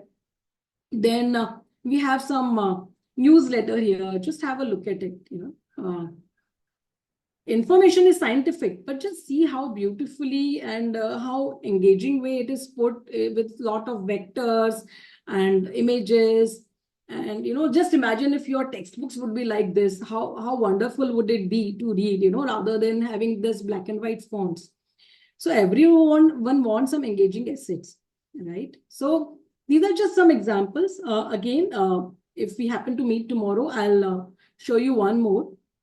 And okay, this I want you to see, because this now I'm going to create as a demo in front of you. Okay, so this is one page summary of use of telmisartan in Indian population in managing hypertension. Okay, so see, this is the whole thing. Okay, just let me first take you through what are the components it has. So it has a title. This is the title of series, From Perception to Practice, the Telmisartan Story. We have given a title to it. Okay, the first band talks about the summary, what actually this study is all about. Then we have a study design. See, this thing shows, the map shows it is done in India. This icon shows that, it is on population. This icon represents hypertension. So some icons, it gives a good visual appeal, and, it makes it more readable. Okay. We just wanted to say that telmisartan brought systolic reduction of 19.8 mm HGN 18.8. Rather than writing it in a text, which is also written on the left-hand side, if we present it as a graph also, a clinician can just see and make out, okay, what these people want to communicate. BP goal achievement, we want to say 97.6% patients could achieve the BP goal, desired BP goal, but how beautiful it is presented here. Okay, 98.4 patients were fully compliant, maximum adherence, minimum risk. That was the key message. So just see the way of presentation, and then how many people rated it excellent, good, fair, very good. So this is how we present it, and ultimately we always write the conclusion. Conclusion is just given in one bold statement that telmisartan achieves BP goal with high adherence, means good patient compliance and excellent tolerability, making it a preferred treatment option in Indian patients with hypertension. Right? So we are not just giving the conclusion; we are telling why this conclusion came. Right? And then clinical takeaway, that what happens. So just again, please don't get into the technical details, just see how it is done. Now let us do a demo of it. Okay, now this one we have created. So how it happens, okay? A client reaches us. Suppose sometimes they ask us to come up with the literature, sometimes they share the literature. Okay, now here they have shared this literature and asked us to translate it into a beautiful 1-page or 2-page stuff, okay, which can be engaging. Now, just I want to ask you all, suppose now this is some 3 to 4 page research paper. If I attach this research paper now and I ask you to find out the key findings. Now, if you see this research paper, it talks about telmisartan monotherapy, telmisartan dual therapy, means in combination with one more drug, and telmisartan triple therapy, which means telmisartan plus 2 more drugs. If I give you this research paper now, and I asked you to extract the information on what study population was given telmisartan monotherapy.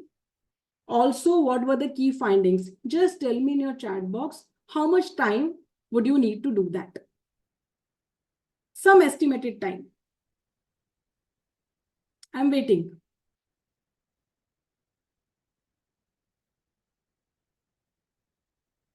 Any chats are there? How much time? Yeah, 2 to 3 days. One chat received 2 to 3 days. Okay. Anyone else? Do you really need to in real time also? I would say I was expecting answer in hours actually, but okay, 2 to 3 days is if suppose I don't have any assistants, I would say my team or any fresher, if we just train them little bit, they will take say 4 hours time. Generally, that's how I would put it. Now I'm going to show you a demo of a simple AI tool. Okay, so this is my PDF reader here, Adobe PDF reader. Can you see this thing? Is it visible, Akshay sir? Ask AI assistant. Yes, it's perfectly Yeah. visible. I can see. So there's something called this Ask AI Assistant. Okay, see, the thing is when I give it a prompt, it takes 1 minute. So I've already done the homework. So I gave it a prompt, give me the study design in brief. And I also told it what study design, study population, intervention, outcome measures. Also give me findings with numbers in tabular form, because when I have to make graphs, I need numbers in tabular form. Okay. So suppose if I just do it again, I don't know how much time it will take. Otherwise, I'll take you up. And it is doing its homework. Okay. So this is what I get. If you do this,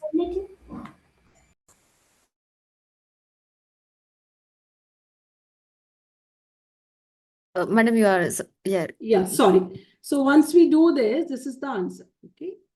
The study design, it told me adults with 18 years and total was this thing. Okay. And then whatever, something, a lot of things it gave. Then I suddenly realized, no, my client asked me to do it only for monotherapy. Then I gave it another prompt. Give me study findings pertaining to only telmisartan monotherapy. I don't want everything. Okay. Then it gave me more information only pertaining to monotherapy. Now you have to observe it that here there is something called 1, 2, 3. As Sarab Madam told, we have to use AI, but we have to use it responsibly, because it is going to actually directly influence patient care. So if you see one number here, see, just see, it shows for telmisartan monotherapy, total 2795 patients were there. And it says 2795 patients received total telmisartan alone. So we here in this AI assistant also, it is also helping us to verify where this content is written so that I can decide whether I'm going to take this content or not. Okay. So that was step number 1. What we did, we had a big research paper. Okay, my prompt should be right. That is called as prompt engineering, which people say. Okay, so I should know what to ask for, which comes with practice and a little bit of training. So you ask the right prompt, and this entire task is done in less than 3 minutes. Okay, so now whatever I got, the information, we validated it definitely. Then we copied it. Okay, and after copying it, what we did is we copied it in here. Okay, I copied it here. The entire table I copied in a Word document. Can you see my Word document clearly? Yeah. Now, next challenging task is this Word document. I am not a graphic designer. I am a medical person. I cannot think creatively. But problem is my graphic designer is not a medical person. So he won't be able to take out things from this. So I have to give him something tentative which he can design upon. So where do I start? So earlier again, it used to think, we were trained for making different types of charts, images. We were having some hands-on. So we used to take a day's time to think, okay, how I put it best. But now we have one again more amazing tool, which we use very frequently in our company. It is called as Notebook LM. Okay, just note them down and try. So this is Notebook LM. Okay, in Notebook LM, there are two interfaces. One is source and one is studio. Okay, so source is you upload your material and studio gives you output. Okay, so what I did, this Word document, Like you click here and then upload files and then you upload the Word document here. Okay. And then just a minute. Here in Studio, we have many things. You can have an audio output, you can have slide deck, you can have video, you can have mind map, you can have anything. But again, whatever you take, it uses up tokens and it takes more time. So if you ask for audio video, it takes longer time. Okay, like that. So whatever. So we did slide deck and infographics. We tried both. It gave me a slide deck. Okay, sorry. Okay, just 1 minute.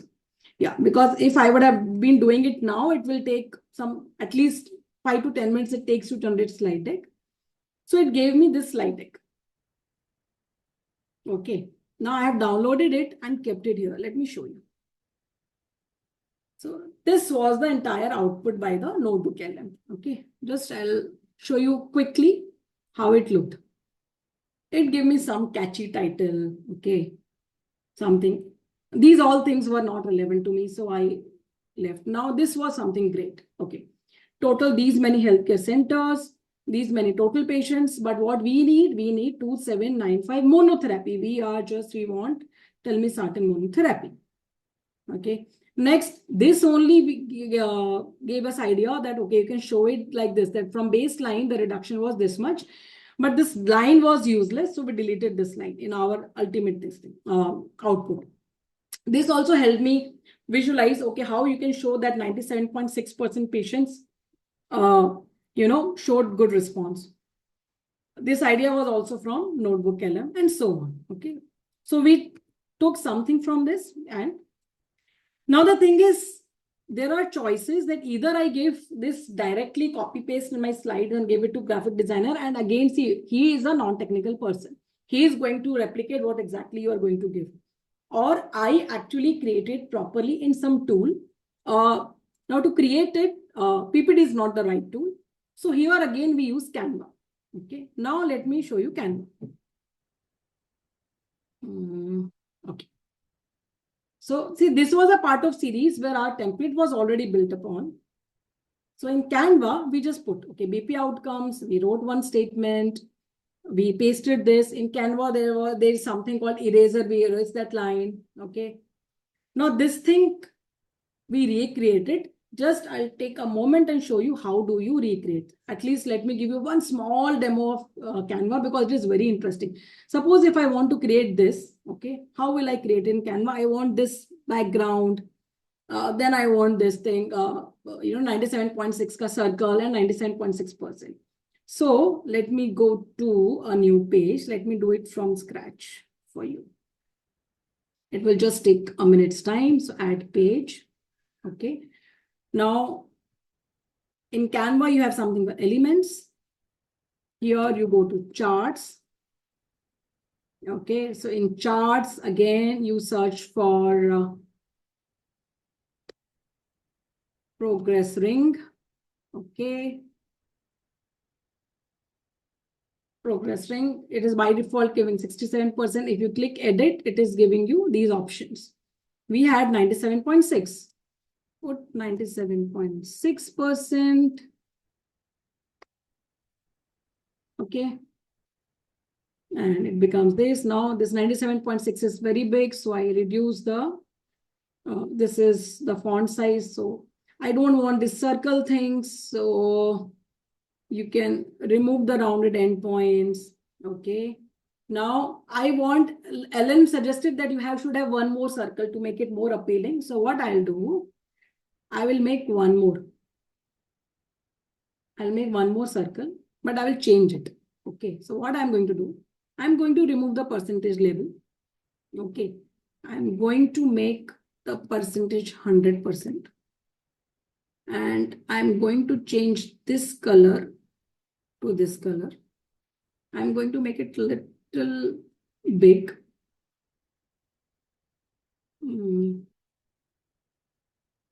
I'm going to overlap on this, but this has to go back.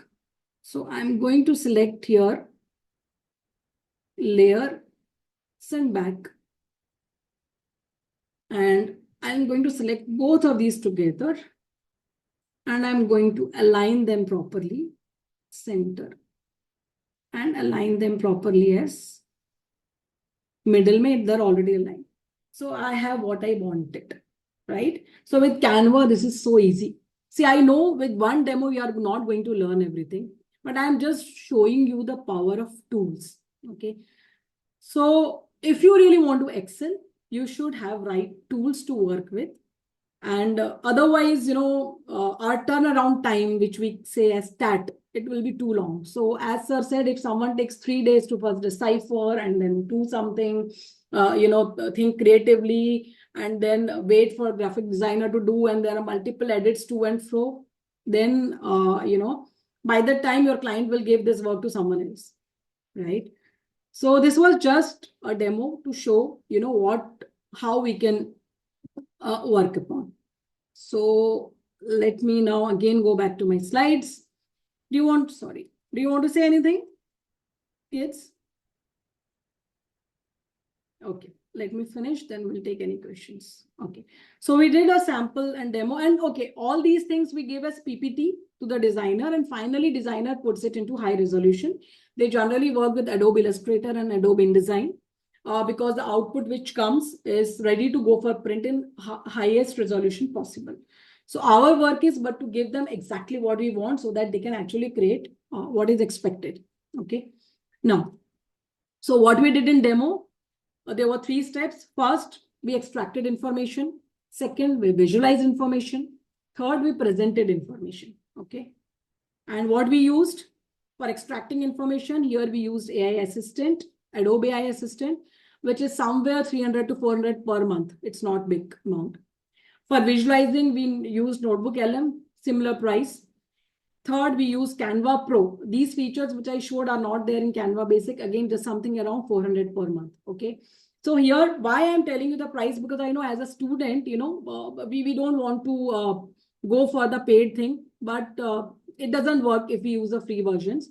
So generally what I suggest when students come to me or there are interns or someone, see, team as a company will give you all the tools, but when you're in the process of learning, make a group, group of 3 to 4 people, one person can buy one tool. And good thing is these work with at different IP addresses. So with one person buying Canva, 4 people can work on it. One person with Notebook LM 4 people can work, with that login. So like this, if you really want to learn, please go for the paid features. Otherwise, free features are not going to give you much. That's what I would say. Even Notebook LM will give very, very useless outputs if you don't take the pro feature of it. Okay.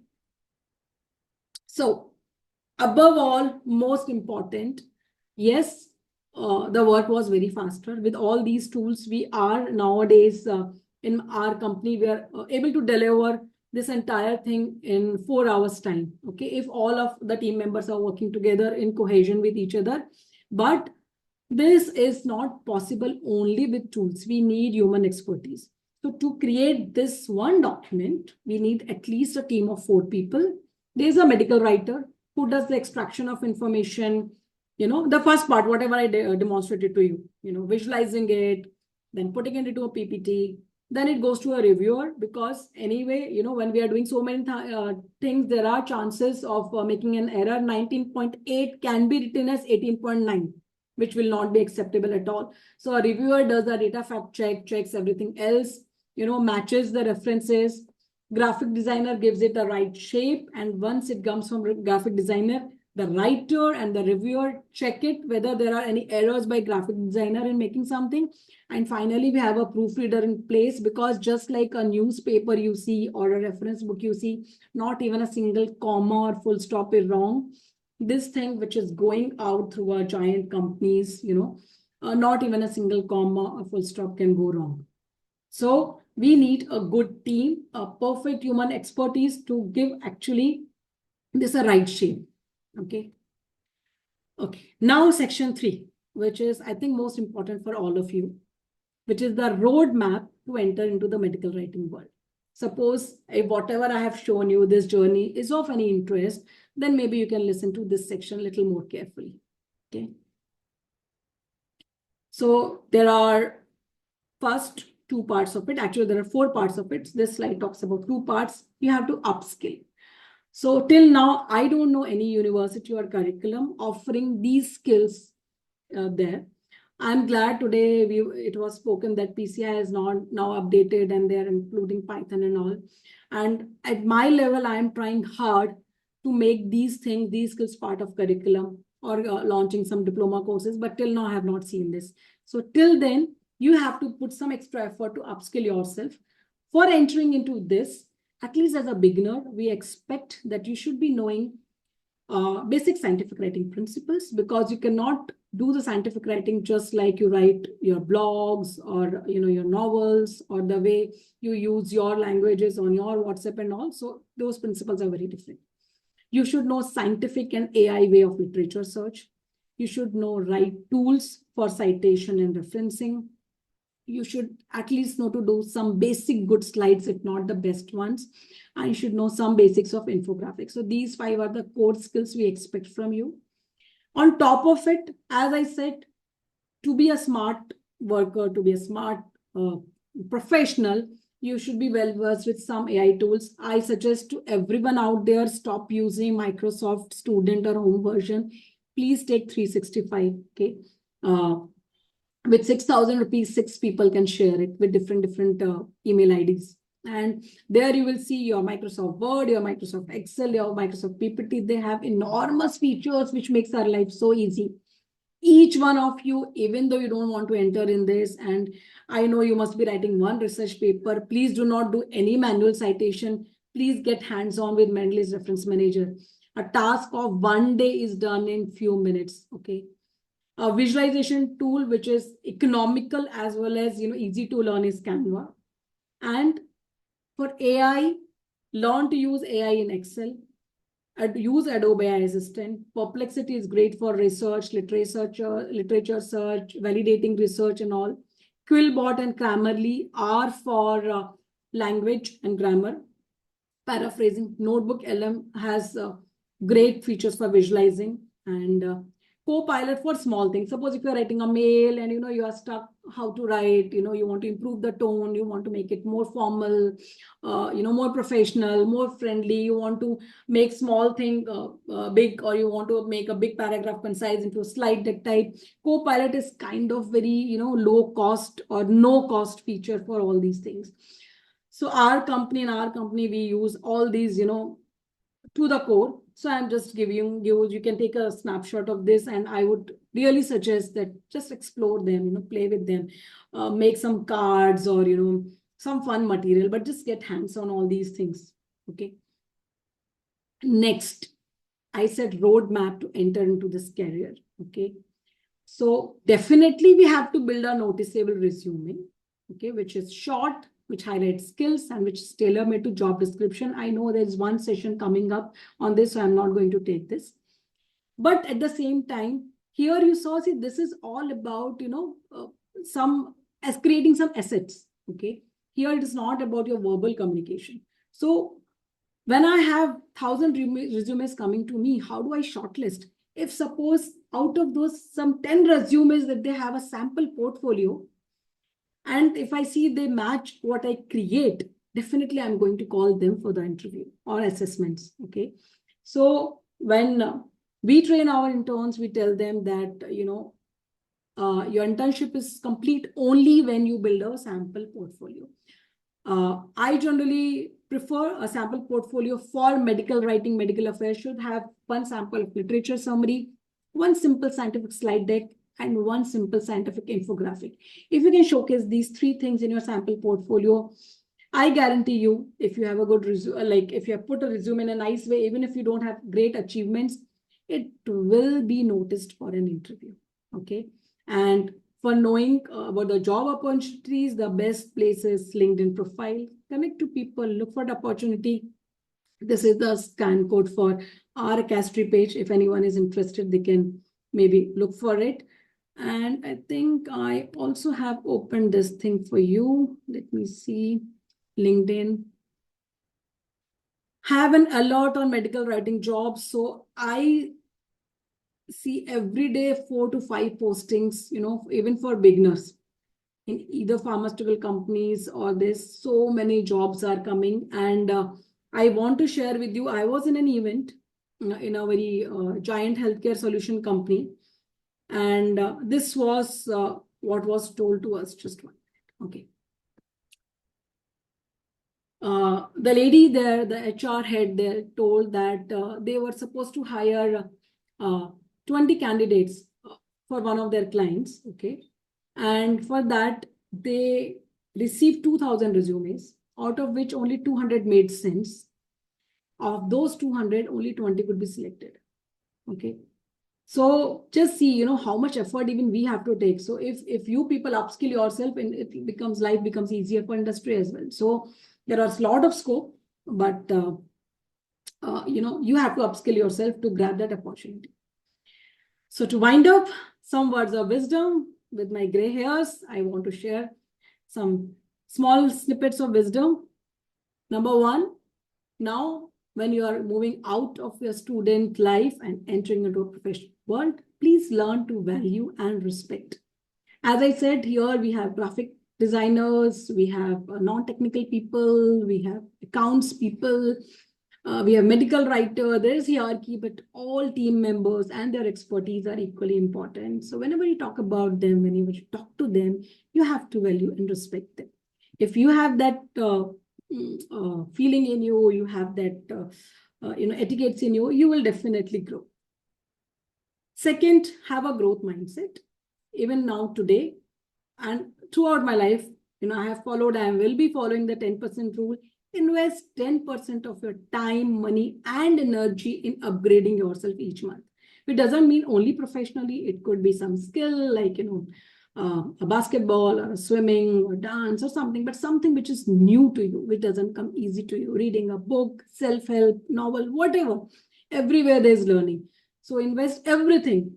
Don't look for free every time. Okay. Time, money, energy. If you do that, you will be a different person each month and a better person. And last, how do we adopt this 10% rule? Because we all complain that we don't have time. So there's also a book called Essentialism. If you want, buy that.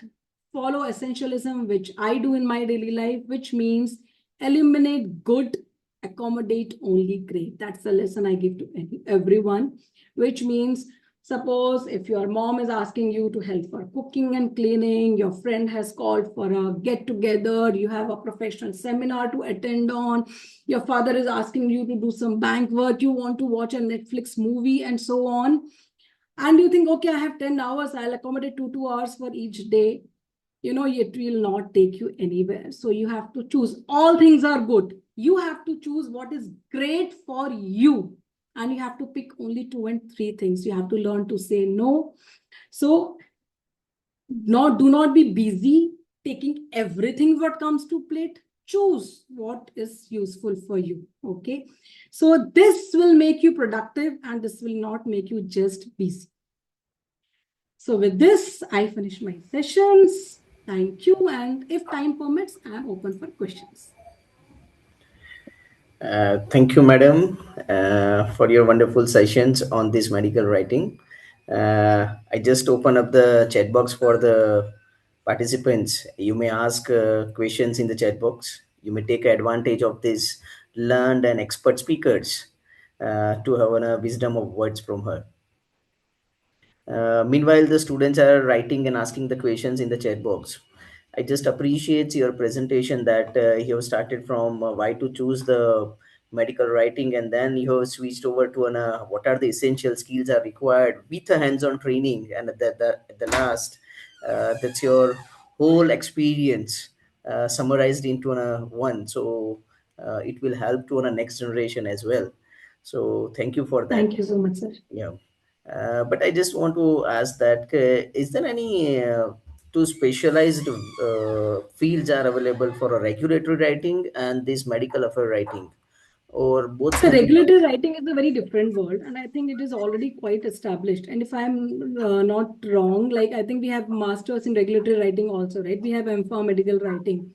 So Yeah. regulatory writing is an altogether different world, and medical affairs and medical communication, it always existed, but it was not so flourishing. Earlier, I know that there were life sciences graduates who are actually Yeah. part of this. Now also, Mm. if we see in hierarchy, on the top position there are life sciences people and they're doing good. But now, it has opened to everyone. So that's Okay. okay, sir. He's wonderful, actually. That's Yeah. okay. It happens with all of us. So that's Yeah. perfectly fine. Yeah. So that's okay. But I feel that personally, with my experience, it is booming. So just to give an example, one of our interns, she started with 3 lakhs and in 2 years, she is on 10 lakhs. That is definitely she's one of the most capable one. So, like you get quick hikes. The more we are, having, the innovations coming up, they have to be communicated to doctors also. So this industry is booming. Okay, Okay. fine. But as Uh, you said, like the training, yes, we don't have very structured training. There are one or two players in market, and I'm sure with Clemed, we will also come up with something more. We also offer, but not that often. But now with Clemed coming in picture, we will partner with them to bring something which is job oriented for our students. yeah, that's a very nice initiative. There is a one question that's coming up in the chat box that what reference management tools do you use?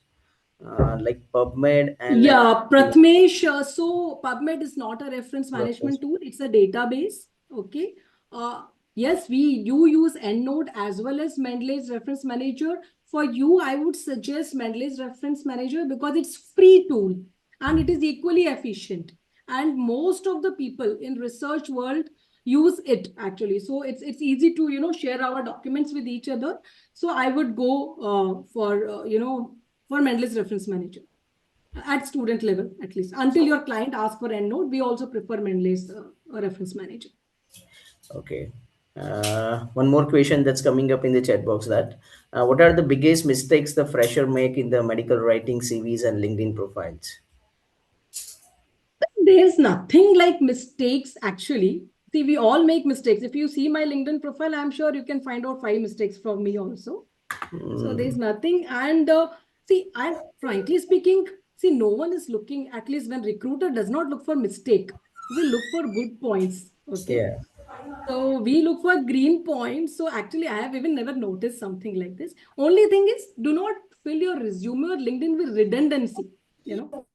Means unnecessary adjectives. Small things that I went here, I went there. Just showcase what you are actually capable of. So keep it simple and minimalistic, so the right things get noticed. That's what I would say. great. So thank you. I hope so. The participants will see you tomorrow and will experience your real world material in it. Thank, Sure, sir. I'm thank, also waiting for that. yeah, Thank you so much. thank Thanks you. so much. Thank Thanks a you. lot. Thank you. Thank you, sir. Thank you, madam. Thank you. So, guys, can I ask you that how many of you discovered today that medical writing is much more than writing only articles? I know that many of you might be agree with this point. It is much more than that. Thank you so much, madam. Thank you so much for your insightful session. Thank you, Akshay sir, for your presence. Thank you.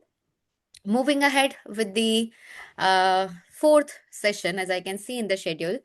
So, friends, we often hear the terms like, regulatory documents, clinical trial master file, investigator brochure, clinical study report, and all. So, next session is about that. Introducing speaker in front of you. We have here with us Dr. Meghna Dahia. Now, it is giving me immense pleasure to invite our speaker as Dr. Meghna Dahia is with us. She's Manager Medical Writing Clinical Research Solution at Pharma Ahmedabad. Dr. Meghna has extensive experience in the regulatory medical writing and has worked on scientific documentation that supports clinical development and regulatory submission. She brings valuable industry insights into how documentation, drives the quality and compliance in the pharmaceutical research. The topic is clinical and regulatory documentation in the pharmaceutical industry. It is going to be very wonderful topic of the discussion, to for the discussion, I can say. Simultaneously, we have with us as a chair Dr. Shivani Desai. uh, just a minute, I will confirm. Yes, madam, are you with us? Shivani madam, yes.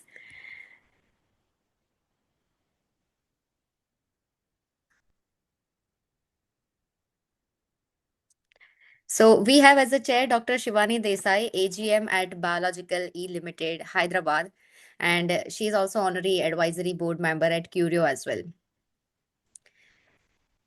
Just a minute. Thank you, Neha. Thanks for the introduction. Yes, so madam, the virtual stage is yours for opening remarks Yeah. for the session. Yes, yes. Just a minute. Huh? Yeah, that's take your time. Completely fine. Thank you so much, Neha. And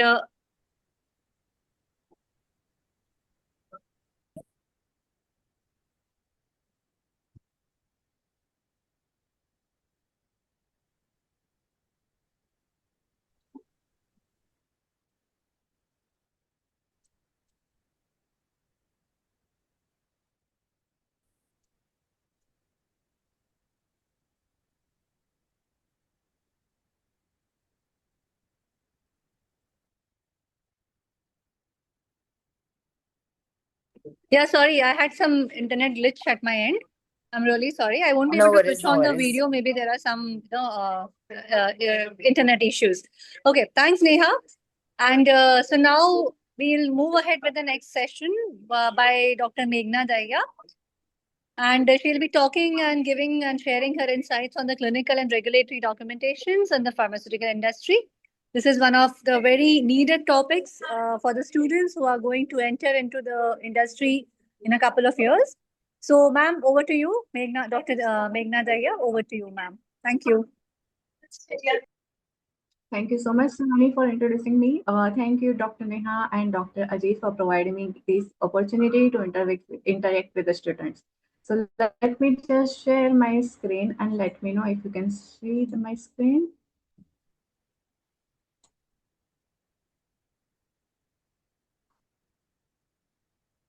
Has my screen come up?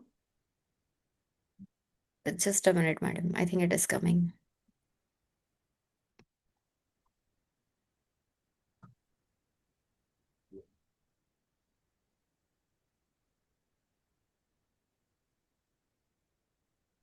Yes, madam, it is visible.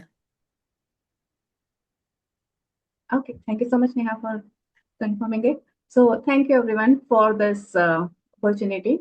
So I'll be talking in today's sessions about guide to the regulatory documentations. So before I move to the next to the topic, can I just understand what kind of the audience we have? Do we have only students or we have medical writers, academics, and others? Can you just scan the code and provide your response here?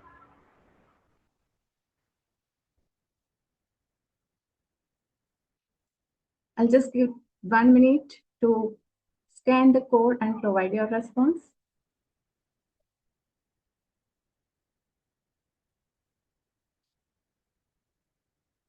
Or you can also insert in chat.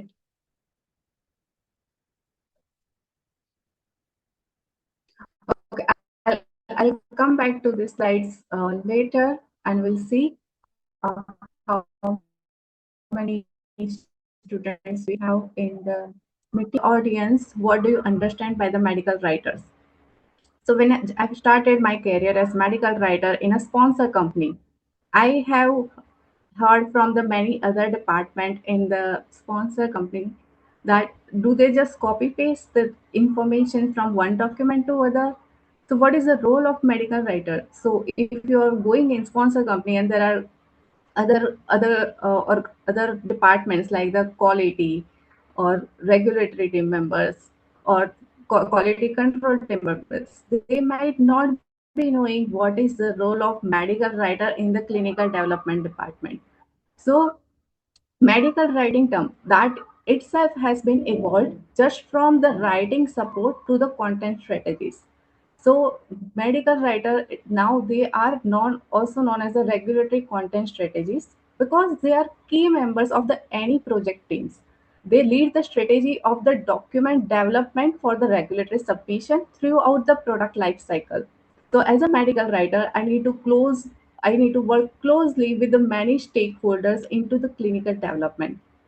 So I will work with the clinical science, clinical safety, regulatory team member, clinical operation team members, statisticians, and project managers. So I need to take care of all the stakeholder, need to collaborate with all the stakeholder to complete any document. Apart from this project management and collaborations, as a medical writer, I should also have the regulatory guidance expertises. I should have some project management skills, how I'm going to initiate my project and drive it through the completion of the project. And not but least, we also need as a medical writing skills, any new tool development skills. So these are the skills required for a medical writer. I do not see this moving, so I'm not sure whether everybody has provided any response or not, but I'll move to the next slide. So I'm just presenting a core skills and competencies required for a medical writer. So first of all, technical writing and clarity. So as a medical writer, especially for the regulatory medical writer, you should have very good grasp on your writing skills. You should, whatever you write in a regulatory document, it should flow logically and it should be the complete.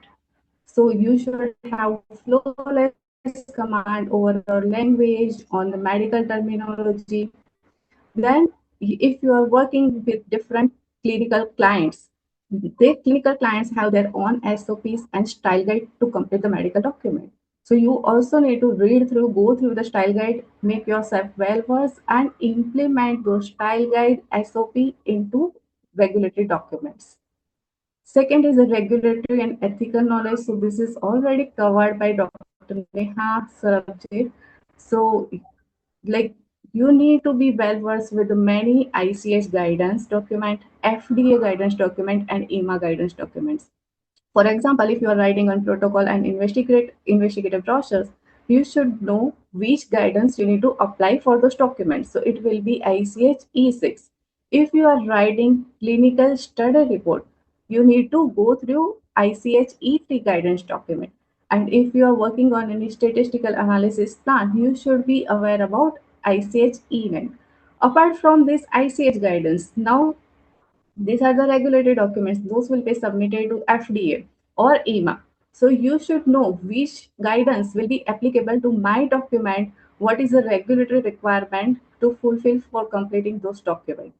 Plus, if you are working on different kind of the molecules. So right now there are many different molecules available in the market. For example, small molecule, biologics, cell therapy, gene therapy. For each of this therapy, the guidance will differ molecule to molecule. So you also need to read a molecule specific guidance. So this knowledge as a medical writer you should have, and understanding the publication of ethics like ICMG and GPP guidance that will be covered by Dr. Ajay. So I am not going much into detail. Second is scientific and therapeutic expertise. So, for example, I am writing or any document in oncology studies. So, I should know the basic term of the oncology. What will be the endpoints included for any oncology study? So there will be a wide range of the therapeutic area. As a regulatory medical writing, you might work in future. So it includes oncology, CVS, CNS, ophthalmology, immunology, and there will be other orphan diseases or the rare diseases. So you should have the basic knowledge. Now, the good news is you as a student, like BPharm MPharm student, you might have the background on this therapeutic areas. You do not need to go very much in detail, but for writing or completing any document, you should have the basic knowledge. At any point of your career, you can go back to your basics, you can read again and acquire this skill again. And then as you will read more and more in this therapeutic area, you will have the ability to convert this complex languages into simple languages. The most important skill is project management and stakeholder alignments. So what generally happens in the medical writing documents, once the project has been assigned to you, you need to start with the kickoff meeting till the end of the project delivery. You will be managing this project. You will be collaborating with the different stakeholders, maybe at the sponsor level or at the CRO level, and you need to get that document approved. So for this activity, you need a very tremendous project management skill. For example, if any document is given to you and it document has get 100 hours to complete, you might be spending 50 to 60 hours only in this project management skill. So this is very important skills, and this will come with experience. Going to next skills is a soft skills. So already Dr. Ruchi has also provided us little bit insights on the different tools. So those tools you can learn throughout your career. So when I started my journey as a medical writer, I started working. Sorry, my slides are going up. Let me just go back.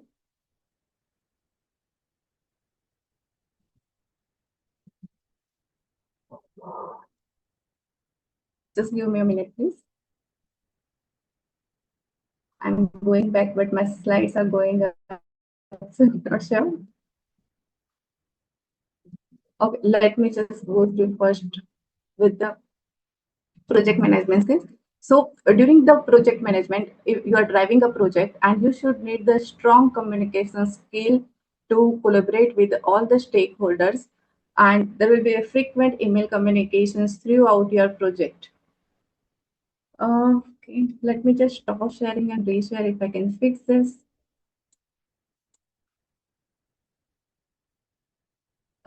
Please excuse for a minute. Stop this.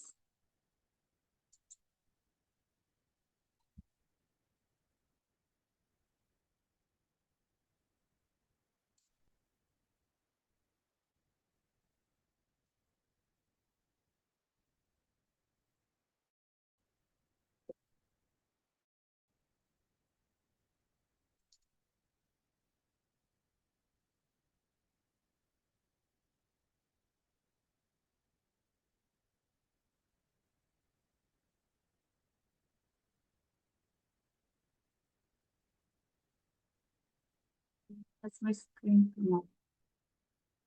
Dr. Neha, can you please confirm if my Yes. screen is visible now? Not yet, madam, not yet.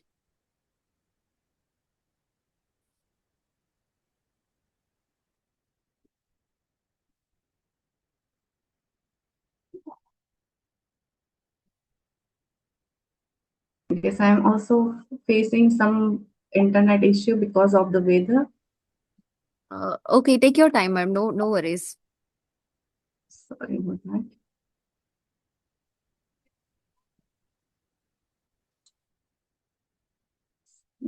Mm,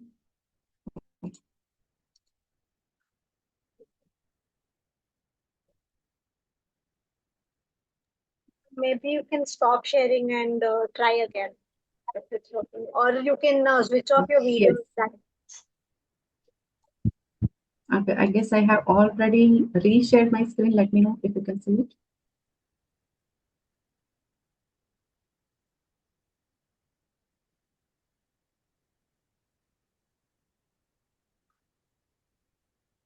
Yes, ma'am, it's loading. Just a minute.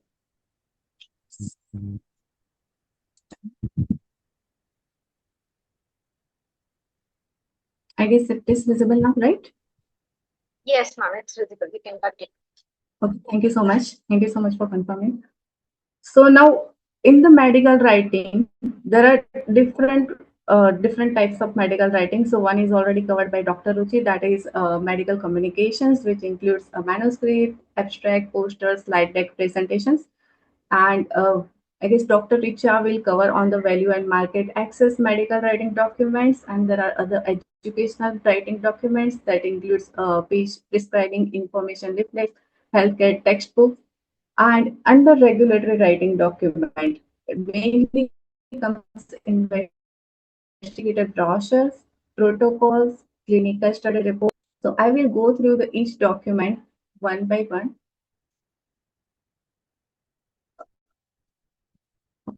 Okay, can you see my next slide? It's still on So different here type. I have presented all the document types throughout the product life cycle. So once the document is ready,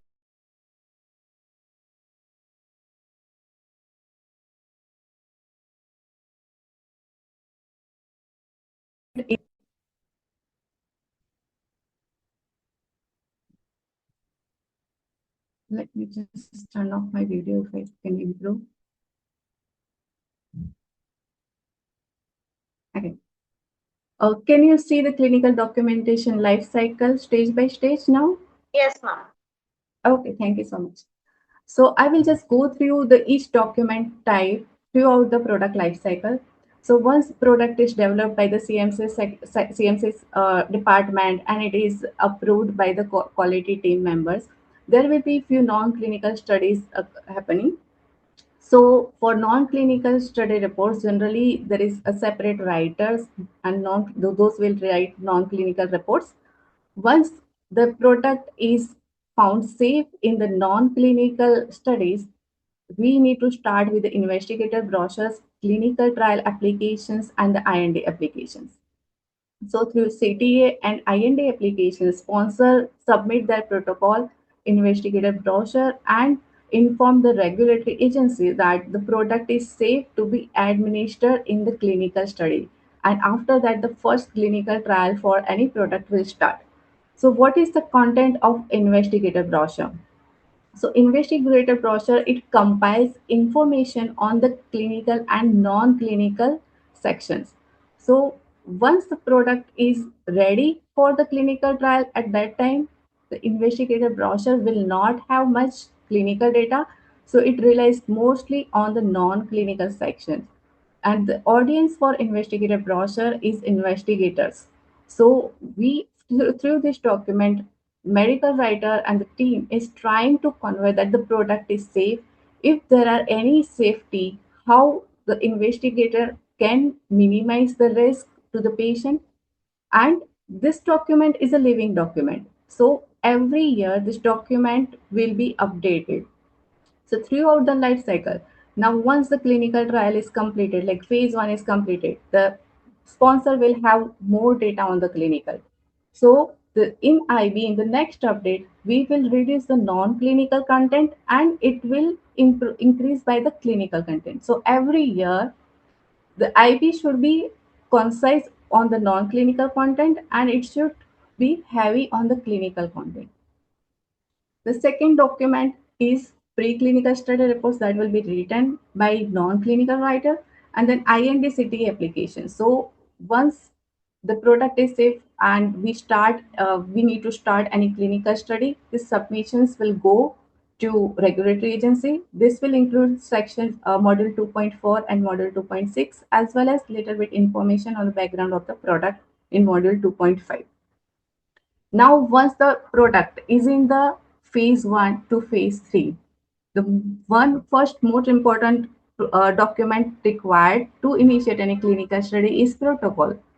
So the protocol, it's very, I would say, scientifically complex. Most of the time, medical writer work with the clinical science and the safety team members. So for any document, any of this document, medical writer does not work in silo.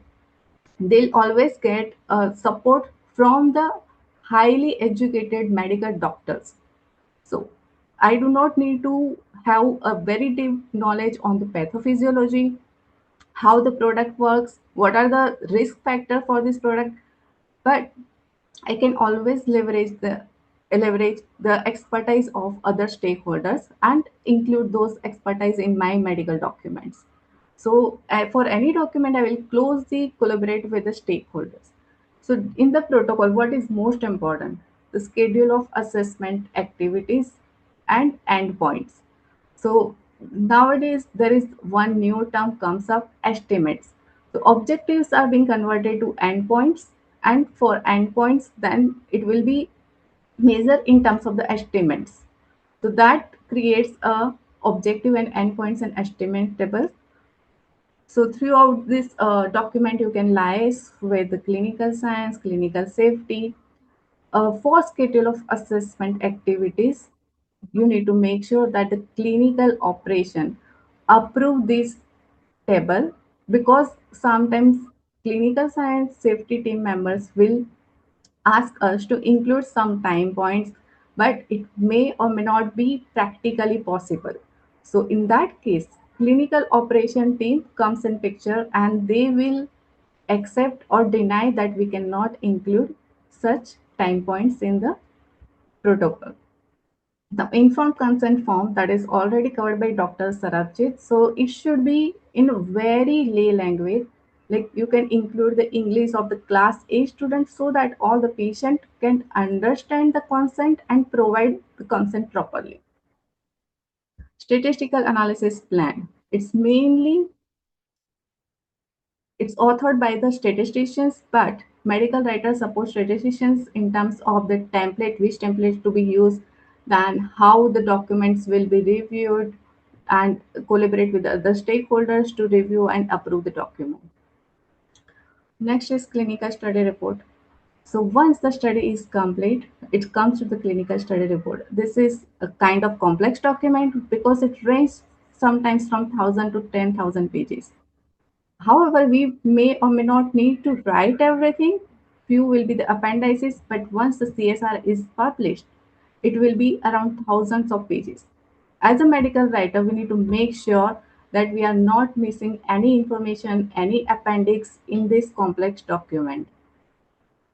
So in clinical study report, you need to collaborate with many stakeholders and need to ask data request to many of the stakeholders.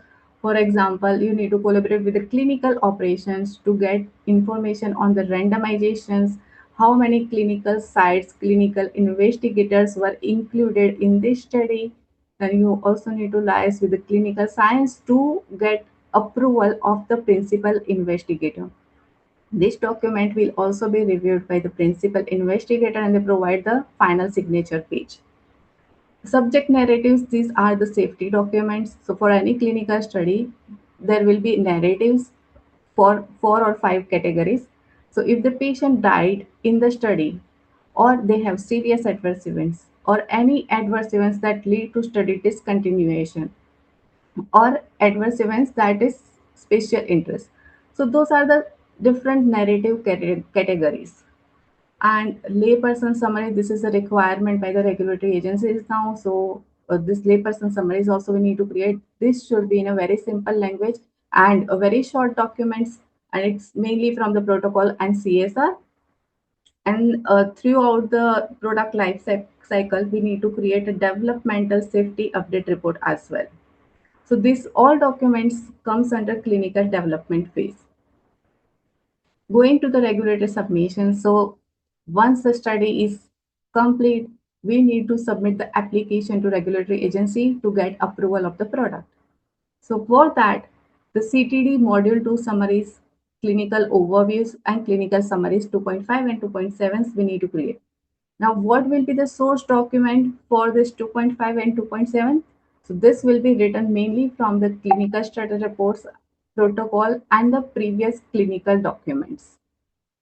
How it will differ from the clinical study report. For example, I am developing any drug in multiple myeloma.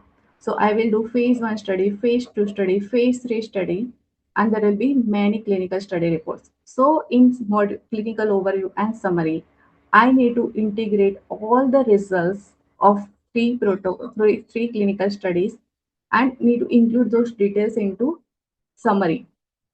So source document, although the source documents are CSR, those documents are very succinct and range from 30 to 50 pages only. If the studies are very complex, regulatory agencies will also ask for the integrated summaries of the efficacy and safety. How does this integrated summaries differ from the clinical summary? So in this integrated summary, we need to provide more tabular summary, while the summary, clinical summary 2.7 will includes more like the conclusive statement and the actual information. Then safety update reports.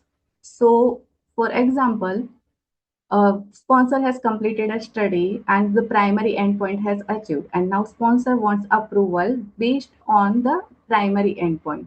So the sponsor will submit primary clinical study report and get approval based on the primary endpoints. However, study is not complete, study is ongoing. So the sponsor has to create safety update report annually and submit it to the regulatory agency. This report will show whether the drug is still as efficacious and safe as it was submitted during the primary report. Then PIP and PSP, this is the mandatory requirement for any agencies to check to do the research of your product in pediatric patients only. So most of us know that we have the pediatric populations sample less compared to the adult population. So why this pediatric population research is important? Otherwise, sponsors may or may not develop their product into pediatric because they pediatrics also need the product. This is treatment. So research in pediatrics is also important, but it is bit difficult, complex because the requirements are different than the adult population. So it need more stricter vigilance compared to adult, and it is complex. The sponsor may not get the proper sample size also. So to justify whether the product will be developed in pediatric population or not, the sponsor company has to submit their investigation plan into pediatric and provide. If they are not developing the product in pediatric population, they will create a waiver or deferral, or they will provide the study plan. Scientific advice and briefing documents are very complex, one of the highest complex document I would say, because it needs a high expertise. These documents will go to regulatory agencies for directly either face-to-face communication with the sponsor, or it will be a one-to-one meeting.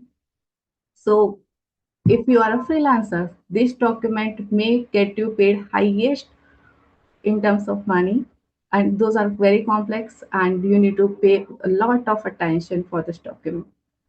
Labeling, prescribing informations, those are generally written by the regulatory team, but medical writers, if they are interested, they can move from this regulatory other documents to the labeling team as well. Now, post marketing, there will be phase 4 study, same protocol, clinical study reports, and safety update reports. Other than that, there are other requirements, that is periodic safety update reports. This is safety document and it has to be submitted to agencies annually. And there will be a risk management plan as well. So just going through this, I just want to understand, if you get a chance, which document would you like to work on? Whether it will be investigative brochure protocol or clinical study report or summaries. And if you will see, the complexity will increase from document to document. So IB, I would say IBs and patient narratives are the most easy regulatory documents to work with. Then complexity increases in terms of protocol, CSR, and regulatory submission documents. Okay, you can scan this code and you can submit your response. I'll get back to you later. Okay, moving to the next slide. So now you understand the different types of document being used for the regulatory submission. So once the clinical protocol will start, the data will be collected, and those will be collected in terms of CRF, source document like the X-ray or the ECG reports. There will be other clinical document that will capture the original information from the patient, and then those information, it will be converted into electronic databases. And those databases can be of two types: safety database, which will be written for which will be used for any safety reports like narratives, DSUR, PSUR, and second will be clinical database. These two databases create a table, listing, and graph for any clinical study reports. From this clinical study report, there will be summary document which will be used for the regulatory submission. So this is how data flow from the protocol to the final submission to the regulatory agencies. Now, this slide provides you how the document is started and getting approved for her life cycle. So for example, I'm being assigned a protocol. So what source document I will be using for protocol? That can be an investigator brochure. Now, before I start the protocol, I will hold a quick kickoff meeting or the strategic alignment meeting with the stakeholders, key stakeholders. And through that meeting, I will make clear the roles and responsibilities of each stakeholder. What will be the responsibility of the medical writer to complete the document? So, clinical protocol is a highly technical document where I need more expertise of the clinical science, clinical operation, and safety, while medical writer will make sure that we are using the correct template, correct style guide, all the informations provided in the protocol is consistent. So this the draft one of the protocol will be complete. Then the protocol will be sent for review. So there will be different review committee where each reviewer from the each functions will review and provide their comment. So during the review, I need to make sure that each reviewers are completing. I am sending them a reminder as per the timeline, and the review is complete. Once the review is complete, then the main role for the medical writer is the comment resolution, and the draft update. So during the comment resolution, this is very critical phase where you need to go through each and every comment provided by the reviewer. So now reviewer, they are more knowledgeable, they will provide a more insightful and complex comment. We need to make sure that we are addressing those comments properly without having any scientific gap. So we can discuss those comments through the each functions. For example, if somebody has given me a comment that this clinical safety is not sufficient, you need to provide more detail on the risk, product risk, and how the risk will be managed. So I will collaborate with the clinical safety team members to resolve those comments. I must say that I have received around 100 comments for some of the documents, and at times it is difficult to resolve this comment. But this is we need to collaborate with each team member to resolve those comments. And then comes once the comments are resolved, the document will be cleaned. It will be kept ready for the quality check. Quality checks are very much important, especially with the document with data, clinical study report, and submission document module summaries. In that, quality control is very much important, where the biostat team will review each and every data points and provide us comment. And then finally come publishing and approval stage. So this few of the documents are very easy, like the protocol IV, because those documents do not have any appendix. So publishing of those documents is very easy. But the publishing for the complex document like the CSR, because it has n number of appendices, and based on the endpoint of the any clinical study report, there will be a large number of the table listing a graph. So those will be interlinked during the publishing stage. So once the document is published, medical writer has to check that all the cross-linking are appropriate, and then it will be sent for the approval.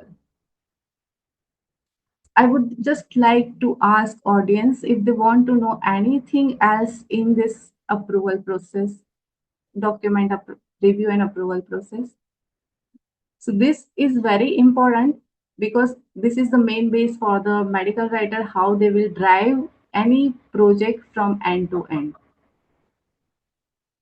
Or we can go to the end and we can ask questions later. Now there are a few new concepts came up in the medical writing field. One is a lean medical writing. So what is lean medical writing? So for that, we need to create any document which is providing a clear message. It is brief and the flow of the document is very clear. So there is a terms like the structured content. So this structured content is developed because then this document can be easily read by the artificial intelligence and it get converted into summaries or overviews as needed. So while you are writing CSR, you should make sure that your document is flowing structurally consistently for each section. So first, in any of the research sections of the CSR, first you will provide key message, then it will come your result sections with data, table or figure, and then you will provide a conclusive sections and references. So this is how each sections of the results CSR are now being completed so that The AI can use those result sections of the CSR and create the first draft of the summaries or the overview. Okay. So while you draft any document, you need to ask yourself whether whatever you are writing in the document, is the message clear, or the text is easy to understand, or what or how you can restructure the content so the number of words is less and it is more appealing to the reader. If you are providing any table or figure, do you need to provide those data into text again or not? So this, if you will keep all these points in mind, you can create a lean document. So I'm just giving few examples here. So if the audience can write their responses, sorry, I'm already on the second. So you can write your responses, how we can reduce the words in this sentence and we can make this sentence lean and more readable. You can provide your response in the chat box.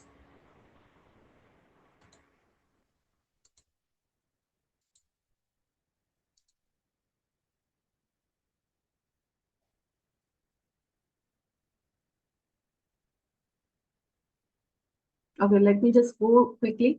So when I say over the course of study, do you think these words are needed? These are the redundant words. When we say a total of 31 participants were randomized, and in the bracket we is written 21 participants were randomized in group A and a total of 10 participants were randomized in treatment group T2.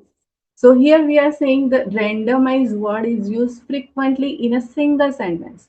Do we need all this word? Can I make this sentence simple? So with this, if I'm removing the randomized word as well as over the course of study, which are not needed for this sentence, so it makes my sentence more easy to read. And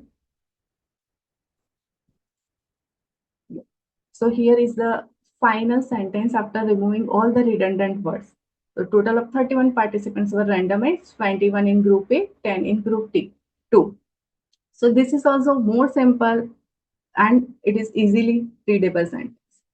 Giving the second example, the safety populations included all the participants who were dispensed study medications in the study and were documented to have taken at least one dose of the IMP. Now, this is the definition of safety populations. It will appear in protocol, in SAP and CSR. So, do we need to include all these words or can we simplify this? So this is a simplified version of the sentence. All participants received greater than equal to one dose of the study medications were included in the safety population. It looks very easy to read and very simple. Now, when you give reference to any tables or any figures, make sure you are not repeating the header of the table or figure. So here it says the table displays demo informations collected for the participants, which shows the mean age of the participants was similar in the ABC treatment group compared to XYZ treatment group. Now you must be providing this table after this text. So do you need this table for 10 for display this? No, we do not need this to repeat because it's already appearing in the table header. We can include just a key message here that the mean age of the participants was similar between two treatment groups. So this is how the simplified version will look. Mean age of the participants was similar between two treatment groups. And this is one more example. So I'm not going much in detail in the interest of time. Now giving one more example. So this is a demo table description in the CSR. So each and every time, every observations from this demographic table has been mentioned here. Now, if you will see the third paragraph, the median age of patients was 51 years. Most patients were less than 65 years. Overall, 10.4 patients were 65 to 75 years old. So here we are giving too much of information. Instead, we can give just one sentence. The median age of the participants were 51 years with the range in the bracket. So I'm just showing you the how this was made lean by removing all the redundant informations because information is already provided in the table and only key conclusive sentences were provided. So this is how it looks, a simpler version. Okay, now the role of artificial intelligence in regulatory medical writing. So as Dr. Ruchi has also mentioned how the AI can reduce your time to create any document. It is also applicable for the regulatory medical writing. So coming to the first document study narratives. So previously writers were writing the document starting from end to end for study narrative. Now artificial intelligence or tools, they are extracting data of all the safety related information for that patient, all the concomitant medication given for the patients, all the laboratory data, and the medical writer just has to write a description of the narrative.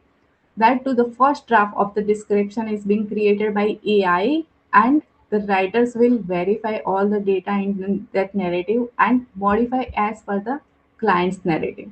So it has become a very easy task.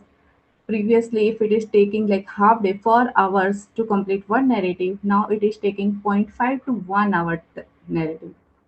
Now this is very big transformation because the team can realign those resources to other research activities. Clinical study reports. So I'm working with a sponsor company.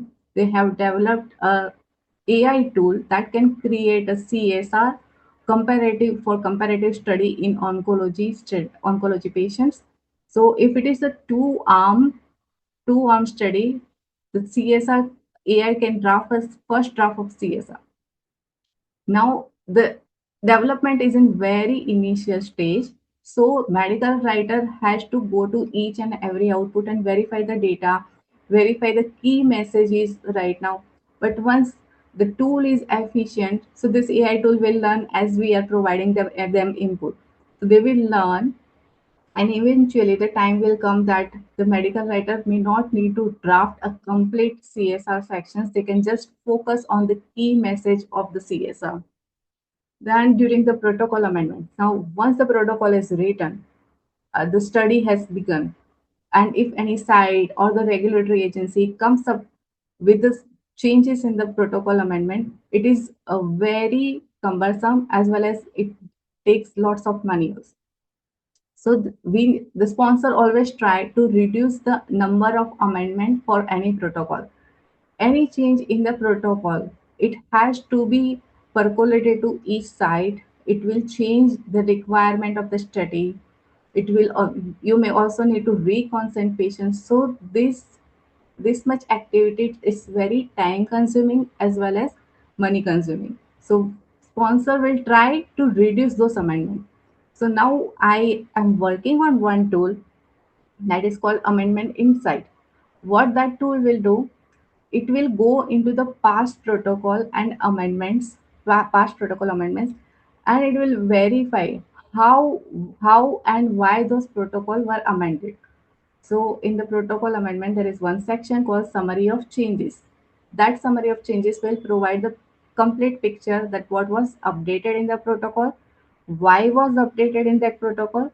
So the same informations in a protocol amendment insight tool will take, and it will categorize each amendment, each topic of the amendment into two categories, and then sponsor company they analyze this information, why the past protocols were amended, can I implement those changes now in my new protocol so that the regulatory agency will not ask me to change or update this protocol, and it will reduce my time as well as cost.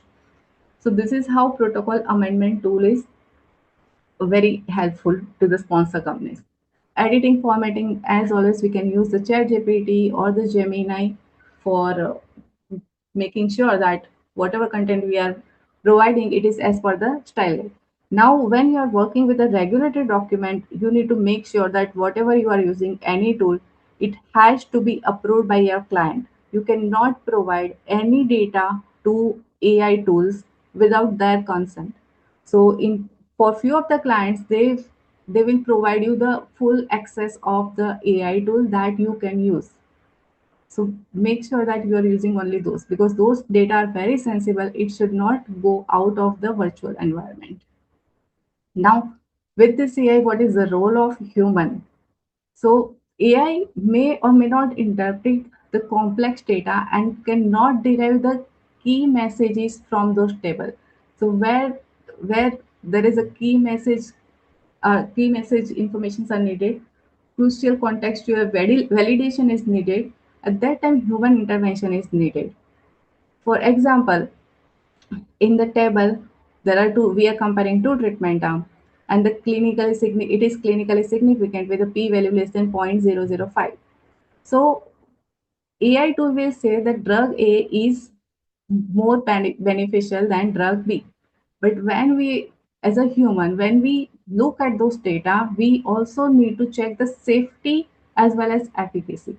We need to create whether it is a benefit risk is positive for that product or not. Then only we can conclude that drug A is beneficial than drug B. So right now, AI tools are not that supportive for making the conclusive, but in future with training we might we might get more informations from the AI tool. I guess that was my last slide, and here I am providing few key guidances that is required for the regulatory medical writing document. So thank you everyone for listening, and over to you, Dr. Nihan. Yes, thank you so much, madam. Thank you. Thank you. Shivani, Dr. Shivani, madam. Hello. Yeah, can you hear me now? Yes. Yeah. Yes, you are completely audible. Okay. Thank you, Neha. Thank you, Dr. Meghna, for such a wonderful session. It was really very insightful. And I hope the students have really learned a lot from this practical session which ma'am has taken. Yeah. Over to you, Neha. Thank you, Dr. Meghna Dahiya. Thank you so much. Thank you so much, Shivani. Thank you, everyone. Thank you. So, without wasting much time, we can move forward with the fifth number of the session. Thank you so much, madam, for joining with us. Thank you. Yes, so for the session five, I have with me Dr. Richa Goel. So, the title you can see in the schedule which is given to you. Let me introduce to you. It is my privilege to introduce Dr. Richa Goel in front of all of you. She is a CEO and a co-founder at Dual Sphere Consulting Singapore, founder and director of IHPR as well. Dr. Richa Goel is a seasoned life sciences and health economics expert with 18 plus years of industry experience. She specializes in the health economics and outcome research, real world evidences, market access, patient reported outcomes, pricing, and late phase research as well. She has held several global leadership roles, including president of the ISPOR India Mumbai chapter, and has been recognized with prestigious awards such as the HBA Then and Now Award and the Asia's Woman Leader Award as well. So, a sought after international speaker and published author, Dr. Goel has contributed extensively to healthcare research and policy and economic guidelines, making a very significant impact on the global healthcare ecosystem. Ma'am, I'm very happy to introduce you. And with that, we have with us as a chair for this particular section, Dr. Shweta Vaidya, Manager Global Medical Affairs, Mega Life Sciences, Mumbai. Ma'am, if I kindly request you to deliver the chairperson's opening remarks and briefly set the context for the session today before we invite our speaker.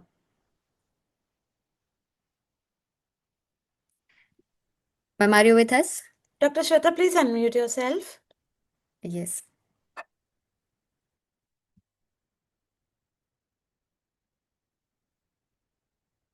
I think, yeah, we have.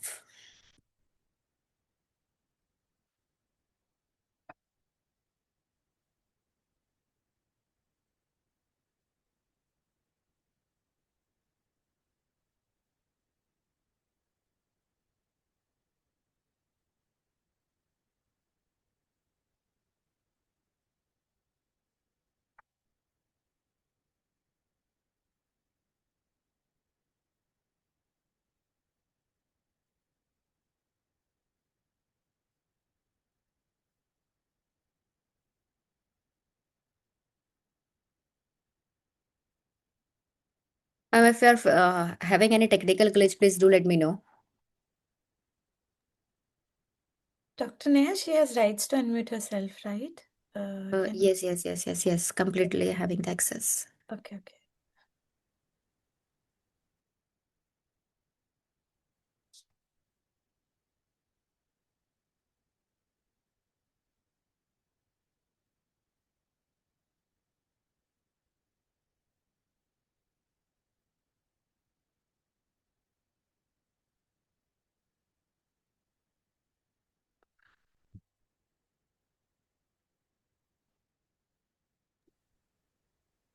Dr. Shweta, would you like to join again quickly?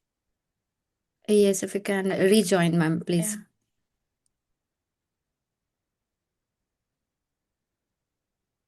Not a problem, ma'am. I think you can just try joining again.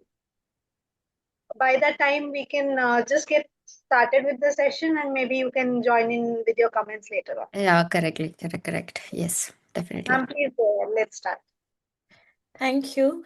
Thanks, Dr. Samriddhi. Thanks, Dr. Neha, for the kind introduction, and thanks, Dr. Shweta. Hi, everyone. Hope we are enjoying.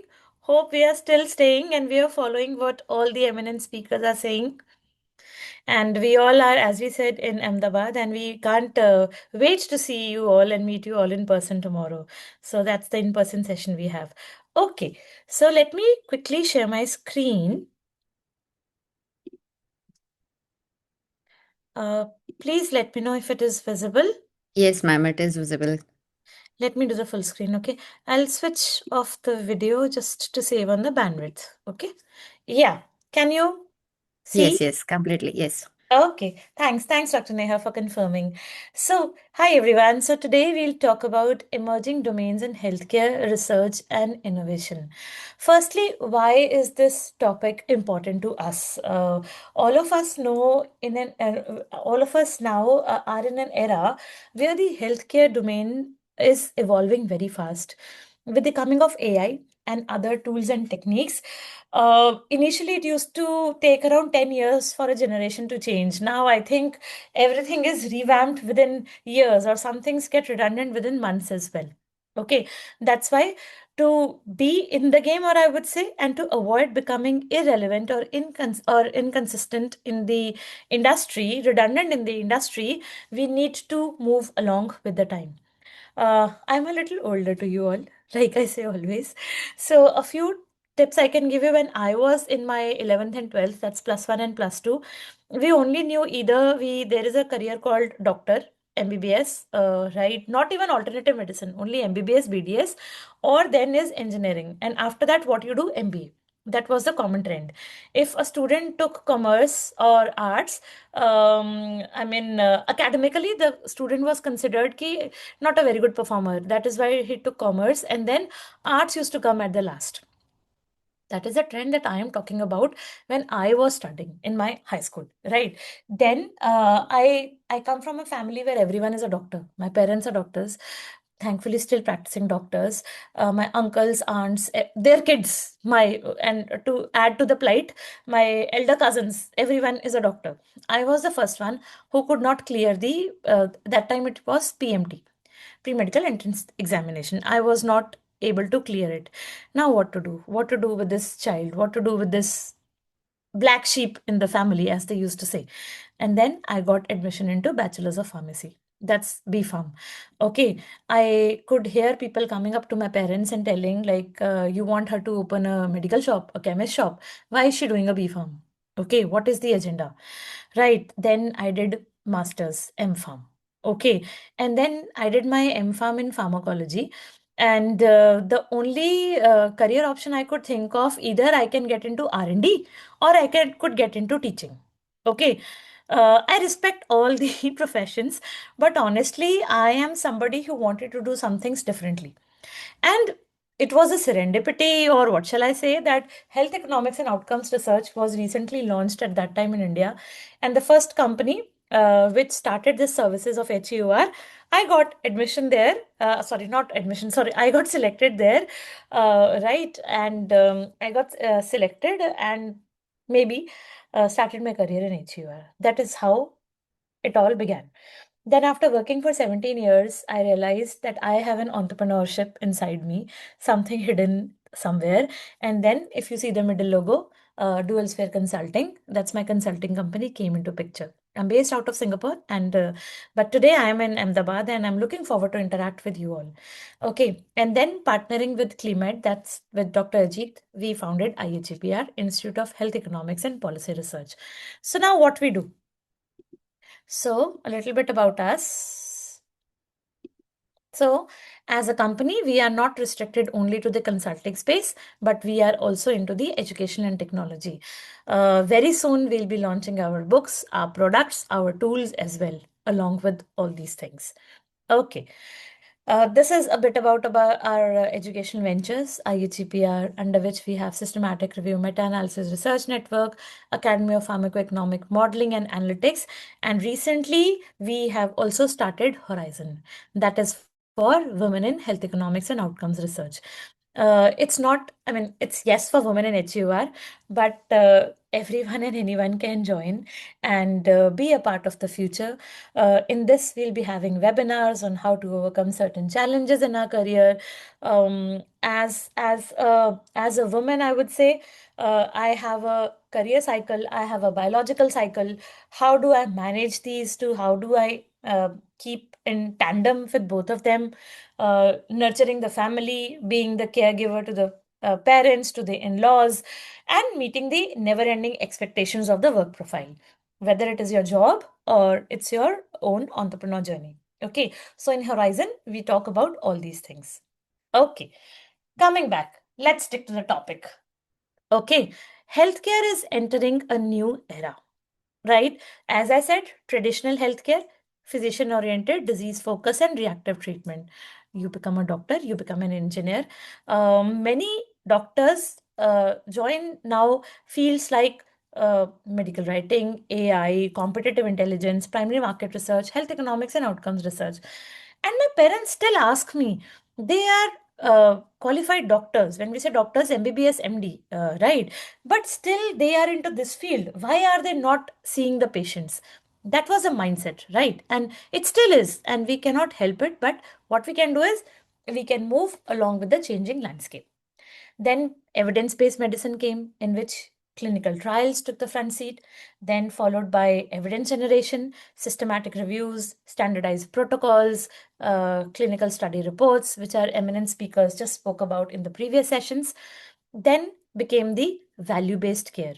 This is how, after point number 2, 3, 4, 5 are the new things that are evolving.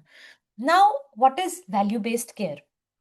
Value-based care means the outcomes over volume.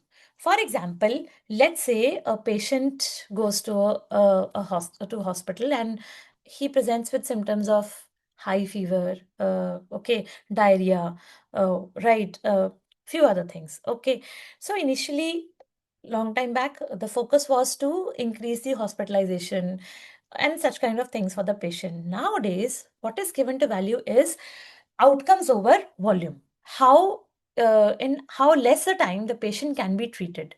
What are the outcomes that are beneficial?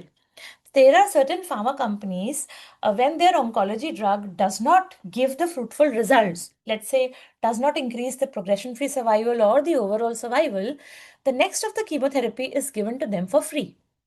That's how value-based care is taking the front seat. Digital health, wearables, telehealth, connected devices, remote monitoring, right? Many of us wear smartwatches, those smart rings. Nowadays, there's a new trend of Temple, which measures your blood flow and a lot of other things. What happens to with this digital health data? This serves as a tool for real world evidence, right? Then AI and predictive care. Nowadays, it's a time of personalized medicine. The patient is the king or the patient is the queen. We cannot have one size that fits all. We have to focus on personalized medicine and care. Predictive analytics, leads to intelligent decision. When we make budget impact or cost effectiveness model, we predict scenarios. For example, today the drug is incurring this much cost. Let's say 5 years down the line, how much more cost it will incur if the patient is paying it out of pocket how much deep hole is it digging to patient's pocket or vice versa. These things are, and there are predictive model, forecasting model. This is how this career is upcoming. Okay. Now, why healthcare is changing? What is the need? Previous or the initial careers, the as we call it, the dinosaur era careers could have been there. Why do you need the new careers to evolve? Simple reasons. There is a lot of aging population. The longevity of people have increased. So let's say in India, the average lifespan of a person is between 65 to 67 years. Do you know how much is the average span of a particular person in Singapore? It is 85 years plus. I go to supermarkets, I travel in metros, and I see so many people traveling, yes, in metros above 85 years of age. 85, 90, 92. These are the common age groups in Singapore. Now, as the elderly increase, their lifestyle choices also increase. You have to make them sustainable. And so increases the healthcare burden and the cost. Right? Chronic diseases are increasing rapidly. The healthcare costs are unstructured, I would say, or there is a not again not there's not one size that fits the all. Okay, who will bear the cost? How much percentage will the insurance company pay? Okay, right. Artificial intelligence enabling faster recovery, diagnosis, and decision. Quick question, and Dr. Neha, I might need your help here because I cannot see that screen. How many of us have health Yes. insurance?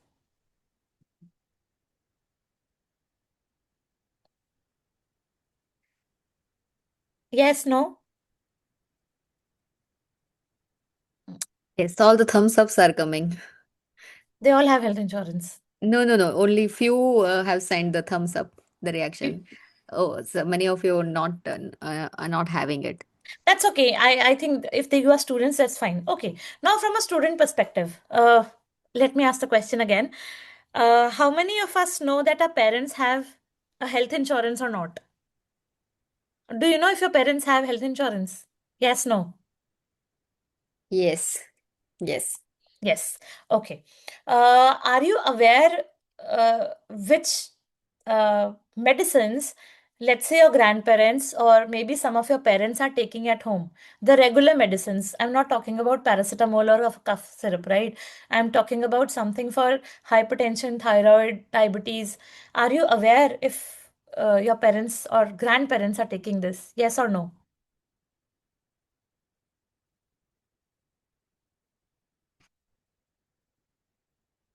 Yes, yes. Yes. Okay. Do you know what is the medicine? What is the salt in it? If not, okay, go home today, open the medicine box, and see what if it's a branded drug, of course, what is the salt inside it? Okay, go and see. It starts from here, right? You should know what kind of medicines are being taken in your house, what kind of healthcare support your household has. Okay, if I talk about myself, yes, I have health insurance, and many of the diseases are not covered in, let's say, health insurance. So, for the safety sake, I have taken one coverage for cancer, against cancer as well. Okay, so this depends to person to person. Some of us take term insurance, some of us invest in the LICs, the normal, the annual ones. Okay, but please have this knowledge what kind of health insurance, health policies, or medicines are taken in your households. Because as they say, charity begins at home. So whatever is taken in the home should be known. Right? Okay, now let's have patient at the center. Okay, right. Aging population. Okay, now digital transformation is happening. Your data, instead of being recorded on pen and paper, is recorded into electronic health records, electronic medical records, and shown into a cloud. Okay, I was seeing a series on Geo Hotstar, Pritam and Pedro. I think I'm taking the name correctly. It's a very nice one. A crime branch officer gets transferred to a cyber cell, and somebody comes and says data has been stolen from the cloud. Okay, so he again, not that tech savvy, he thinks cloud as an actual cloud. Okay. So jokes apart, but yes, this is the new technology. Everything is stored on cloud. Okay. Internet of medical technology, Internet of Things, reshaping career and delivery models. As we say, genomics has enabled tailored model, individualized treatments are being given. Right. Real world evidence. The evidence that is collected beyond clinical trials forms a part of real world evidence. Value based care, we have already studied in the previous slide. So, because of all these factors that we see on the left side, aging population, chronic disease, the lifestyle has changed, the longevity has increased, which has led to the evolution of new career options for us. Okay. Okay. Okay, let's see the difference between traditional healthcare and future healthcare. When everything evolves, okay, the healthcare and how do you map this data and how do you take this data also matters. Okay, there's a lot of buzz up these days about real world evidence, real world data. Yes, the data is from electronic medical records, electronic health records, claims data, individual hospital data. Okay, it sounds simpler than done. Very simple reason, these data sets don't talk to each other. Okay, if somebody tells me, Richa, I want data from 100 hospitals, can you get it? Yes, I can get it. I can commit. But the data from different hospitals, it doesn't talk to each other because their record keeping is different. The way they are kept is different. So there's a new way which is called a new terminology called federated data network. What is the meaning of that? Converting unstructured data into a structured data. Do we know about NVIDIA, Hewlett and Packard, Microsoft, Google? I hope we all have heard about them. I take it as a yes. Okay, because everyone knows about them. Okay, companies like them are investing heavily into data, right? Converting the unstructured into the structured data so that patients, caregivers, everyone can have the maximum benefit out of it. Fine. Okay. So let's say, the traditional healthcare was very much hospital based. Now it's a centralized ecosystem, which means there's a central record keeping. If a patient shifts hospital or changes a state, data travels along with it. Okay. Right. So I was talking to a pharmaceutical company in our neighboring country called Sri Lanka. Okay, so they said that whenever a natural calamity happens in Sri Lanka, patient or no, people run away. Let's say flood happens, for example, God forbid. So people move away with two things. Okay, they leave everything behind, but generally they are sure to carry these two things. Do you know what are they? Educational documents and the claims, right? Because it's heavily subsidized. Okay, and of course it's being converted into digital, but yes, it's heavily subsidized there. Okay, now we are have also evolving from drug focused to clinical trials, from being patient centered and digital therapeutics indicated. We value data from social media, we value data from wearables, right? Manual evidence synthesis, physician decides alone, we take decisions assisted by AI. Collaborative care teams are there, collaborative hospitals are there. Do I use AI in my work? Yes. But I'm also a big fan of HITL. What is that? Human in the loop. Okay, we are dealing with human lives, right? So everything needs to be QC'd. Right. Okay, so let's look quickly at the modern healthcare innovation ecosystem. It is driven by multiple stakeholders. Multiple people take that decision. Let's look at it how. Who is a stakeholder? Person has a say in the decision, becomes the stakeholder. Right? Okay. For the patient, initially, if he's taking a drug, it comes from the research. Right. Then pharma and biotech help in development and commercialization. Regulators, they approve for safety, efficacy. HTA bodies, health technology assessment bodies and payers, they generally approve for the cost or the value for money and the quality of life. Healthcare providers, hospitals, they help in the delivery of outcomes, and then digital health and technology and additional data set, of course, cannot be ignored. Okay. Now, quickly, let's see the emerging domains driving healthcare innovation. Let's do one by one. Healthcare policy and research. Whenever a drug need to be subsidized by a government, let's say Ayushman Bharat or PMJY wishes to subsidize, it comes in the form of a policy or a guideline. Health economics, where we not only look at the efficacy and safety, but also the cost and the quality of life. That is what is also measured in the health economics and outcomes research. Market access means the market entry of the drug. Rules and regulations vary for the different countries. And when you do market access, whom do you submit to? Health technology assessments, which in turn convince the regulatory bodies to have a price cap of the drug so that it can be reimbursed.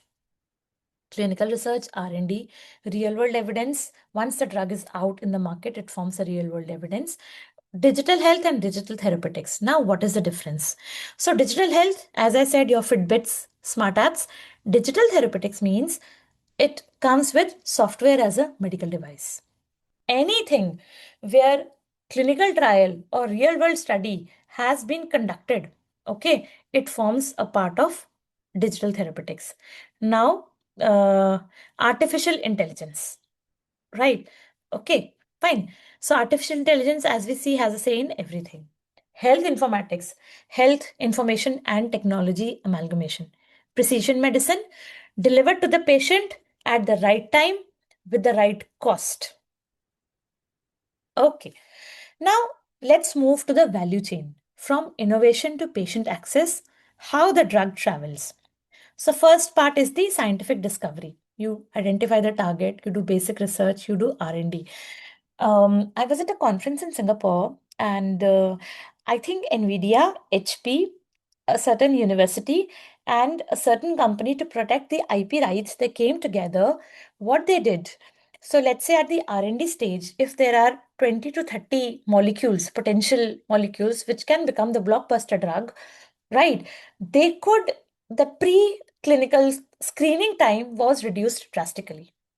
This is how AI is working these days.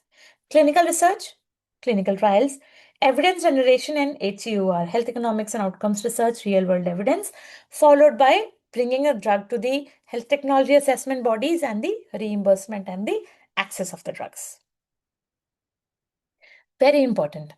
Digital therapeutics, software as a medicine. Digital therapeutics, it's a new class of evidence-based therapeutic invention delivered through high quality software. Do you think digital therapeutics, where software is used as a medical device, if anyone is aware, do you think they fall under the category of medical devices? There's a separate approval for medical devices, right? So the answer is yes, they fall under the category. Generally, they form in the category of class 2 medical devices. Okay, some of the examples, and I'll read it out because that's how it is, right? Sleepio, AI-powered cognitive behavioral therapy for insomnia, validated in NHS trials that are in UK. Omada Health, digital chronic disease prevention platform addressing diabetes and hypertension.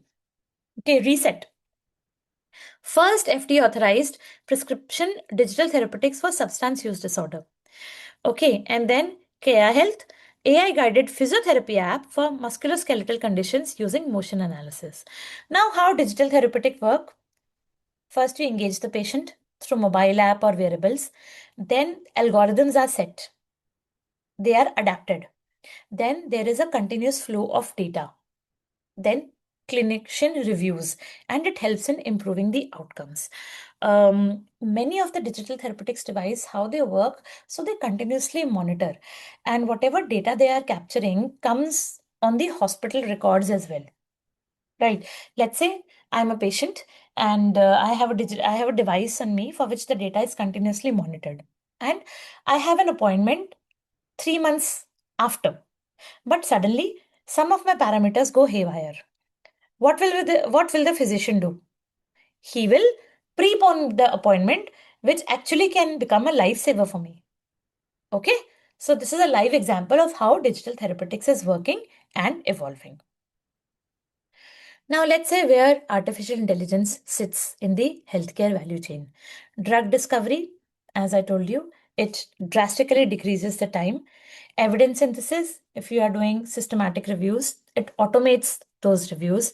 HUR and HTA helps in predictive modeling, cost effectiveness simulation, and decisions like AI diagnostics, have the prescription prescribing patterns, risk stratification, it helps in those. So AI is a layer that cuts horizontally across across the entire cycle of drug development. Okay? Okay. Let's come to real world evidence. What is this terminology? How it bridges clinical research and clinical practice. What is the evidence of real world evidence? The data that is collected outside the clinical trial or the data that is collected in real world is called as real world evidence. Okay, right? Fine.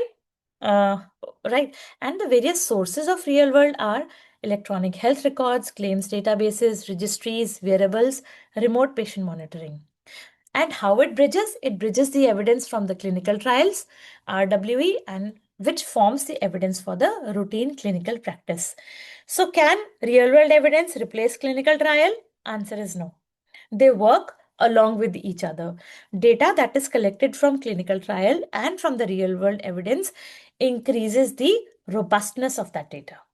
Okay? Now, the next wave of healthcare innovation. Let's quickly look at these careers. Generative AI agents. How many of us use large language models? And which large language model you use? Please tell me the name.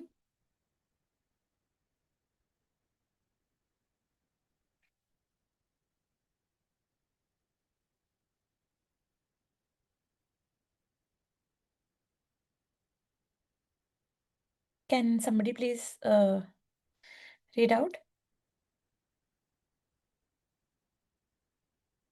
Ma'am, there's just one response saying cloud. Yes, there is one response. So what is a large language model? Can anyone give me the examples of large language model?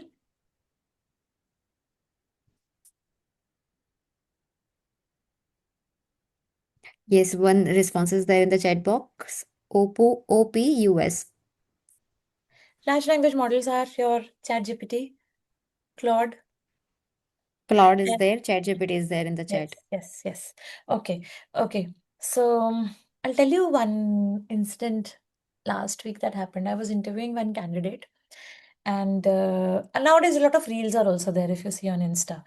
Okay, so I was interviewing the candidate, and the candidate had opened any large language model on the laptop screen or the phone screen, which the candidate had stuck on the laptop. I don't know, but whatever question I was asking, immediately through my voice, the prompts were given to the LLM, and the candidate was reading out the answers.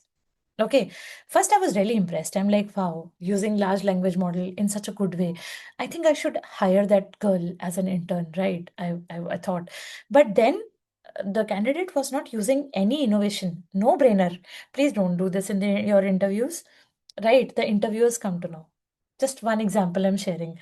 Use the ChatGPT and large language models to the best of ability. They really, really reduce your work if used in the right way. Okay. Digital twin. What is this? It's a virtual clone of yours. Okay. What it does. So it mimics you, right? So let's say if any drug in oncology or hepatology needs to be checked, can be done through digital twins. Genomics, precision medicine. Uh, I know of a patient, she has CDKL 5 gene deficiency. Okay. There is no certain and she's a 5-year-old girl and she gets convulsions and she cannot walk and she cannot speak till now. So there are a lot of speech and physiotherapies going on for the child, right? Okay. but there is no as such direct medicine for the gene to to to correct the gene mutation available.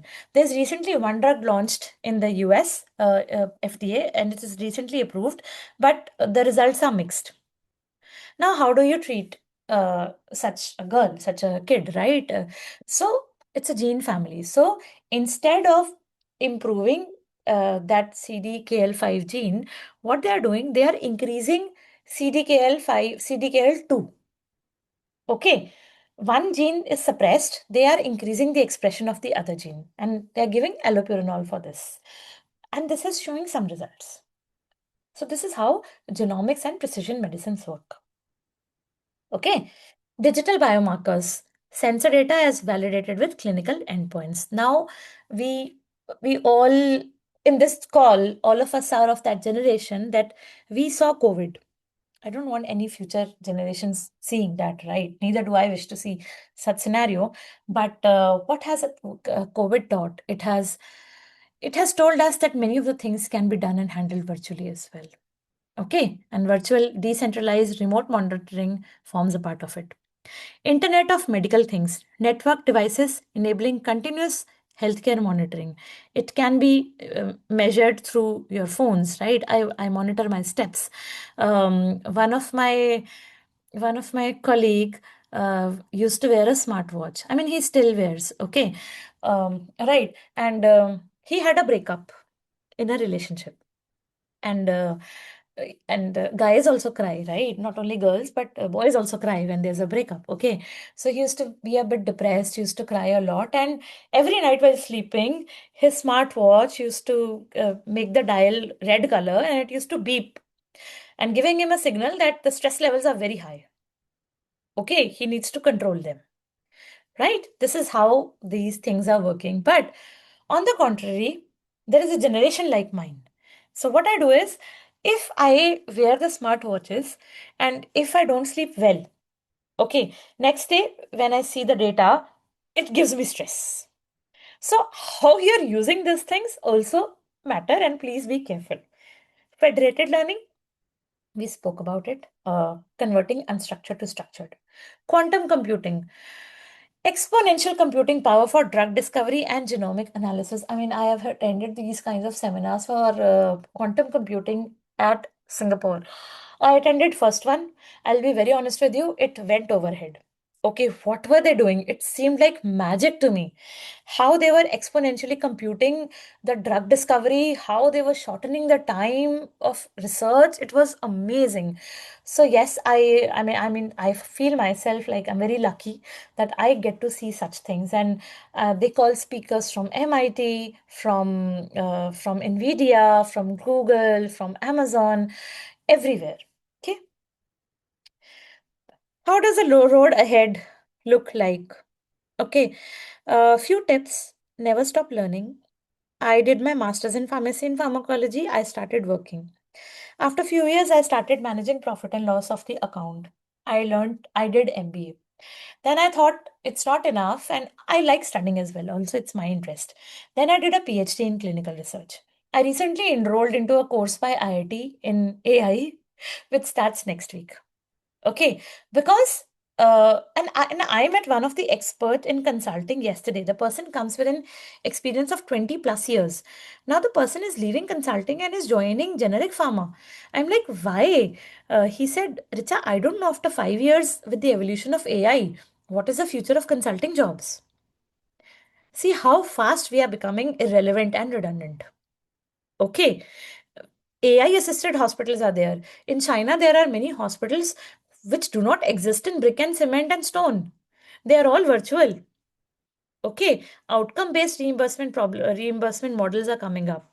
Then in 2030, we might be looking at continuous patient monitoring, periodic checkups, and in 2035, digital twins, preventive healthcare plans. These are some things that we are looking at.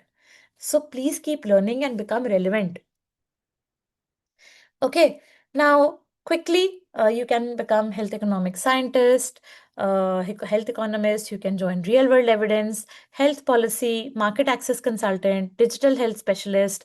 Of course, and along with this, you need to evolve analytics, medical writing, these skills as well. Okay. Okay. What shall we learn? So, if you ask me, I have to do a course, Richa. What should I learn? Learn Python. If it interests you. Do not follow the herd mentality my friend is doing, but if you really want to learn something, I recommend at least basic Python. Okay. When we interview candidates these days, right? Fresher doesn't mean a fresher. We hire a portfolio, as we were saying. We would have been discussing. Okay. We need to see how many internships you have done, how many research papers you have written. Right? So keep on learning, contributing. Whenever your guide or teacher says you have to write a research paper, I also used to sulk. I used to make faces, why? But then they actually helped me a lot in getting my jobs. Okay? Future belongs to healthcare innovator, generate evidence, become the innovators, improve outcome, and collaborate globally. Right. I have a question, and this is how we evolve generally: visibility, validation, and victory. How many of us, uh, I know majority of us, it's a mixed crowd. Some are working professionals, some are students. So let me leave an open-ended question. How many of us are in job or want to do job?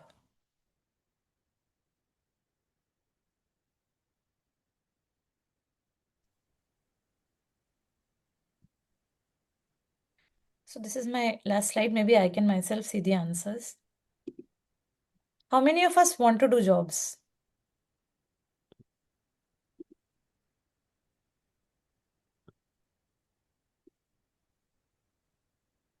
How many of us want to be entrepreneurs?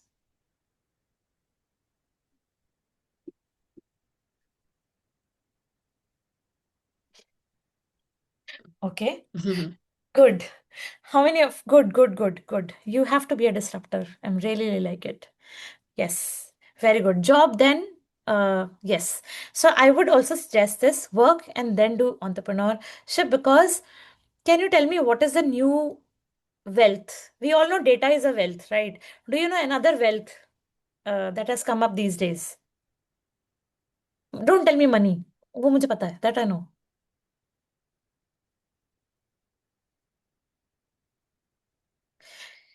Yes, Ajay, experience and knowledge, definitely. But one more thing, network. Okay, network. Yes, yes. That's the new wealth. Okay, yeah. With this, I end my presentation. Dr. Neha, please Yes. take it ahead. We have with us Dr. Shweta Vaidya. Yeah, can you Yes. hear me now? Yes, you are completely audible. Okay. Okay, that's great. So actually, there was some problem with the mic, so I have logged in from the cell phone and the PC right now. So before Completely okay. starting this session, I wanted to tell the same thing what we heard now by Dr. Richa.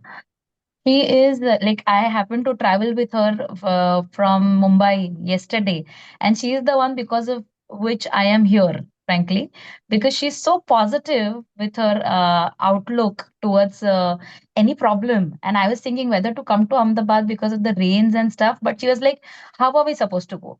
She didn't focus on the problem, but she actually focused on the solution. Let's Yes, do definitely. take a flight, let's go by train, do something, otherwise go by road. And I think she has justified her session totally. So innovations is something I think she stands for it, and she has justified the entire session through it. One example I wanted to give for digital transformation is during COVID, a lot of people were suffering because of the issue, and I happened to launch Remdesivir during that time, and only a couple of companies had a Remdesivir.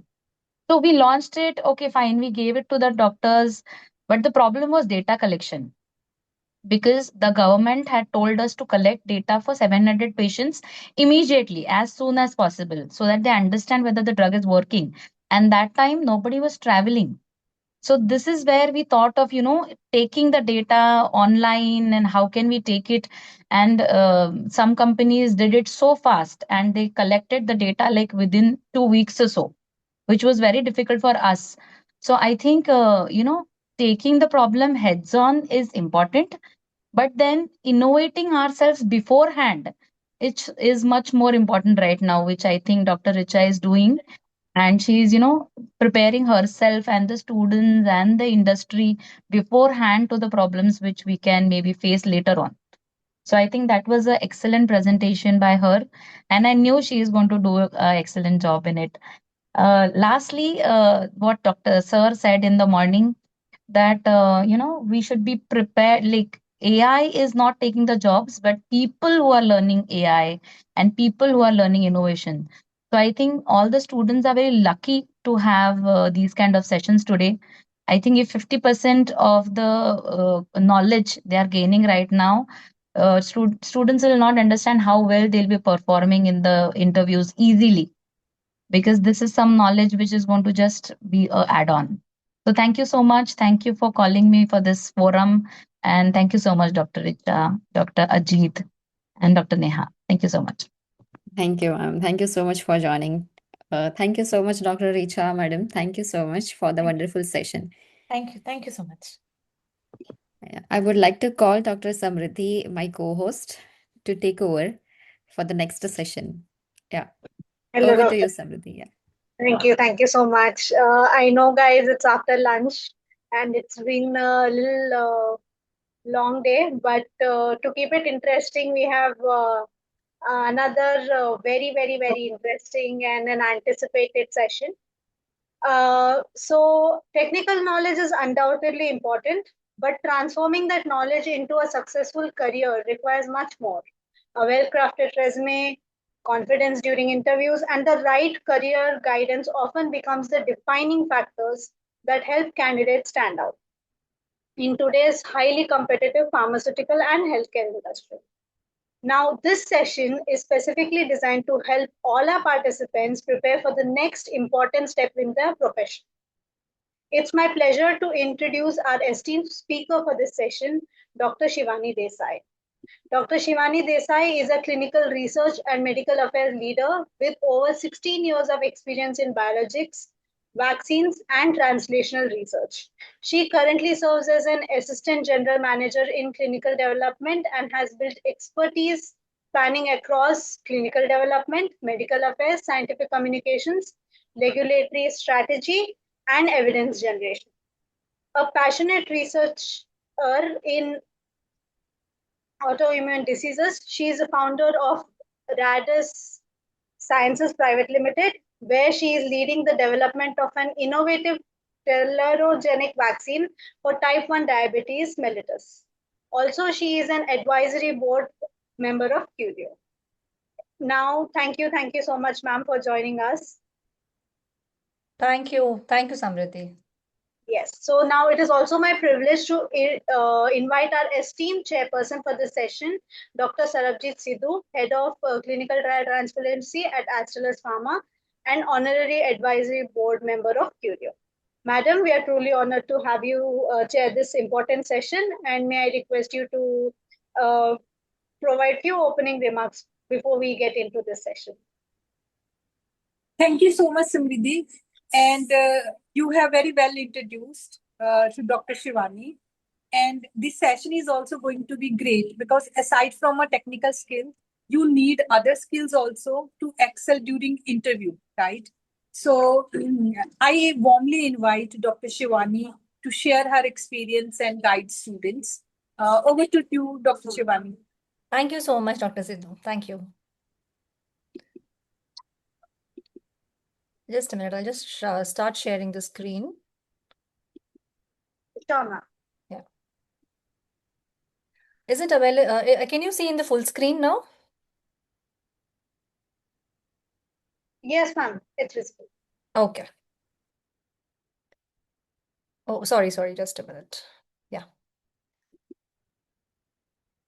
It is full screen, right? Yes, ma'am. Okay. All right. So, see, this topic is actually very wide, but we'll try to finish it on time. Uh, But even after the session, even in the Q&A also, if we are not able to answer all the questions, I'll be happy to connect with you through my email or through the LinkedIn also. But as much as possible, I'll try to cover it in this session itself. So I'll be talking more on the interview preparation part and how the resumes are evaluated during the interview, even before getting the interview calls also, how the resumes are evaluated nowadays, that we have to see.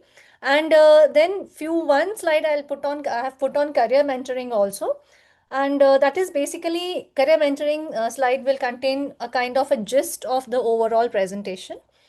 All right. So now coming to Okay. Yeah, coming to starting the presentation now. First of all, why preparation matters. See, nowadays it is not like you are doing your UG, PG, PhD and then immediately getting a job offer, because there is a lot of competition around, even in India, even at global level. So you really need to have that preparation along with your technical preparations, along with the exam results. You also need to prepare about the career and applying for the positions, right? Because like many speakers have talked like really good opportunities in different sectors where you can apply. Now it is not related to manufacturing or clinical trials only, or just QA/QC. There are a lot of fields, like just the Dr. Richa who spoke just before me. She had come up with a lot of good opportunities where you can apply for. So all these things are really important. You have a lot of options, but at the same time, we have a lot of candidates also. So it is really important that how your resume stands out. If 100 resumes are coming to me, for example, if 100 resumes are coming to me, I don't think I'll be able to see all 100 resumes in one go, right? So there are two options. One, I'll put it up on AI now. Resume will be screened through AIs and AI applications. And second is, I'll just read the summary of what the resumes are. So in both the cases, your resume should be really apt. Okay, so we'll talk about that more in today's session. So, like recruiters, what doesn't have time, like, because so many resumes are coming, so they will spend only 6 to 10 seconds, and this is a fact, okay? 6 to 10 seconds in reviewing a resume. You have made like, I made that mistake for when I started applying for jobs. I had like around 7 pages of resumes because I put in all the details, but that is not a correct way. Only one, maximum 2 page resume should be there. Okay. The competition across all the industries and within the industries also across all the departments or all the functions is really high. So only your technical knowledge will not be enough. You need to have really a standout resume. You really have to present your resume first and present yourself in the interviews in front of them. For this, professional communication is really important. Okay, whether it is written communication or it is one-on-one communication when you go for the face-to-face interview. So your resume should be created in such a way that you are applying for, if you are applying for a job, like, when you are a fresher, I think a lot of people will have, may not be having clarity like in which field they want to apply. For example, if I am applying in the field of clinical operations and also at the same time I want to apply for PV, pharmacovigilance. No doubt, both of them, clinical operations and pharmacovigilance, comes under clinical research, but still, you will need a different kind of a resume which you're making. Okay, if you're going to make it for PV, it should be more safety reports related. If you're making for clinical ops, then you have to make it more trial based, like phase 1, 2, 3 also. So you have to be very, you cannot use one resume for all the specific roles you're applying for. It should be really role specific, because when you run it through AI, they will pick up the apt words from them. If you're applying for PV and that PV word is not there, your resume you must be a topper of the university, but still your resume may not be recognized, so you won't be called for the interview. Okay, so that is the first step. Now next is how to build a role specific resume. I just talked about you need to have a good resume, right? So how to make that role specific resume? You have to match the job description keywords. Okay, in whatever job you are applying for, they will always post the job opening with the job description, like what will be you doing as if you join that position. So that is basically the expectation of the company from an individual, from the candidate, right? That these jobs are required to be done by the person. Okay. So you will have it beforehand. You have to modify your resume and put those keywords. For example, you are applying to Cipla and you are also applying to Pfizer. Just for an example, both the companies have an opening for example, medical license. Just giving an example, okay? So both the roles are medical license, but Cipla may have different requirements and Pfizer may have different requirements. So you have to carefully pick up the words from their job description and put into your resume for different companies, right? So different resumes for different roles and different resumes for different companies. This is very important. See, there are a lot of things on this slide, but I'll be talking which is really important. This point you have to remember. Okay, otherwise it will get unnoticed. Then this kind of resume is called ATS friendly. Okay, so ATS friendly term means these are the terms which the person or which the company will be looking for into your job description, right? Into your profile, which are related to the job description. So your summary should have the same words as the job description provided in their advertisements, right? Along with that, you also have to highlight the projects and experience relevant to the role. In college, we do many projects, right? And when you are a student, you will do many projects. For example, you are applying for the role of clinical clinical research associate. There you have, in college, you must have done work based on the clinical trials also, or the preclinical trials. Along with that, you would have also done many projects on QC, quality control, for example, in your QC labs or QA labs, HPLC, or all these IR instruments you must have used. But if you're applying for a position of CRA, those wet lab experiments will not be considered. Okay, even though you are an expert in that in HPLC, which even I can't handle properly at this stage because that is not my expertise. But even if you are expert in HPLC, your resume will not be seen by them if you highlight too much about that. I'm not saying not to write about it. Write in one line. That's it. That is enough. More you focus on the clinical and preclinical projects if you are applying for a position of a CRA, right? That is clinical research associate. So you have to highlight the projects which are relevant to the role, not everything what you have done. Because if you're highlighting 10 things, they will not see one also. So you highlight one, other things you can just put it as a pass by. Okay. Next is identifying the relevant skills and achievements. So this is like, you have earned like 15 awards in your entire career, for example. Again, that also, even the achievements also, you have to post in a way that it is relevant to the field. Others, you can just write in a passing way. Now, we always talk about soft skills, soft skills, right? Everywhere we use this word soft skills. So there are two types of skills on a broader perspective, on a broader umbrella. One is hard skill, soft skills. So hard skills are the skills which you learn on the technical level, like technical expertise. What is your technical expertise? In technical expertise means how nicely you can handle the experiments, or how nicely you can handle the clinical trials reports, right? Or if you're handling any software, is there any good software, is there any good skill which you have for handling the software, or writing some research methodologies, right? In terms of for the PharmD students, it is more about the clinical knowledge which you gain from your experience when you are a student. Data analysis, lot of things. I'll just put on some few things here. So these are the technical expertise. But along with the technical expertise, the industry also need such people who can run parallel soft skills as well, like how you will be as a teammate. If you are a very good person technically, but if you can't work in team, because in the entry level you are required to work in teams, right? So if you can't work in the team with your peers, or if you can't handle the pressure from your seniors, then in that case your skills, your hard skills are not enough for the companies, because a lot of people have a lot of good marks, they have a lot of technical skills, but your ability to maintain your soft skills will be making you a standout person, right? Good communication should be there. Whatever you know, you should be able to communicate to the interviewer. Even there are many situations where in the interview you may not know few questions what they ask. It is okay. That also you should be able to handle. Many times the students get nervous. They get nervous when they don't know anything or when they are not able to answer one specific question. It's okay. They are not going to judge you only from if you are going to give right answers or not.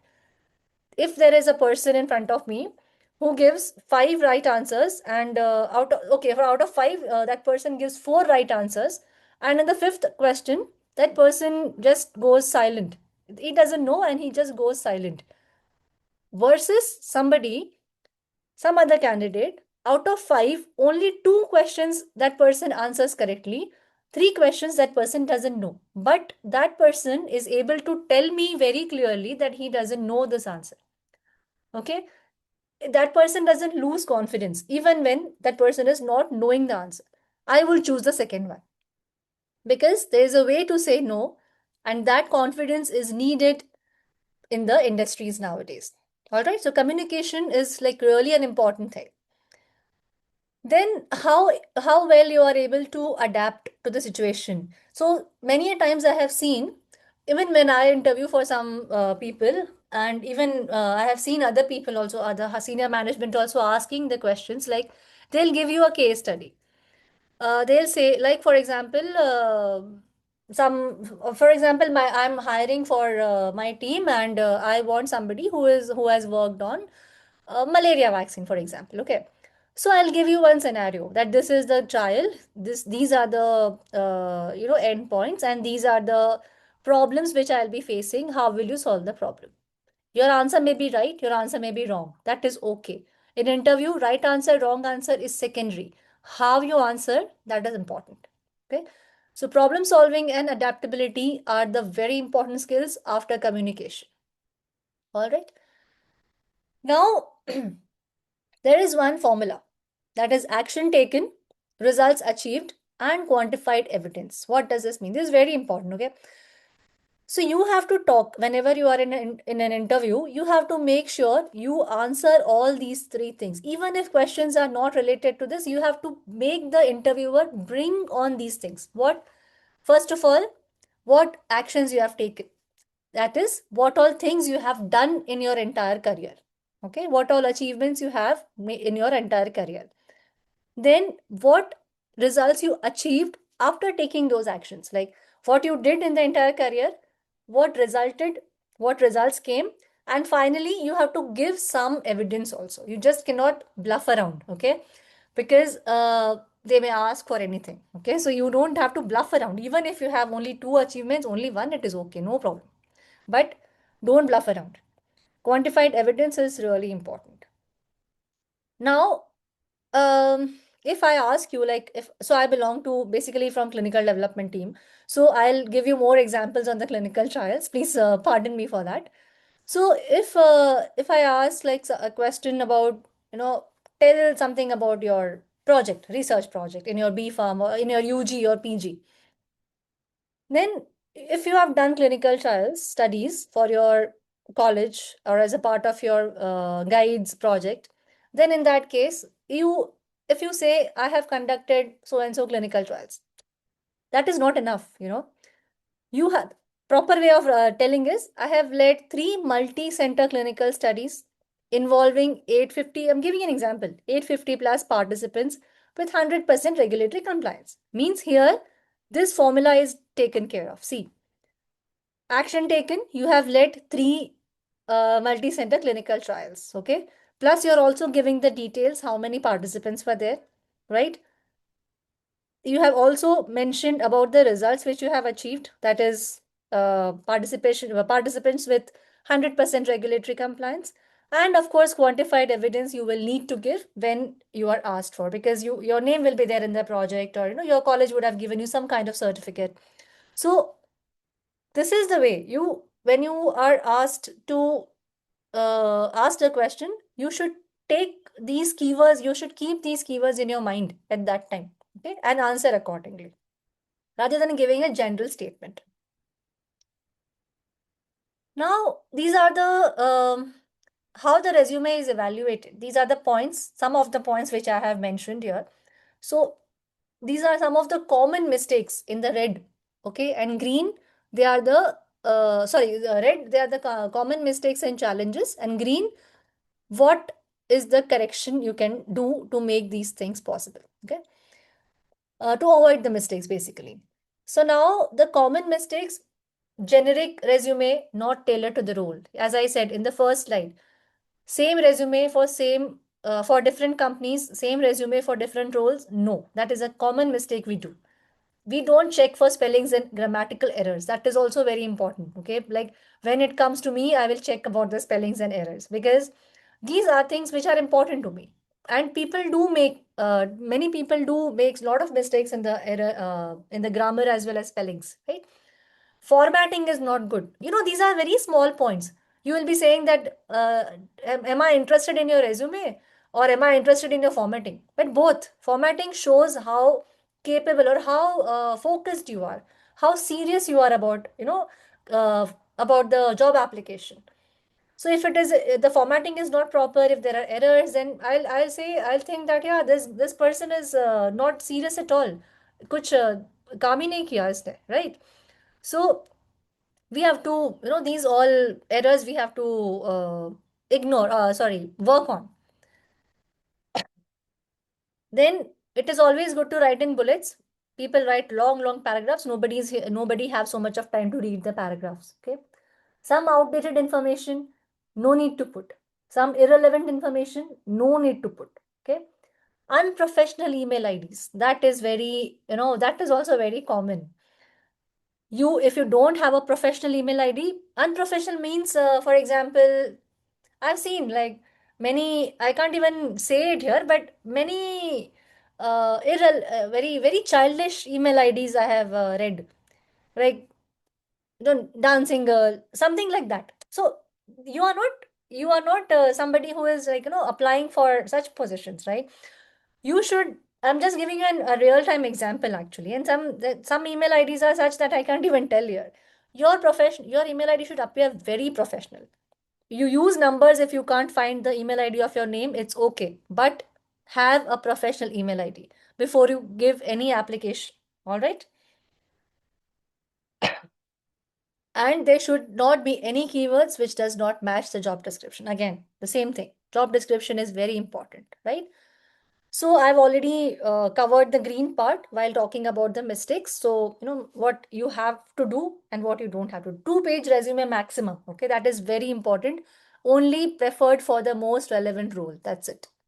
No tables, no pictures, no header footers. This is your resume. This is not your report, project report. You don't have to put any tables or anything here, right? And yeah, one important thing, reverse chronological order means if you are an MPharm student, then first mention about your MPharm, then mention about your BPharm, then mention about your 12th class, HSC, and then SSC, not the other way around. Reverse chronology, okay? Most recent, write it first. All right? Okay.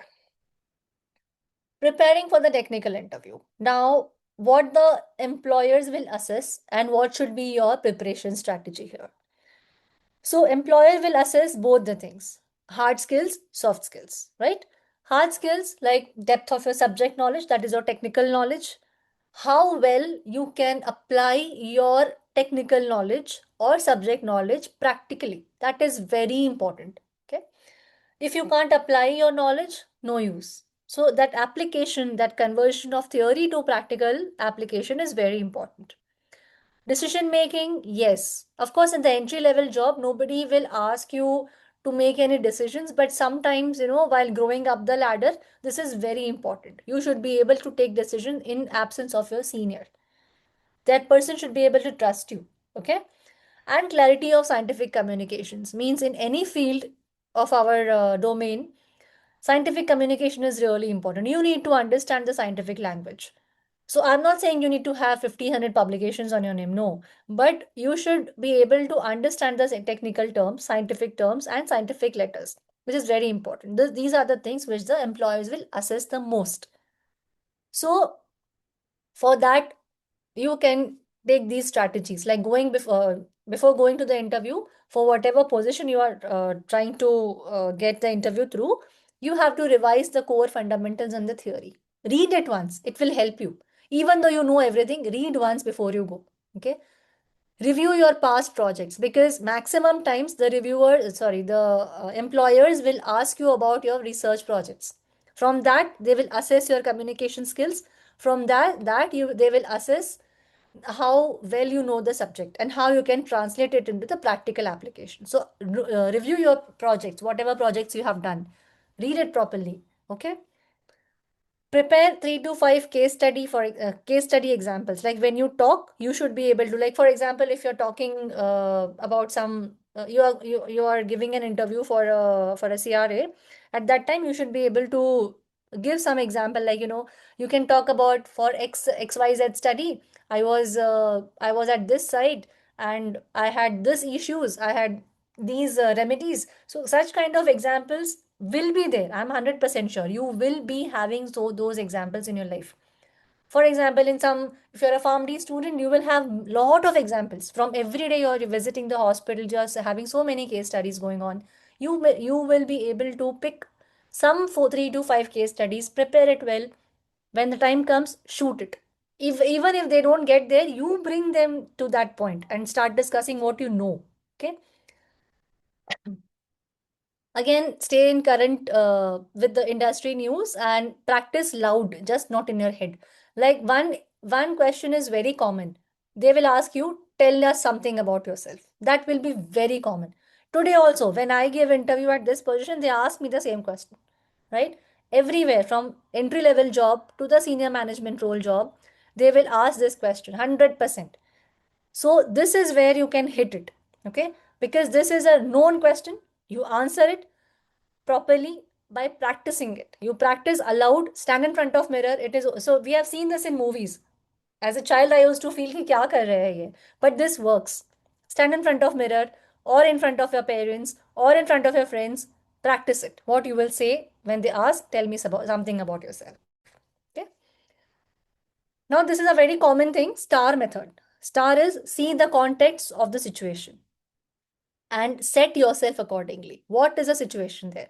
If you feel they are not coming to the questions which you know better, you bring in that discussion, you bring those topics in the discussion, they will come there. Set the context. Okay.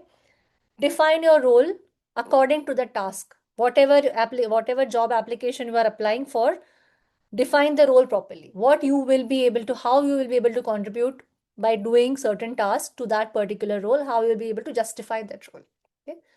Describe whatever you did, like that is action.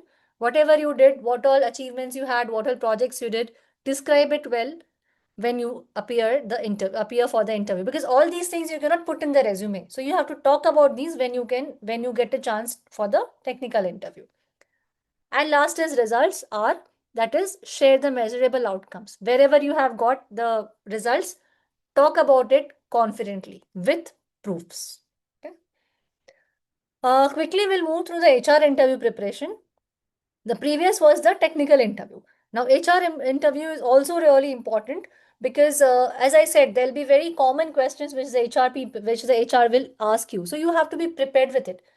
Tell me about yourself. Again, keep it 90 seconds, short and sweet. No need to go like so much detail, but on those 90 seconds, that is 1.5 minutes, you have to talk about your present, past, and future. Past means what are your achievements? Present, what are you looking for from this job? And future, how you want to see yourself in the next 5 years, 10 years timeline. Okay, that you decide. 90 seconds. Now you have a lot of AI tools to help you with this. So I'm not saying you just say whatever the AI is telling you to do, but you can take the help, apply it, and prepare yourself properly. This I am again emphasizing because this is 100% sure short question which HR will ask, which technical interviewer will ask. Okay. Then they will again ask about strength and weaknesses. Be authentic. No need of hiding anything. If you have any weakness, say it. Okay. But also give a mitigation plan. Mitigation plan means how we will overcome that weakness. That also you have to say. Then one more question is very important. Why should we hire you? All these are very common questions. Okay, I have in my entire career of 16 years, I have changed like many jobs, but in that, all these questions were really very common to me. So why you want to hire? Why should we hire you? When they ask you this, you have to link your skills to the job description. You have to be honest. I'm not saying to lie. Okay, don't lie. But you pick up the words from that job description and try to link your skills with the keywords of the job description. That will make you stand out. I mean, stand unique. Okay. Biggest challenge, again, you can use the star. I won't go into detail. We just discussed in the last slide. Why do you want to join us? Yes, this is also a question. You do some research about the company before you go to the interview and show that I'm not saying go and praise that company so much. No buttering. No, you have to be very straightforward. No buttering required. Your CV, your resume should talk. Okay. So, but you do some research about the company. If that company is more into cardiovascular products, then maybe you can say, I'm interested in cardiovascular products, something like that. And one very important question, where you want to see yourself in 5 years. So that it should not be like, I want to earn so much. See, we all want to earn. Either it is you, either it is me. I think 80% of the population do job for earning, right? That is there. But then you have to give a smarter answer. You can say, I want to grow with the company. Grow with the company means you want more money after 5 years. That is very understood. But you don't have to say it in very words. All right? Show your ambition. Show your technical ambition. Show your professional ambition. Along, so money will follow. So that they also understand. But you should show your professional ambition. Okay, which heights you want to reach. Now, these are the frequently asked interview questions and frameworks. Again, same thing we have just spoken. I'll not repeat, but tell me about yourself. That is very important. Present, past, future, 60, 90 seconds. Okay, nothing more than no 1 second more than 90 seconds. Difficult situation, give them a star method. Again, we have discussed what is star method and why are you leaving your current job. Yeah, if you are, I think here all everybody is student only, but I think for the next if you take up some job and when you go to the next job after 5 years 6 years, whenever you change the job, never criticize your previous company. Okay, not in interviews. No, don't criticize. You can say you want to focus on growth and opportunity. You want to grow higher in the ladder. All these, you want to grow higher technically, professionally. All these reasons you can give. Never criticize your current your ex company. Again, for you this is like long shot, but remember this. Next is professional communication and interview etiquette. So what you have to do before the interview, during the interview, and after the interview. Okay, we'll spend just 2 minutes on the slides. Next 2-3 slides are like, we'll finish it up quite early. But this is really important. If you want, you can, I can share the slides also with you guys later. So before the interview, you have to do some research about the company. What are the products they are working on? How is the company culture? All these things we get online. Okay, now everything is possible to get online. The company websites are very detailed now. You do the research about the company. Dress professionally, because how you dress is really important. Dress professionally. I'm not saying you have to buy expensive clothes, no, but wear fitting clothes, like good. It should not be like very loose or very tight. It should be looking professional. If it is Indian professional, fine. Western professional, fine, but make it professional. If you are giving a virtual interview, test your technology before. I have faced this issue, so I'm telling you, okay? Test the technology before. Test your Zoom, test your Teams, wherever you're going to get the meeting, okay? Arrive 15 to 20 minutes early for the interview, for the in-person interview. If it is an online interview, log in before the host will come. Okay, log in. They wait in the waiting room. They will take you in. Fine. You should be there when the host start the meeting, right? And prepare 5 thoughtful questions to ask them, because they will ask you at the end of the interview, do you have any questions for us? That time, shoot your questions. They should be intelligent questions, not like what are the working hours, or never ask this. It shows that you are not willing to work. Don't ask this. Eventually you will find out. Okay, but how many days, how many hours? No, you don't have to ask such questions. Ask some thoughtful questions about the company, like any new products you're going to get into. All these technical, intelligent questions you can ask. During the interview, again, smile, not laugh. Smile, sit with your back straight, maintain eye contact. That is very important. Eye contact maintenance will show the confidence that you have confidence in yourself. Even if you don't know the answer, still look into the eyes and talk. Okay. Listen actively before answering. Don't be in a hurry to answer. Let them, even if you know, right? Sometimes we do this. Even in my initial days of my career, I also used to do this. Before listening, I was in a hurry to give the answer. Don't do this. Listen actively. Let them stop. Pause for 2 seconds, then answer it. Okay. Speak very clearly and at measured pace. Measured pace means don't go at a very high pitch, don't go at a very low pitch, normal. Okay. And when you are emphasizing something, you have to, emphasize it, like how I said, emphasize, right? So, all these things you have to take care. Avoid interrupting the interviewer, very important. And link every answer back to your experience. If you have any experience, like just now I said, right? I have faced this thing before. So if you have any such experience, you can tell them during your answer. And after the interview, send a thank you email in next 24 hours. Thank you email to the HR or whosoever was there in the meeting. And then you can also follow up professionally if they don't respond for a week, but wait for a week. Okay, don't do it immediately. Wait for a week, then you can follow up. You can do like practice the mock interviews. Lot of colleges are doing the mock interviews. Even Climate is doing this. So you can practice lot of mock interviews. Read the industry news, that is very important. Record yourself and try to, say something like for those questions, those key questions I told you, right? You prepare for it, record yourself on phone, and then you see, are you able to, say it properly or no? That is one practice which you can do. Positive body language, practice introductions, same thing, right? So overall, your resume review is like a very critical point. ATS optimization, that is linking your summary, linking your resume to the keywords of the job description.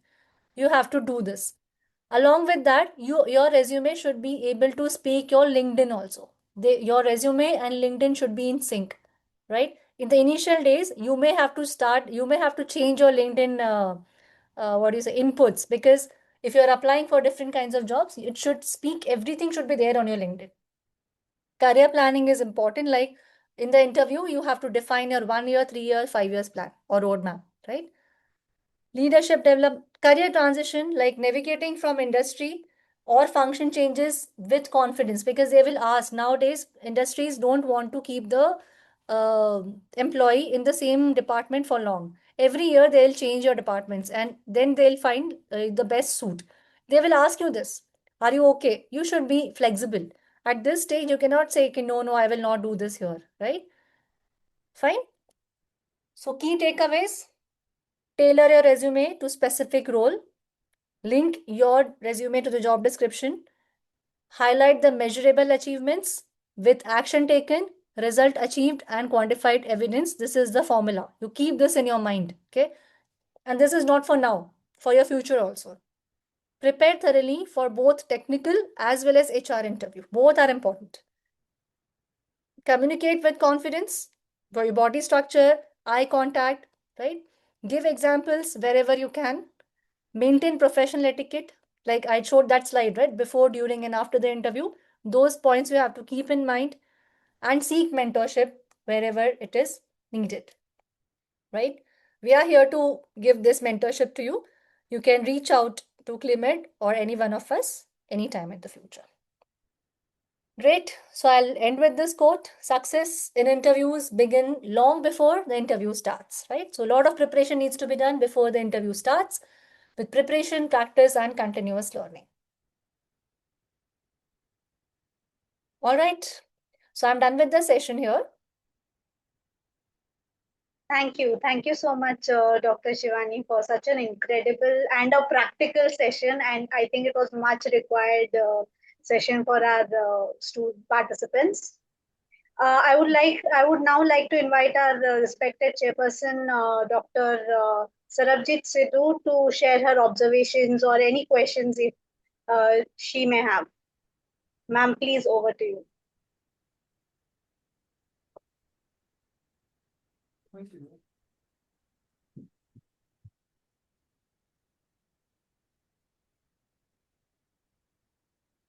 Hi, Dr. Samriddhi. Thank you so much. And I would like to say thanks to Dr. Shivani because this is altogether different session and much needed, As much as technical skills are needed, we also need the skills those are required us to be successful during interview. Because what we have seen is most of people, they are very good in their technical skills, but they don't prepare themselves for interview. So this session is going to be very, very helpful. So I hope you all have got the great value from this session. I would like to extend my thanks to Dr. Shivani for sharing her wonderful knowledge and experience. Thank you, everyone. Back to you, Samriti. Thank you. Thank you so much, ma'am. So I hope you've all been enjoying the insightful sessions throughout today's bootcamp. We now move on to another highly anticipated segment, an interactive panel discussion on career readiness, placement preparation, and building an industry profile. While technical knowledge is the foundation of a successful career, employers today also look for professionalism, communication skills, industry awareness, networking, and the ability to present oneself confidently. This session is designed to help our participants understand exactly what recruiters and industry leaders expect from our aspiring professionals. So we do have a panel, but let me first introduce the lead faculty for this panel discussion, Dr. Shweta Vaidya. Dr. Shweta Vaidya is a highly experienced pharma professional with over 16 years of expertise in medical marketing and medical services. She holds a PhD and has worked in leading organizations like Hetero Healthcare, USV, Cipla, and Bliss GVS Pharma. And currently, she is working in Mega Life Sciences.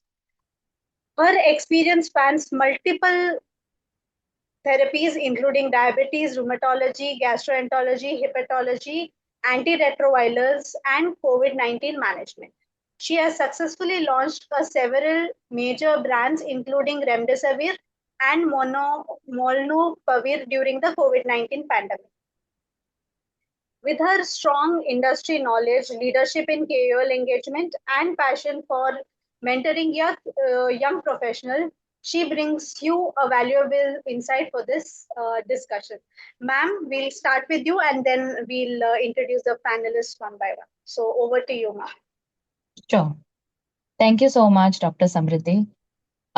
So I think so we can, I think, stop the slide sharing. Dr. Shivani.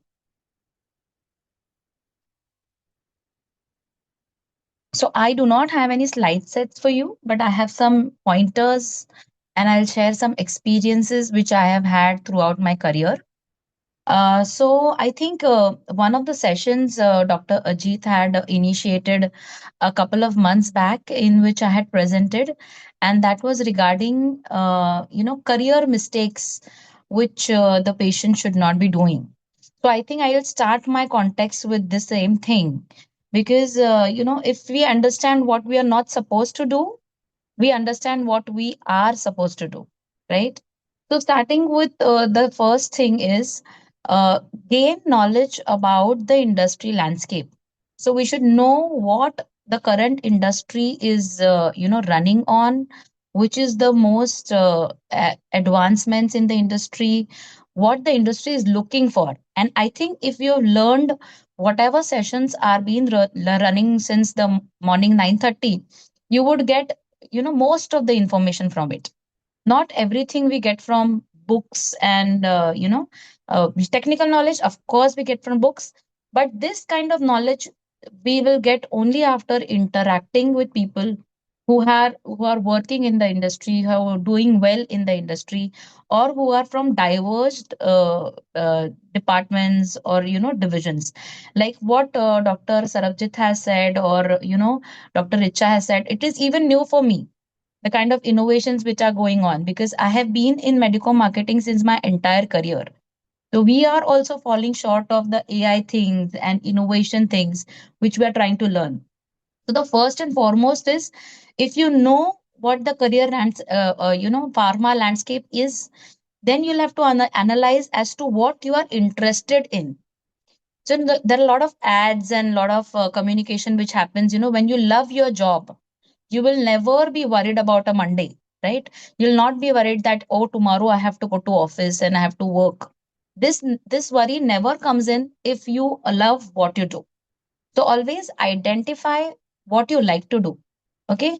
Are you very good in communications? Are you very good in interactions?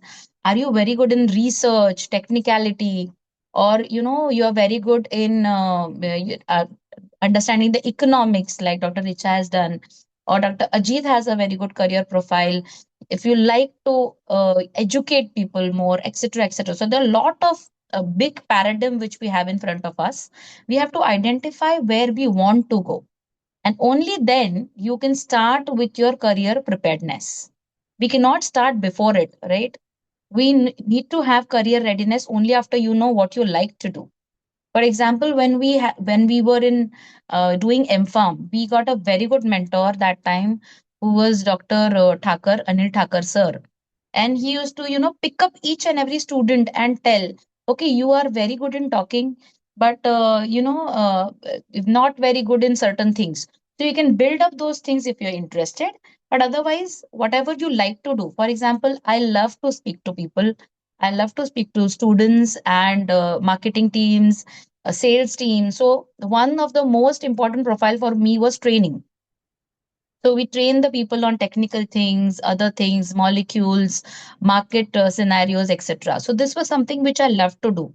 There was one of my friends who was very good in technical knowledge, but whenever she started speaking, she used to have really difficult voice to speak up for. And right now, she is doing a very excellent career in research and development. Of course, you need to prepare on the presentation skills and etc., which Dr. Shivani mentioned. But then her core interest is in, quietly learning the things and working on the research and, formulating all these things. So likeness of what you want to do is the most important thing to start with your career. Once you choose up something to do and you start doing it, yeah, there can be hurdles, no doubt, because learning beforehand, before doing a job and actually going into the job, is again a very different thing. So today's presentations, if you have heard, you will think, okay, this is nothing related to what I'm learning right now.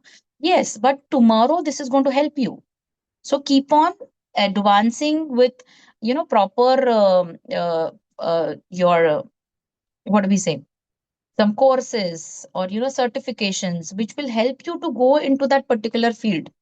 Like recently, one of my relatives had like friend's friend had come to me saying, what do I do? Like, I'm completing my B Farm. What do I do next? Okay. So right now, the most easiest thing people will say is do M Farm. But there are certain options which you can start, maybe have a experience of it, and then go to, taking your masters as to, okay, I like this the most. I can do M Farm in this and then take my career. So plus minus, it can happen that you go for certain things and things change. For example, when I did my MPharm, it was frankly, we never prepared as such beforehand. We are telling you right now to do it, but frankly, in 2010, it was very different. We used to just take in whatever opportunity we used to get at times because of the market slag, etc., etc. So I happened to join Blaze GVS to do regulatory job since I was a MPharm QA. But things happened and I started doing leave behind literatures, then your VAs, that is visual aids, that the marketing team does. And that's how I entered into medical marketing. But somewhere I felt, okay, fine, I like this. I can do this. And that's how I kept choosing my career in that path. So luckily for 16 years, I never had to go out of medical affairs. I never thought that I need to change from medical affairs. But every job role was different, which we, adapt eventually. But the first push-in is very, very important. Once you choose a career as to, okay, fine, I need to do a career in clinical research or say medical affairs, kind of a field, then your readiness to do some courses is very important. Even though you choose a career, you start a job, even after that, brushing up the knowledge again is very, very important. Like the first, after joining the job, we did a course with Dr. Ajit about writing research papers. So, gaining knowledge should never stop in your career. Choose the career which likes you like, and then go ahead with developing yourself step by step towards that career. Okay, you can develop your essential soft skills, or including communication or teamwork or leadership building. This will come eventually in the field, but at the start of the uh, career, you should know that I should be able to crack this interview, and I should be able to go in this particular career, right? That is also very, very important. For that, you need to develop those skills. So one thing I also suggest people that don't use a plain resume for each interview. Maybe you have selected two, three fields where you are interested in. Don't send the same set of resumes to each and everybody. You'll have to pitch in as to the JD. So, whatever is the job description you want to choose or you're choosing for yourself, you need to chip in your words accordingly, like what Dr. Shivani said. So, accordingly, change your concept of talking, change your communication as to what you are supposed to go for. you know that's how you can prepare for the placements. So placement preparation is going to be very important, where you'll have to change your communication. So for example, one of my friends is was trying for regulatory as well as patent research, and she was interested in both. So patent research goes in business development. So that is again a different field altogether. But then they should have people will not hire you just by saying, okay, it's like thousands of people will have the same resume. What extra you do you have? So there are lot of small courses. Dr. Ajit itself has a set of courses which can be done. Otherwise, there are a lot of small courses like IPR, or if BD is there, you can learn something about the costings, how you can deal with people, how you can get your work done from them, like that. In MA, you have to be technically strong, but then you should be able to communicate that technical knowledge. So one of the presentation which Dr. Meghna had given, even that was an excellent thing. That what is being done by us in medical affairs, redacting the data, making the points very short, and keeping it to the gist. That is very, very important, which is going to happen. So nowadays, people don't even hire you before, giving a presentation on the particular field you're choosing. So that happens a lot. So you should also have your presentation skills, how you will make PPTs, how you will communicate the PPT data to them. These all things need to be prepared much before you go for a, select a career and start with it. For that, we need to understand how exactly or what exactly the company needs from you or the field needs from you. So accordingly, you can plan as to what courses I'll be doing, what learnings I need to be prepared for, and how I'm going to communicate my technical knowledge to them. So this becomes a very important thing. And building and farm industry profile. So this is once you are, decided, okay, fine, I'm going to do this. Highlight your key important things what you have done towards the profile. So you need to highlight as to what skill sets you have, something important you have done in it. And again, as Dr. Meghna said,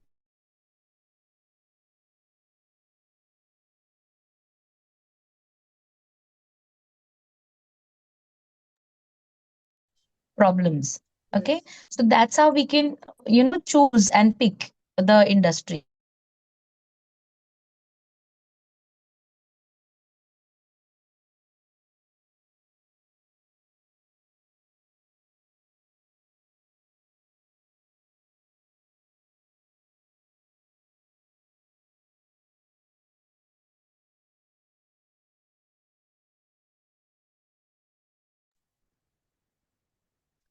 Dr. Shweta, you are muted. So, okay, you able to hear me? Yes. Yeah. Yes. Okay. So even though, like, even Dr. Richa had mentioned that some person after 22 years of experience is moving on to something else altogether, considering the change in the landscape, right? So even before choosing a career, at the start itself, you can think or predict how the things are going to go after 5 years or 6 years or 10 years. So it shouldn't happen that all your no preparation goes waste, but it shouldn't happen that whatever you have prepared for is short lived. It You should have a forecast of your career. Okay, fine, this 2 years maybe I'm taking experience from this place, eventually I want to move on to something else. So eventually if you're moving out, that guts you should have, and you should prepare yourself to do it. Like we were discussing when I happened to travel with Dr. Richa yesterday, moving from a salary to entrepreneur is a big thing, big decision to take. But after she's so happy after doing the decision, taking the decision, we have been thinking, okay, let me do some freelance, let me do something, but we are not able to leave that salary which comes at the end of the month. So somewhere that balance needs to have. If you want to do something career in business like entrepreneurship or something, that time you should be mentally prepared. You should not stay in the same pond. We should always think of swimming harder. That will happen when you work on your brains. Okay, fine, I need to do this, I need to do that. The first, I'll just gist out the four things for the topic. So we are talking on career readiness, placement preparation, and building a industry profile, right? Career, I'll again focus on to do something which you love to do. Start your career, choose your career on basis of this will take you through a long run. You'll never feel bad as to what decisions you have taken earlier. Start your career with that. Prepare yourself with knowledge, your soft skills like communication, knowledge with more career programs, or your certification courses to prepare yourself for it. Again, these kind of programs are going to help you in the long run. As I mentioned earlier, if you pick up around 50% of knowledge which people have given you since morning, this is, you will not even understand how easily you crack some interview, or how easily you can choose your career. They have shown you a gist of everything which is going on in the current industry landscape. Lastly, you when we build a industry profile, okay, fine, we have build in with the assets of information, your development, etc., etc. Always keep on learning. Don't stop yourself. Now, this thing, what I'm doing is a new thing for me. For the first time, I'm actually communicating with students after 15, 16 years of being in the career. I have only spoken with sales people, marketing people, that kind of industry people. For the first time, I'm speaking with students and I'm loving it. So why not? Why not share the information? Why not go ahead with something else in your career? Always be ready to learn, to upgrade, and to change. So always be ready for the change. So we are from the millennials era, and we are seeing all different things. We are seeing AI, ChatGPT, Claude now. There is an excellent uh, site which gives you bana banaya presentations like Notebook LM. We are learning all these things like video makers. We are trying to make small videos now. So earlier we used to be dependent on the artists. They'll make the things, they'll come up with it, then we'll give a voiceovers. Like I have done in the start of my careers, I have given voiceovers to my videos, which was never done that time. But that was a video, and we used to give all technical information. But now there is AI, which is doing it very easily. So always learn, always be ready for a change, adapt to the change. So learning or preparing beforehand is the best thing you can do in your career. I think I'll stop myself with this, and I'm giving the forum back to Dr. Samriddhi. Thank you so Thank you. much. Thank you so much, ma'am. I think that talk and discussion has left our participants very inspired. Uh, Now, joining our lead faculty, Dr. Shweta Vedya, are our distinguished panelists, Dr. Sarabjit Sidhu, Dr. Richa Goyal, Dr. Ruchi Agarwal, and Dr. Ajit Singh. So I will request each of the panelists to spend 5 minutes on this topic, and then maybe we can have Dr. Ajit Singh discussion and close up this session together. So first, let us start with Dr. Sarabjit Sidhu. Ma'am, please.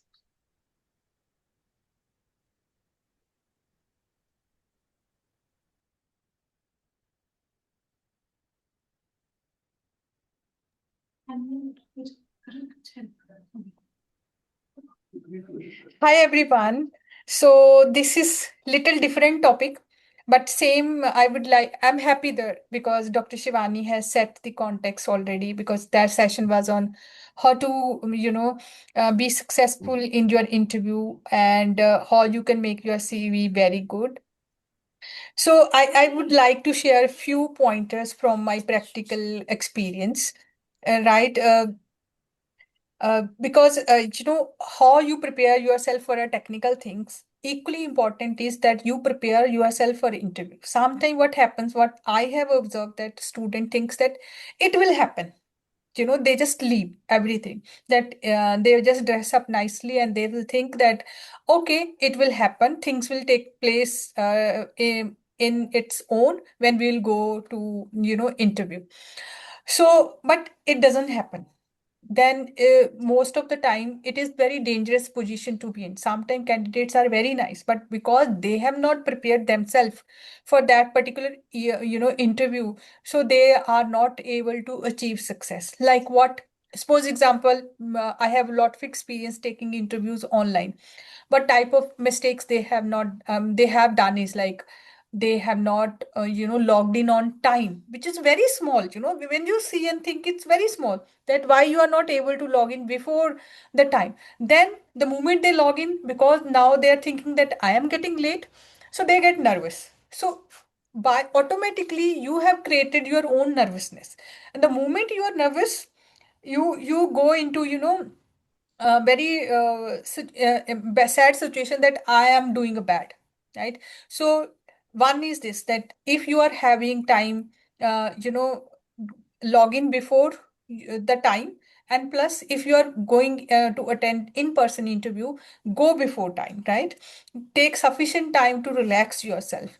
And second thing is, you're not prepared enough, right? You are not keeping some paper or pen close to you. Maybe you have to note down something, maybe you have to take assistance of paper and pen for something, but you are not keeping too close to you. Another thing is that you are not doing a backup, that if sometime what happens, network goes, it's okay, calm yourself, right?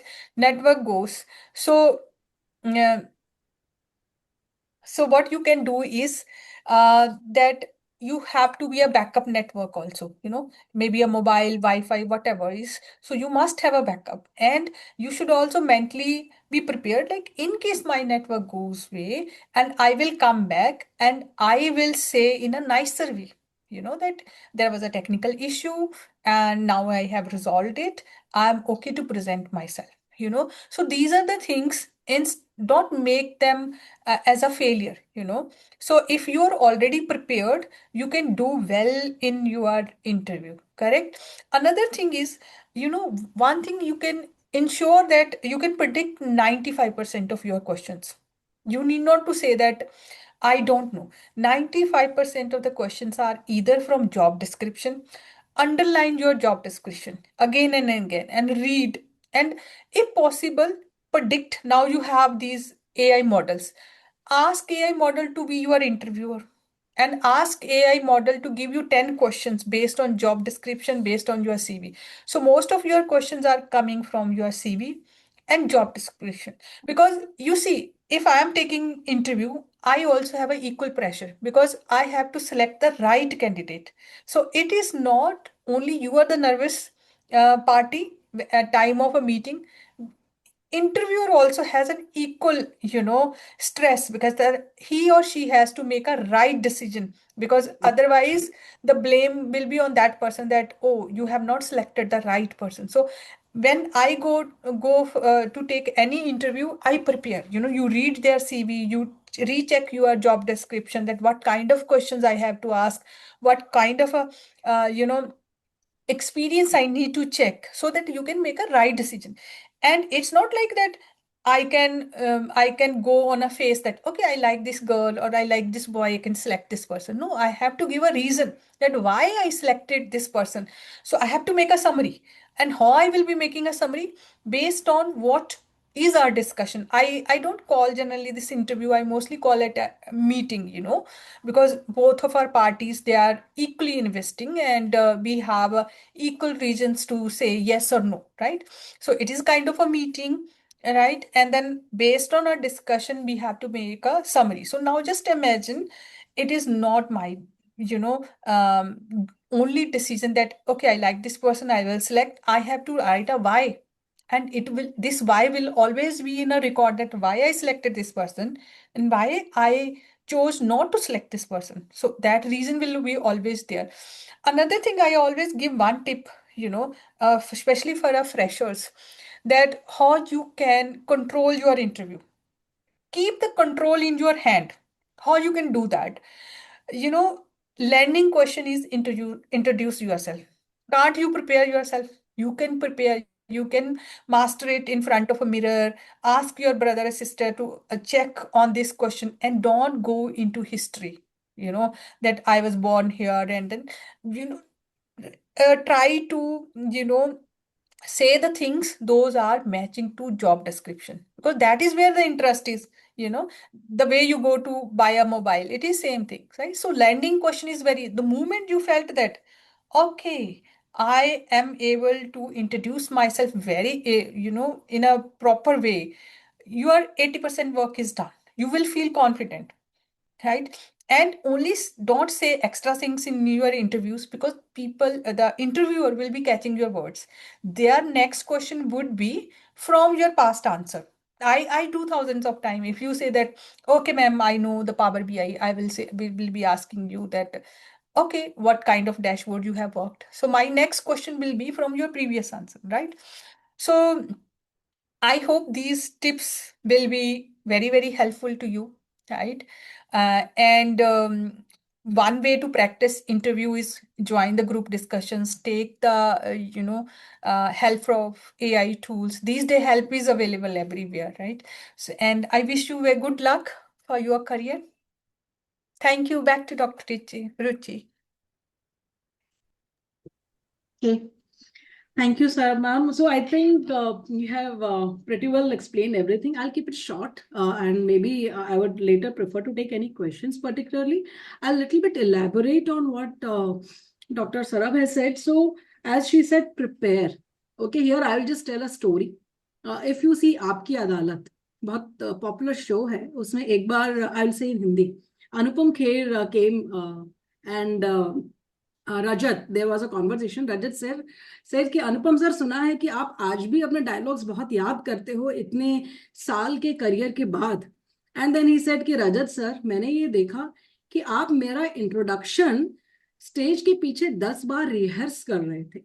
So when Anupam Kher and Rajat Sharma have to rehearse well to appear on the show, when you are going to take up a career in front of an interviewer and you are not prepared, then you have already lost there, right? Even I will say कि आज मैं यहाँ पर आई हूँ, so for this I rehearsed my slides well, because suddenly it came that you have to engage an online audience when I was prepared for offline. So unless you rehearse, you practice, you prepare, you cannot crack it. So that is the main mantra of doing it. Second, I will little bit elaborate on ma'am. As she said, tell about yourself should not be more than 1 minute. Give them keywords from where they can, just like you lead your Viva, you can lead your interview. Number two more questions I will add here. Why are they here for this particular role? And third, why are you choosing a particular company? So if you come to Acastry, I will ask you why Acastry, why not any other medical writing company? And why this particular role? So these are some questions. And she said, answers are very much on your plate through OI. Prepare, rehearse, and appear. That's it from my side. Thank you. I'm not sure who is taking next. Can you just guide? Uh, Thank you, Yes, everyone. I Yes, think, ma'am, we'll have Dr. Richa, Richa. ma'am. Yes, yes.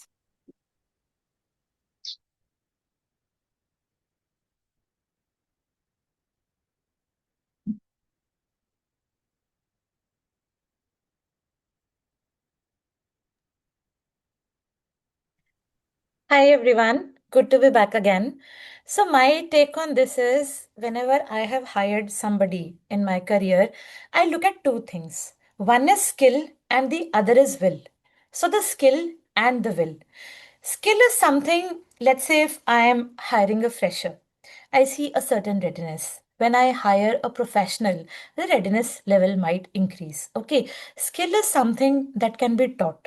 This is something I believe because when I started my career in pharmacoeconomics, there was no structured education system, how to build a model or those things. And whatever little bit I know today, it's majorly on the job learning. That's what happened in my generation.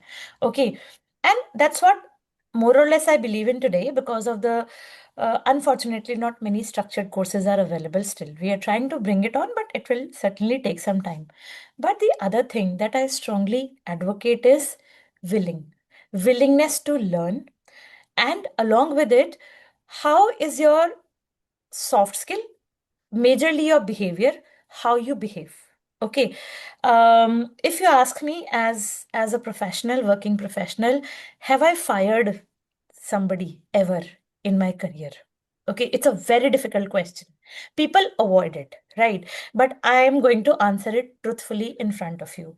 Have I fired anyone? Answer is yes. I have fired two to three people in my professional journey, and the reason was not the skill. The reason was the will. Okay, right. I'll give you few instances and you can relate, and as our eminent speakers have said what to do, what not to do, and this falls under the category of what not to do. Remember the time COVID stuck. Okay, we got work from home. Many of our people moved to their hometowns, which means moving from tier 1 city to tier 2, tier 3 cities, right? And I used to get calls like, ma'am, I'm not able to work, transformer जल गया, ऐसा हो गया. Okay, initially, and at that time you're working from home, you have nothing, like, कैसे verify करूँ मैं? There's no means. If somebody says in a remote village, he or she is sitting and they are saying कि electricity नहीं है 2 days से, and I believe. But then the performance of person kept going. I kept on rotating the person on different kinds of projects because I had the liberty to do so. But then that kind of attitude, that kind of laxity started coming in other things in the project timelines and everything as well. So we gave the person quite some chances. And see, firing someone is not one day decision. कि आज मेरा मन कर रहा है, I'll fire this person. It doesn't happen this way. You have to have the records. The person is not performing. So those kinds of things. Second thing that was a completely no-no for me, I remember we all have office staff who supports us, and they are the integral part of the office.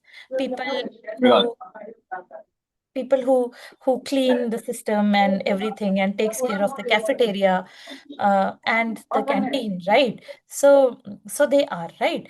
So one of the person, so generally, I'm giving an elaborate example because this is very important. So generally, every office space has two microwaves, veg and non-veg food, but generally the toaster is one. Okay, where you can have your breads and everything. So the person mixed egg and bread, it seems very small, but not, it is not, right? And put that in the toaster. Okay, and then the canteen staff told the person very politely that please don't do this because vegetarians also heat their bread in this one. Okay, doesn't look nice, and we cannot clean the toaster. You cannot wash it from inside. It's not built that way. But the person misbehaved, started abusing the janitors and the office staff, and there were multiple instances abusing somebody in the washroom or those things. Those were one of the skill issue. That is a completely no-no for me. Okay, one of the persons even asked the manager allotted some task and it was a Friday, I think 6:30 p.m. And the person asked, you do not have a boyfriend, husband, or anything in your life. That is why you are chasing me at 6 p.m. in the morning. You cannot ask your managers certain questions in the working hours.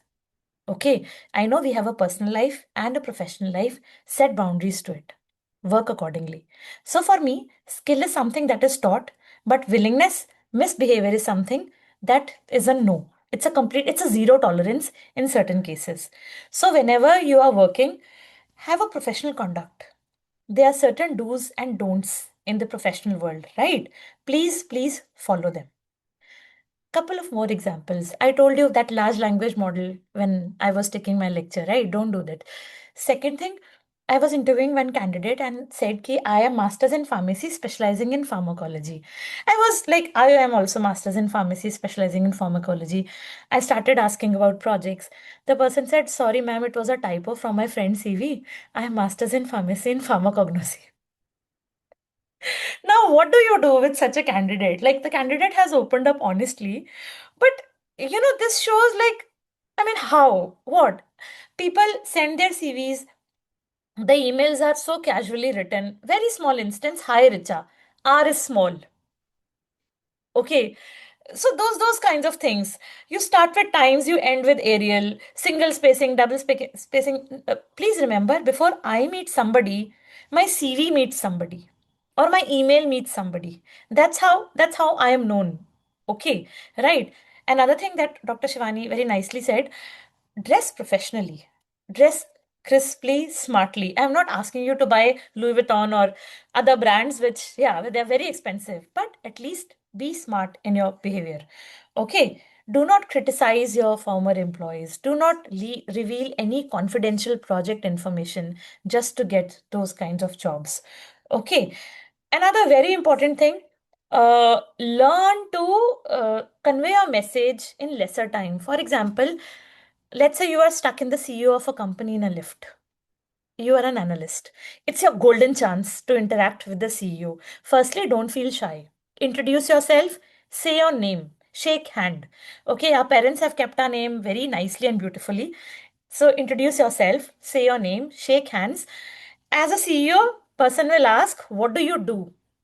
Now you have 2 minutes with the CEO to leave that long lasting impact.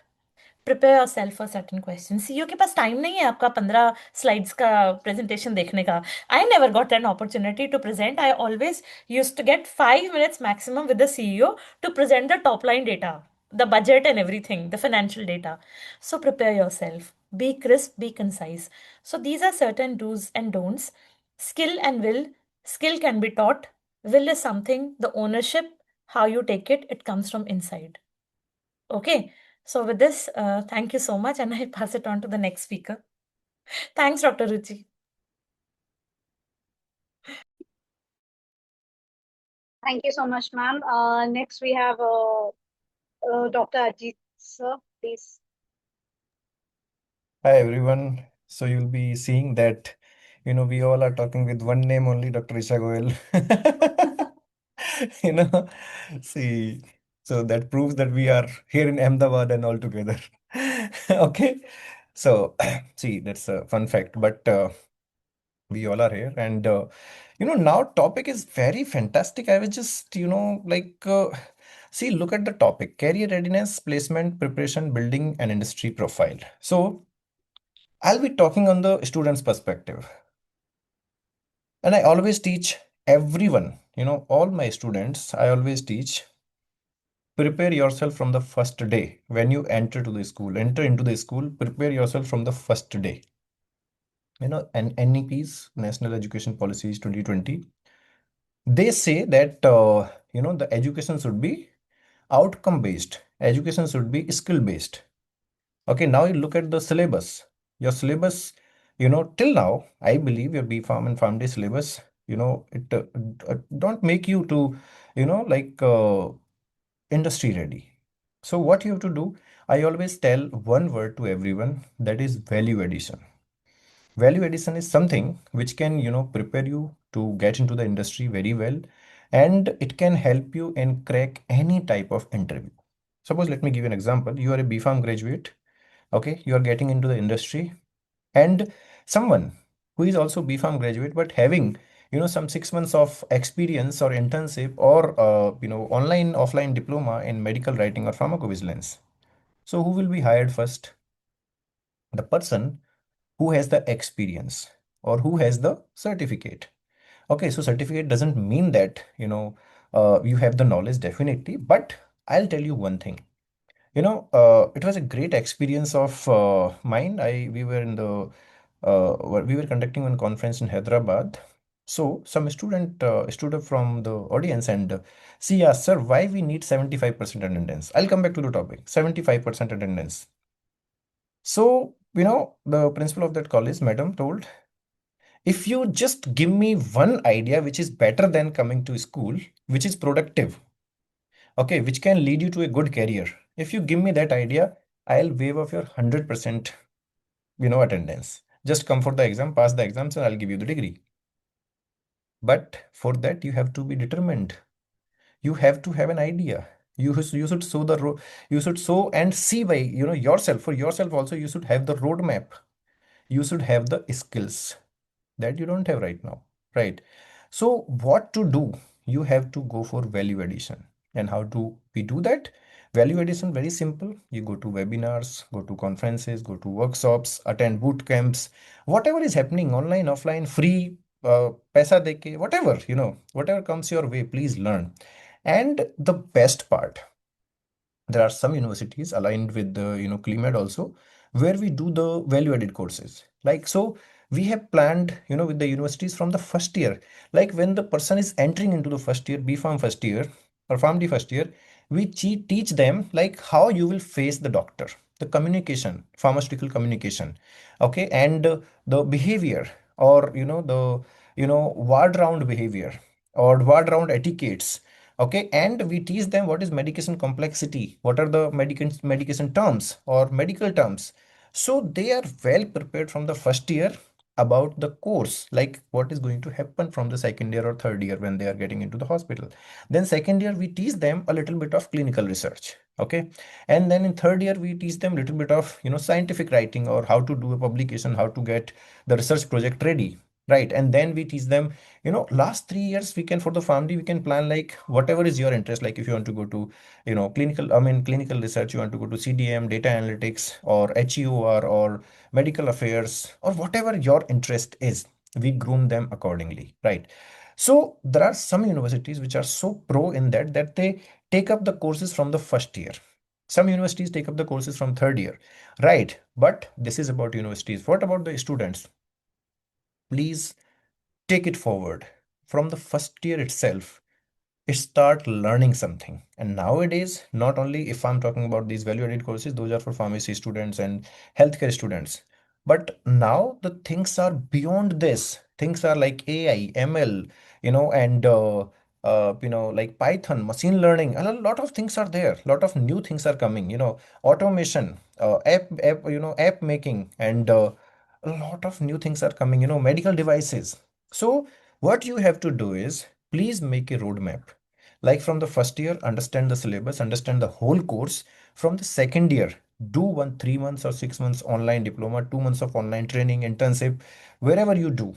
Okay, from the third year, fourth year, then you make a roadmap. And how it will help you, be farmers or farm students. See, when you are going out of your curriculum, or when you're going out of your school, what you will have with you, your entire degree where your subjects are written, your subject knowledge, you will have the base.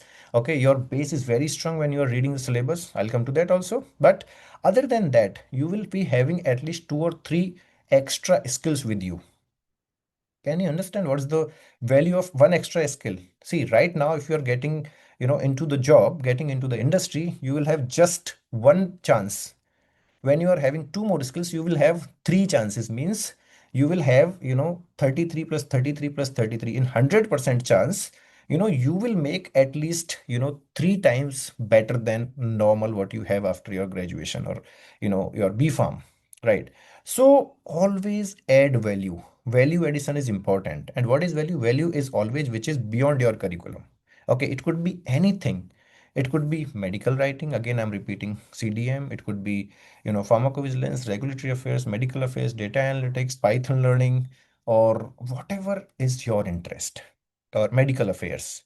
Okay, so these things are very, very important for you. Okay, take this forward and learn from wherever you want. Don't stick to, like we have to learn from here. We run all the courses, we run all the value-added courses, workshops, everything. If you go to Curio Training and Research Institute website, our website, curioctri.com, you will find all type of courses, all type of workshops. But still, I'll tell you, wherever you get, okay, you don't have to stick to one person, you don't have to stick to one institute. Wherever you find good quality, wherever you find good support, wherever you find good things, please learn and start attending conferences, workshops, boot camps, whatever who are doing. See, you might be hesitant before registering to this boot camp, I'm very sure. Okay, like 2 days, 2 days workshop and 2 days boot camp. What is boot camp? This is a new term also for, many of you. But see, now you would have understood the value of it since morning, how much value you are getting out of it. And think of when we are meeting in person, if we are meeting in person today also, how much, knowledge we would have disseminated, between you and between our faculty members, right? So always add value. So, this is before the interview. It will prepare you to get into the interview, to crack the interview very well, to, understand the, market, to understand the, people, to understand the interviewer, and to better understand the industry flow, what industry wants, because, industry changes every year. Your syllabus don't, understand, your syllabus don't change every year, or maybe every 5 years also, 3 years also, right? But industry norms change every year. You won't believe, in last 20 years, last 2 decades, they have started, mapping the industry thing. They started mapping the industry thing in last 2 decades, like Pharma 4.0, Pharma 4. So now, Pharma 4.5 is going on. Do you know that? Pharma 4.5, which is just latestly, started last year, and Pharma 4.4 was from 2016. So it is changing like anything. First it came, the automation, then automation with technology. Now completely, automation with smartness. And now with device 100% automation. Not only automation, but the AI driven manufacturing, AI driven medical writing, AI driven healthcare industry. And there are a lot of other things. Device industry. You don't know how much the device industry is, how big the HUR industry is. You have no idea. So I'll just, close it, conclude it with one remark. Guys, find out the new and trending topics where your jobs are very secure, and, you can get job, you can develop your career, you can go ahead further to any extent.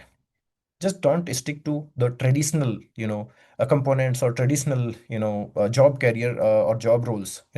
Just find out HEOR, just find out RWE, just find out, medical affairs. For pharmacy people, you might be thinking, not for pharmacy people, all for pharmacy people. Okay, so add value to yourself, add value to your CV. When you're out of your graduation school, you will be having a lot of benefits and advantages and skills to get into the industry. That will make your, make you industry ready, and make your path in the industry also better. Now, one more, last thing what I, left before: studying your syllabus, studying the books is very important, because that is only going to disseminate or translate into the industry, because that is your base. Never forget industry 4.2, 4.5, 4.6, whatever is coming. But if you don't know the basics, if you don't know the theory, how you will do the practicals? So everything is very important. Attending the classes, two, adding the value and learning the skills. Everything is very important, because it's a competitive world, and you will see the lot of people are coming out of pharmacy schools to get into the industry. Okay, so prepare yourself well, and best wishes. And everyone, one announce, calling all of you who are, who have registered for offline, whether for 1 day or 2 days, you all are most welcome to Ahmedabad, and we are meeting tomorrow. We are, meeting in person, we are discussing, we are, counseling. And there is one last session, Okay, after this, I think my session is there on paper publications. I'll take for half an hour. But after that, there was one session for interviews. No one has, no one has, no one has nominated themselves, right? No volunteers for the online interviews. So no worries, it's fine. We will be having two, right now we have two volunteers for tomorrow offline interviews, right? So we will be conducting interviews tomorrow. Okay, so our previous plan was to conclude at 2 p.m. on Sunday, but now we'll be concluding at, we decided to go ahead up to 3 and 3:30. Okay, so we will be conducting the interviews there, okay, offline, right? So you all come, join us, and it will be online also. Don't worry, for the online people, it will be online also. But I want all of you who have registered for offline to see you, at the venue, and let's have a good learnings. Let's have fun. Let's talk to each other. Let's make a good network. Networking is another, very important component of, your skill development. Okay, you learn communication. You learn how to speak to the people. You see how the people behaves, how the people dress up. A lot of things in the, industry. So with that, thank you very much for giving me this opportunity to be a panelist at this, panel discussion. So over to you, Dr. Samriddhi.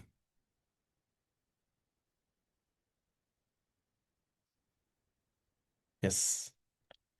Thank you so much, sir. Thank you. So we won't be having the online interview session. We'll directly move tomorrow for the uh, offline mock interviews. Now, coming to our next session, as Dr. Ajit already has explained, we would be speaking on paper publications and mostly, I think the artificial intelligence that comes in combination with paper publications these days. So, artificial intelligence has become one of the most discussed technologies in healthcare. But the real question is can AI replace researchers? Can AI make researchers more efficient? How can AI help in literature reviews? How can it improve scientific publications while maintaining research integrity? These are the exact questions that I think Dr. Ajit Singh is trying to answer, and I hope you get a great learning out of it. And with this, I would also like to request uh, Dr. Meghna Dahiya to guide us through this session as a chairperson. Dr. Meghna Dahiya is the manager, medical writing, clinical research solutions, Pro Pharma, and Ahmedabad. Ma'am, we are truly honored to have you as a chair for this session. Ma'am, over to you for any opening remarks that you have before we start the session.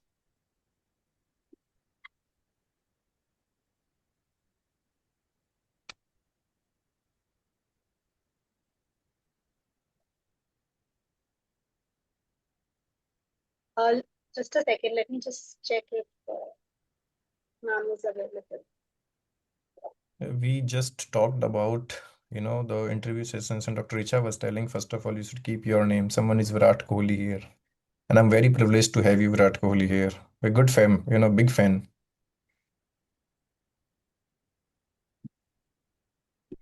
That is the problem, with the youngsters. When it's a professional meeting, you should come with your name. Maybe you can, disseminate yourself more.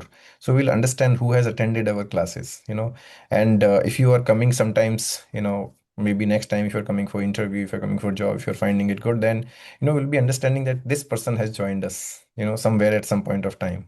Now, how would I know Virat Kohli? I'll be always in the dilemma that Virat Kohli is coming to join us or not in the future. Okay, please go ahead, Dr. Samriddhi. Sir, I think ma'am has some network issues, but we can get No started. problem. I'll continue. No problem. That's fine. So over to you, please. Thank you very much, Dr. Samriddhi. Thank you for the, wonderful introduction. And I think till now it has gone wonderfully. Very nice. I'm very, thankful to all the speakers who have done a great job for today.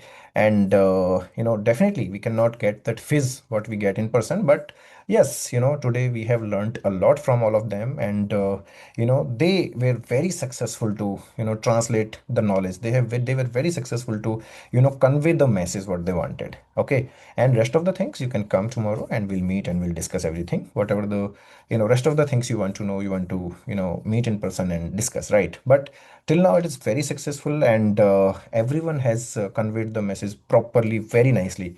Okay, and I would like to thank all of you also, guys. Like you, I'm seeing since morning, your entire, audience is here since morning. I'm seeing, like, first it was 67, then afternoon when I was seeing in the lunchtime, we skipped the lunchtime though. That time it was 55 and now it is 45. So, 45 people staying back at 4:30, from 9:30, it is amazing, amazing. Like you, it shows that you want to learn something. It shows that, you really have that fish to learn and to understand the market right now. Okay, so with that, as my topic is AI. Okay, AI in publication and paper writing. So I'll take 30 minutes session. I'll not take much. So just I want to know, like, the basics. How many of you have published the papers before? Anyone, have you published the papers? Anyone have worked on any project before? Yes, people. It will be interactive session. Okay, so okay. Okay, great. Cool. Very nice. Okay, anyone else? Yes. Okay, fine. Acha, now tell me. Let's not waste time. Tell me. So many of you have not published. That means if the three or four answers are coming, means many of you have not published yet. Right? So this session will be a wonderful session for all of you. Now tell me one thing, guys.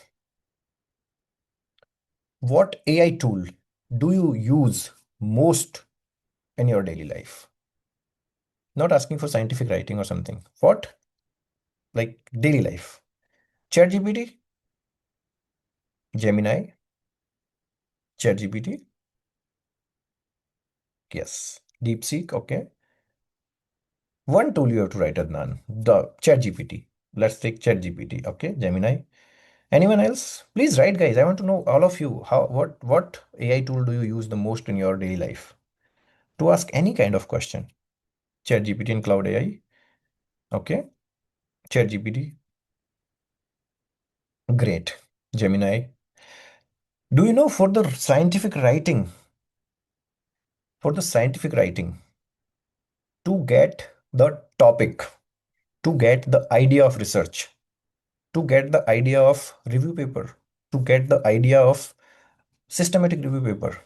Do you know which tool is perfect? Which tool is one of the best tool till now in the picture? Chat GPT.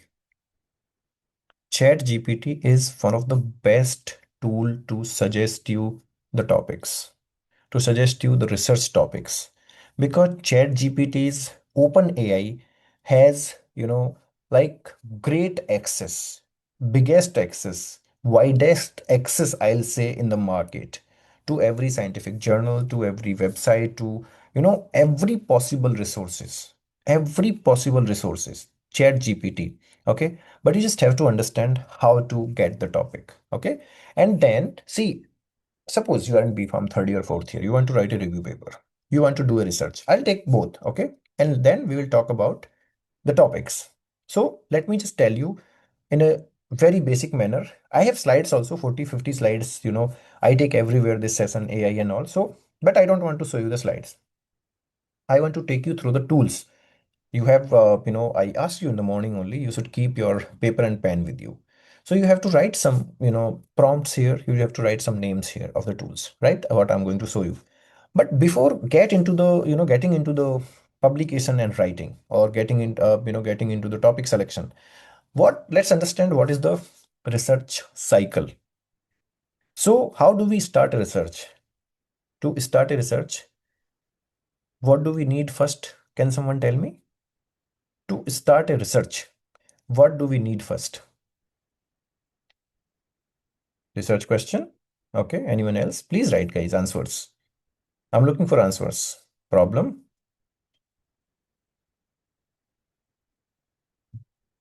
Yes, everyone. Gaps. Problem statement. Mm-hmm. Literature review. Okay. Review articles. Okay. Yes. Okay. So the first thing, what we need to start a research or to do, you know, any kind of publication, paper writing, whether it's a review paper, opinion, or maybe your systematic review, meta-analysis, narrative review, comprehensive review, whatever type of or topics. What you need is a problem, not the topic. I mean, we need the topic, definitely our title must be there.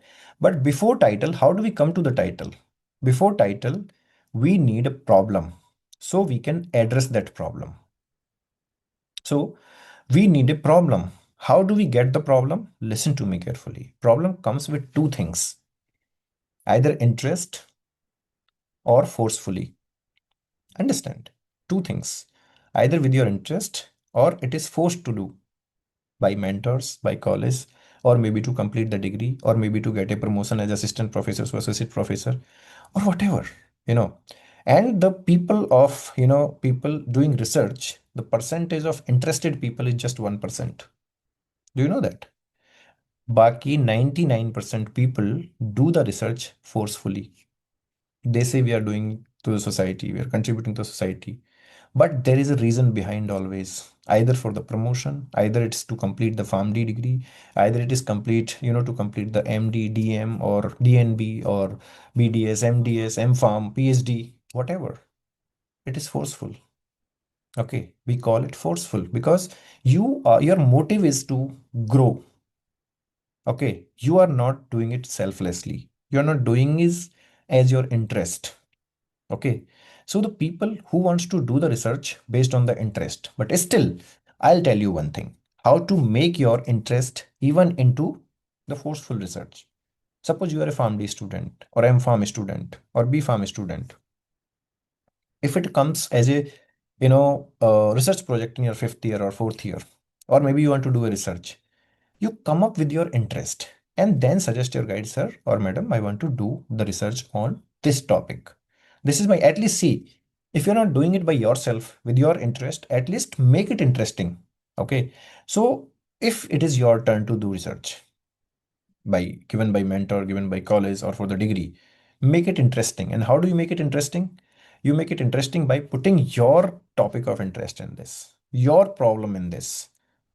Right. Suppose I was interested in cardiology. Since starting, I was interested in cardiology. I wanted to do my entire research in cardiology.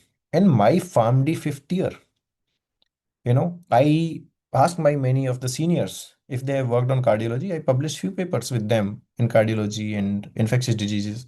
Then in my PharmD final year internship, I spent entire year in cardiology. Entire year I did the internship in cardiology. Not like full day because we have to, definitely follow the rules also. So in the morning, I used to go to the wards which were defined to me for, departments. And in the afternoons, I used to go to cardiology every day. And I did two research projects. I wrote two grants in final year. Like in my internship from Manipal, I did my PharmD post-baccalaureate from Manipal. And I did B-Pharm also. So I know the pain from, both the side. Right. So, but how do you disseminate the things? How do you, what we say, how do you correlate with those things? You have to put your interest. Okay. And you have to go, beyond the odds, not with the odds. Okay. So if odds are saying you to go 4 hours every day into dermatology, surgery, psychology, where I was not at all interested, then you have to find a way.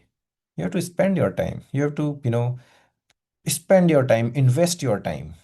So evenings, my friends used to go to beach, nearby beach. They used to go for movies. They used to go everywhere. But many of us, a few of us, like we used to stay back and we used to learn from different faculties, from different departments, and we used to do it every day, in the internship.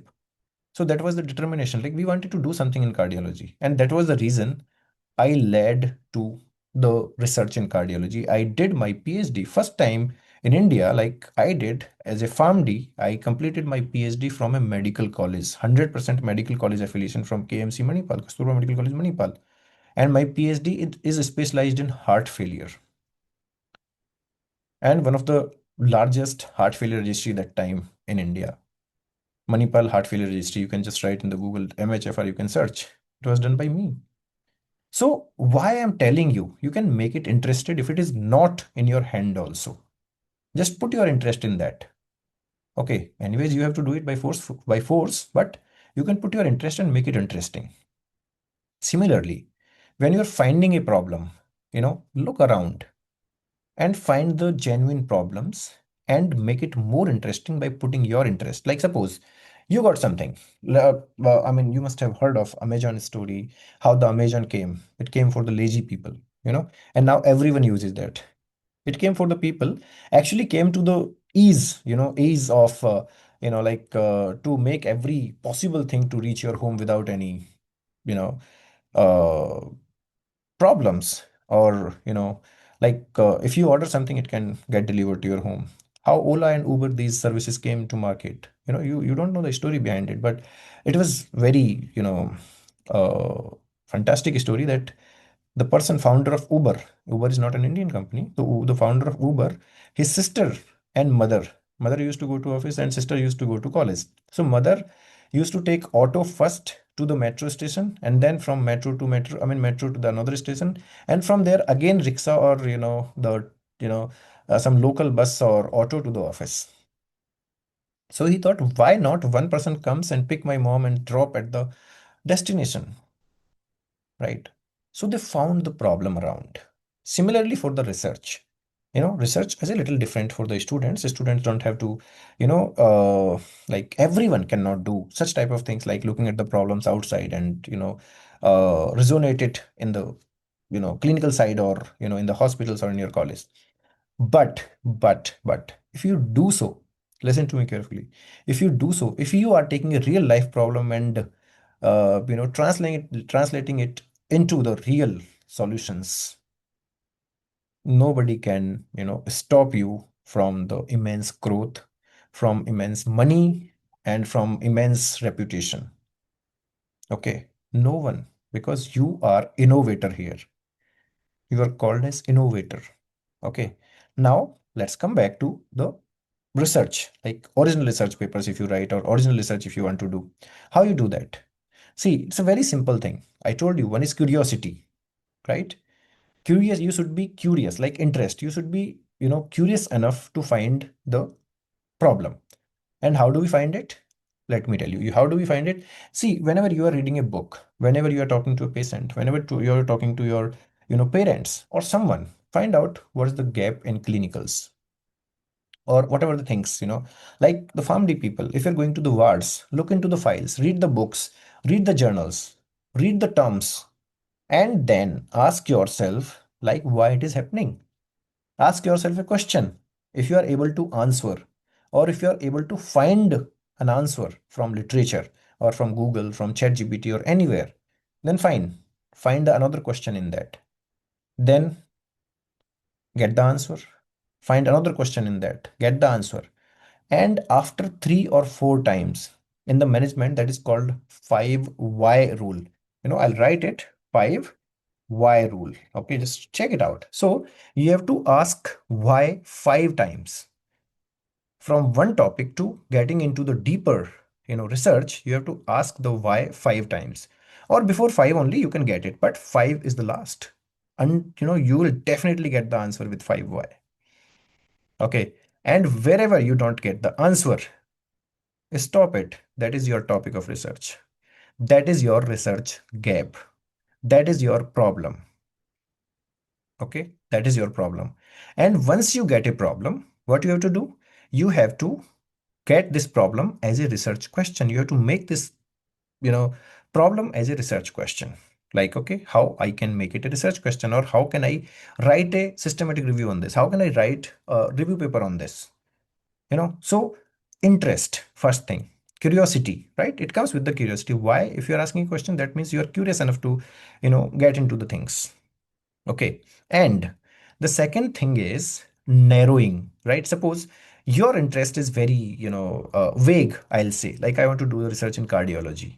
or I want to do the research in oncology. What in oncology? You cannot take oncology as a word, or diabetes as a word, or cardiology as a word for research. What you have to do is you have to narrow down in oncology what you want to do. You want to do the research on drugs, you want to do on chemotherapy, your radiotherapy or hormonal therapies or surgery or what. Then again you have to go down in that, you have to deep down in that. If in the surgeries, what type of surgeries, for what cancer. So you can get into the deeper until and unless you're not getting the answers.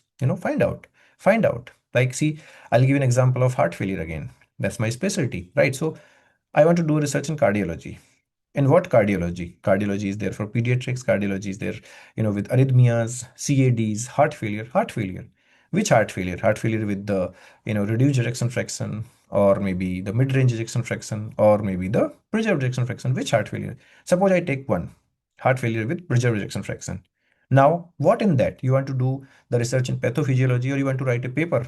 Suppose in a research, you want to write a research paper, review paper on pathophysiology, on drugs, on surgeries, I mean, on the research of drugs, or maybe, on like presentation of this characterization of heart failure. What do you want to write?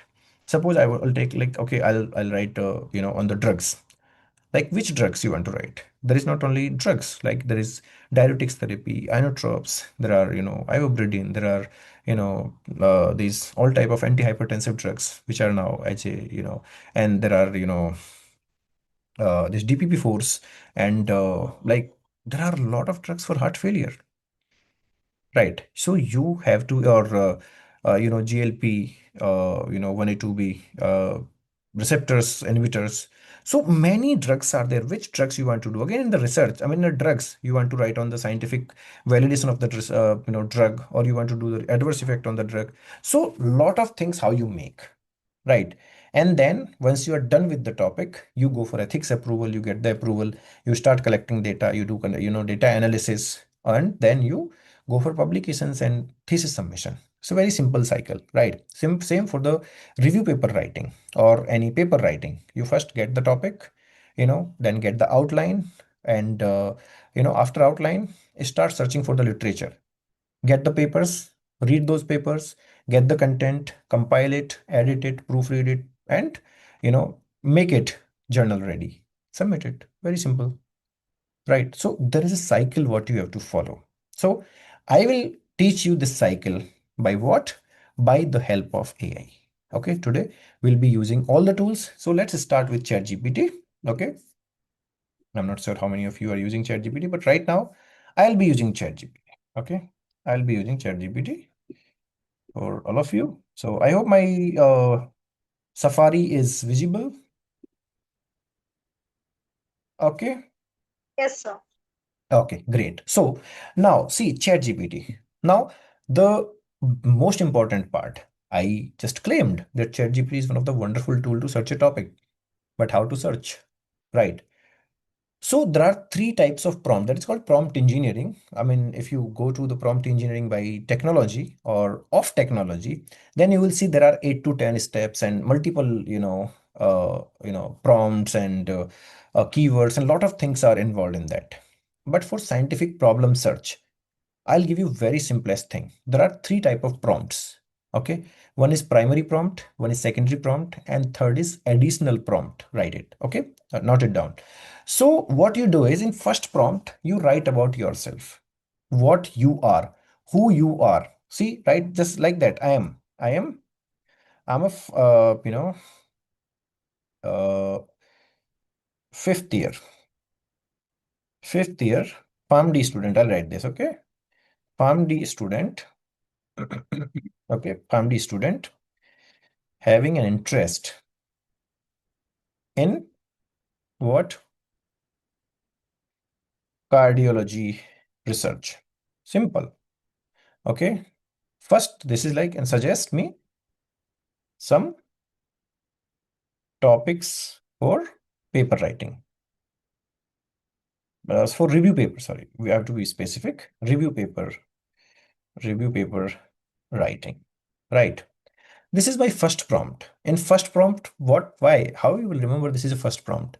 In first prompt, remember two things. You have to include two things. One is correct information about yourself, your scientific background. If you are a B Farm, right, I'm the B Farm student. If you're a PhD, I'm a PhD student of this subject.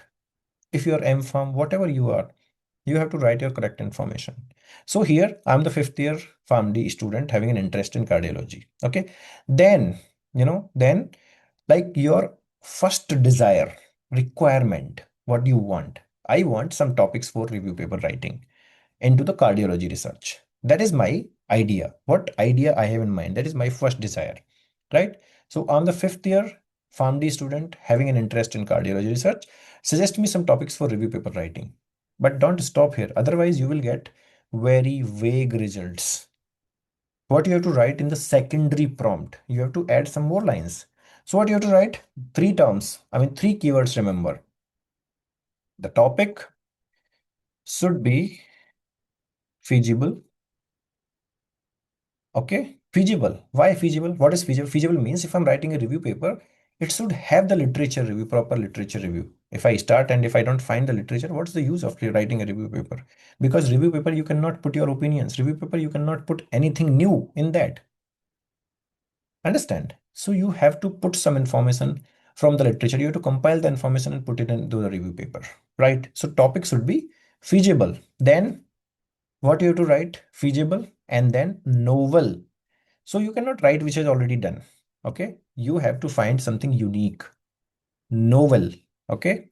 And third thing, which is recently relevant or currently relevant. So how do we write that? Trending. These three terms you remember when you're writing or when you're searching for a paper. The topic should be feasible, novel, and trending. Okay.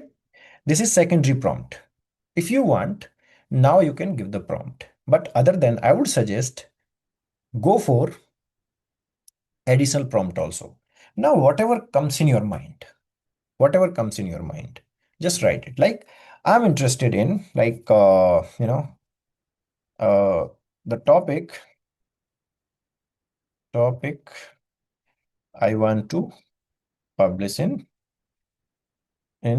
Q1 or Q2 journal. My target is Q1 or Q2 journal. Okay. Easily acceptable. Sorry, easily acceptable, right? Acceptable. Or whatever you want to write, like you can just mention here and give the prompt here.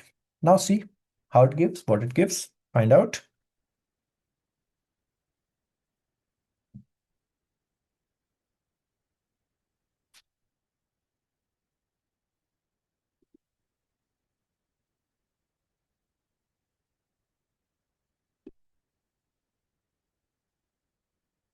So it will give the results in a minute. By the time, if you have any good interest or if you want to, you know, do something in this, please do it with ourselves. Please check in into your phone. You can write the commands in your phone also. You can, easily, do that. Check it in the computer or, if you have, with you, then do it.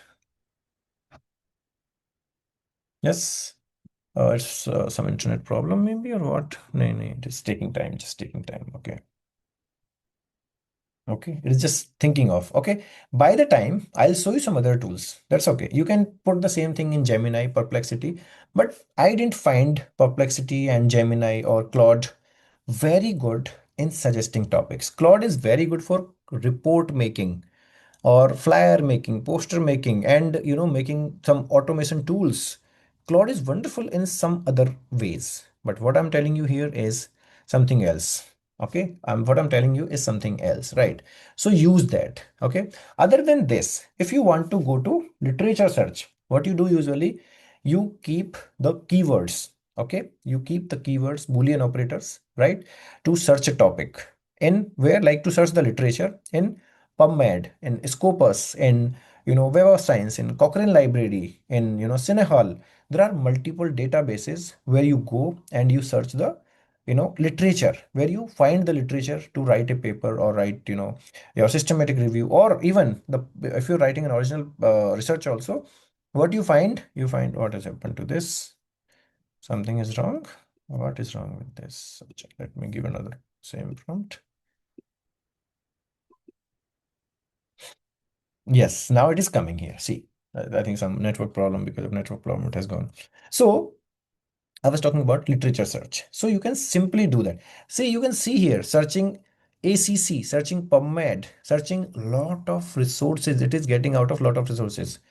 No topic. See, first of all, disclaimer, no topic can guarantee easy acceptance in Q1 and Q2 journal. Acceptance depend on clearly defined evidence gap, rigorous methodology, protocol registration, transparent reporting, and strong scientific writing. Broad topics such as SGLT2 inhibitors in heart failure or AI in cardiology are already saturated. See, AI in cardiology are already saturated. See what it will give. Best overall topic, pharmacy-led strategies for early initiation and optimization of guideline directed medical therapy in heart failure, a scoping review. Look at this. What a wonderful topic. Suggested refined titles are there. Why this is strong, highly relevant to pharmacy and clinical pharmacy practice. Addresses the continuing gap between heart failure guidelines and real world treatments. Cover medication initiation, up titration, adherence, this everything. Right. So some more other topics it has given. First was pharmacist led optimization. Second is, phenomenon in heart failure, two types of heart failure. Then GLP-1 except, then hyperkalemia management, then medication related barriers, then artificial intelligence enabled ECG for early detection of structured heart failure, heart disease and heart failure. Simplest. Okay, so what I'll do here is, and it has given also three particularly novel formulations of topics. First is this, always his choice is first, pharmacist led optimization of four pillars of heart failure therapy, escaping review of models, clinical outcomes, and implementation barrier. Okay, so main concept is this best, and then second topic is best pharmacology, pharmacotherapy related topic. Then third is most innovative topic, GLP-1 receptor agonist as potential rhythm modifying. So what I'll do is, see, I'll take this. My recommendation is recommended me pharmacist led optimization guidelines therapy in heart failure. So see, I'll just copy this. Okay. You go to literature search. Where you go? You usually go to PubMed. You all know how to do the PubMed, but I'll just show you in a minute. Okay. This is my, okay, not logged in. I'll just log it in. Okay. By the time, not only this, by the time I'll show you some more topics. Okay. Some more AI tools. Okay. So the first best tool for me to search a literature is site.ai. Write it SITE .ai. Then second is elicit.com. These two expenses tools are there, right? But very nice, not expensive. Like site AI is around 500 per month, 500 INR per month. Elicit is around 900 per month.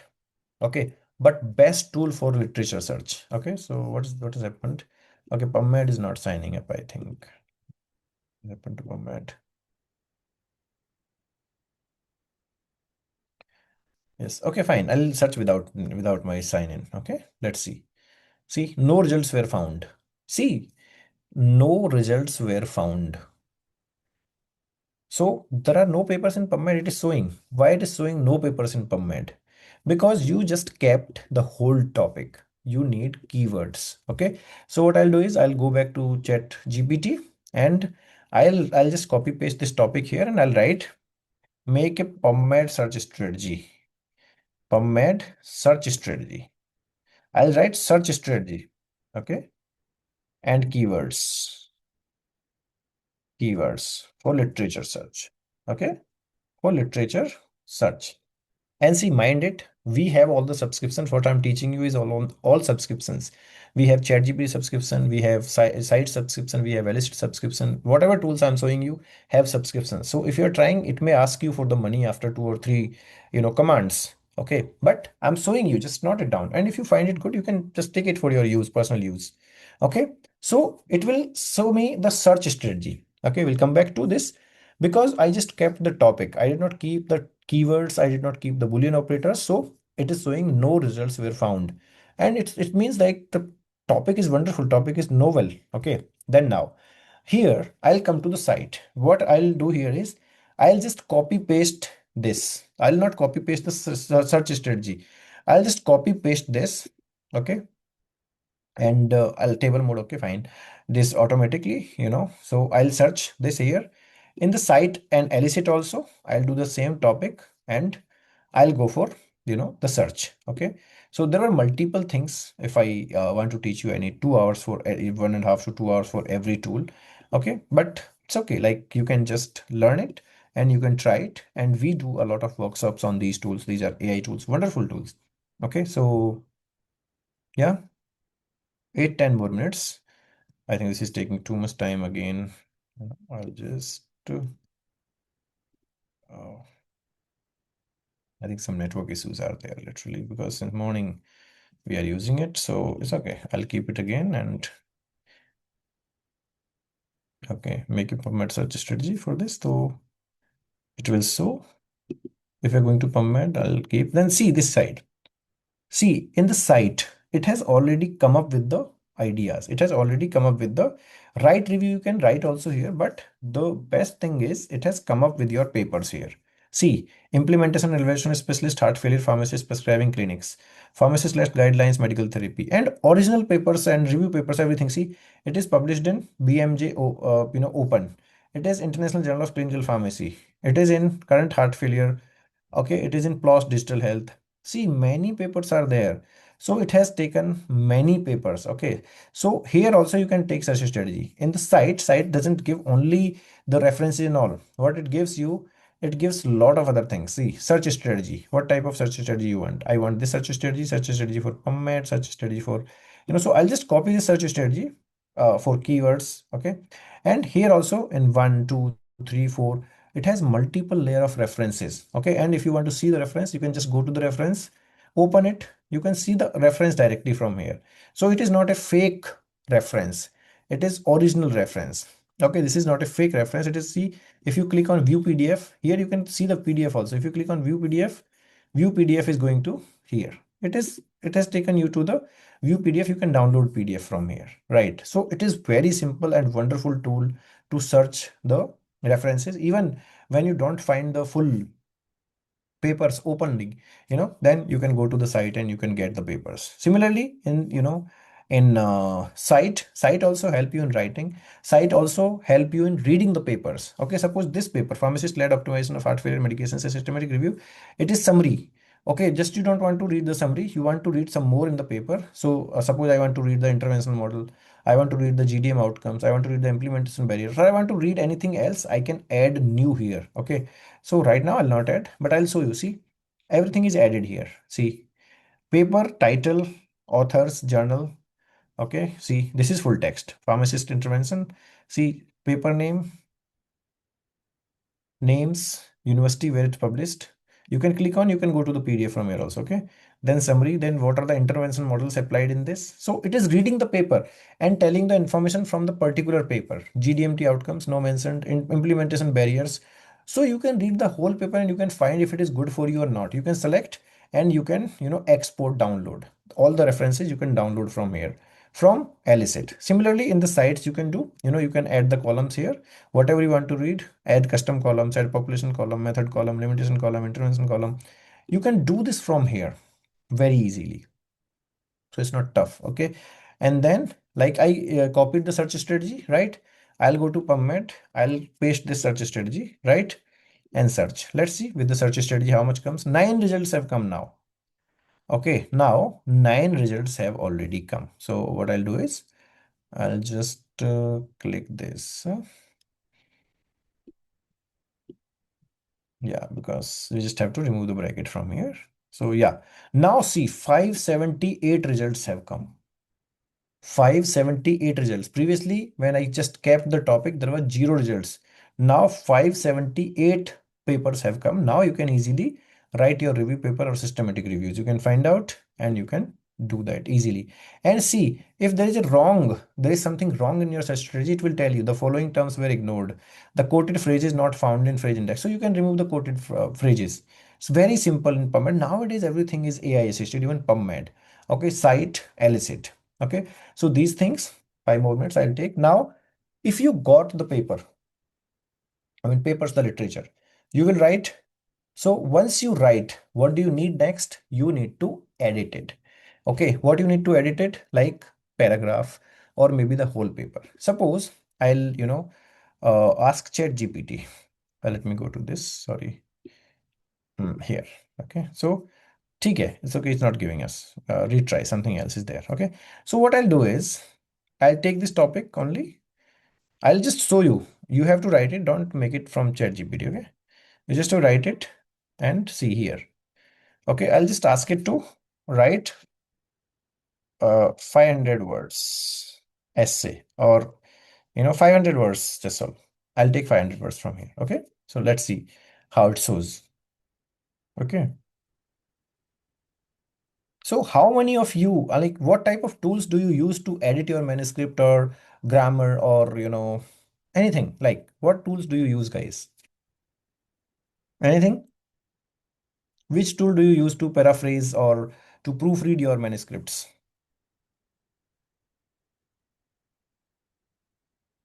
Anyone wants to say something? Jenny A, Paperpal, okay. PDF edit, PDF editor. Abba. No. Quillbot, okay. Paperpal, okay. Quillbot, Grammarly, okay. Okay, very nice. Oh, my chat GPT is giving me trouble right today. No problem. I'll do one thing. I have Gemini subscription also. So I'll go to Gemini. Okay. I'll just take this prompt from here. Write 500 words. Okay. I'll write in Gemini. Okay. So yeah. See, searching the web. Yeah. See, this is the like 500 words it is writing for me. Okay. Suppose 500 words it is writing for me. So I'll just write paragraphs because I'll show you how to do it. In tables, there is no need, So paragraphs, I just have asked in the paragraph. So I got the paragraph from here, right? This is the paragraph, I got it. Now you want to edit it, proofread it. Where you will go, the best tool ever is PaperPal. Quillbot is there, but Quillbot is not as efficient as PaperPal. Okay, Quillbot is not efficient as PaperPal. PaperPal also has subscription for us. Okay, we have the subscription PaperPal. So I'll show you this. There is Jenny AI also wonderful tool, but I'll just show you this first, and then we can easily. So what I'll do is I'm not uploading. So what I'll do is I'll go for new document. Okay, so new document means it is opening it, opening a new text phrase here, new text tab. Okay, so I'll just copy paste it. Done.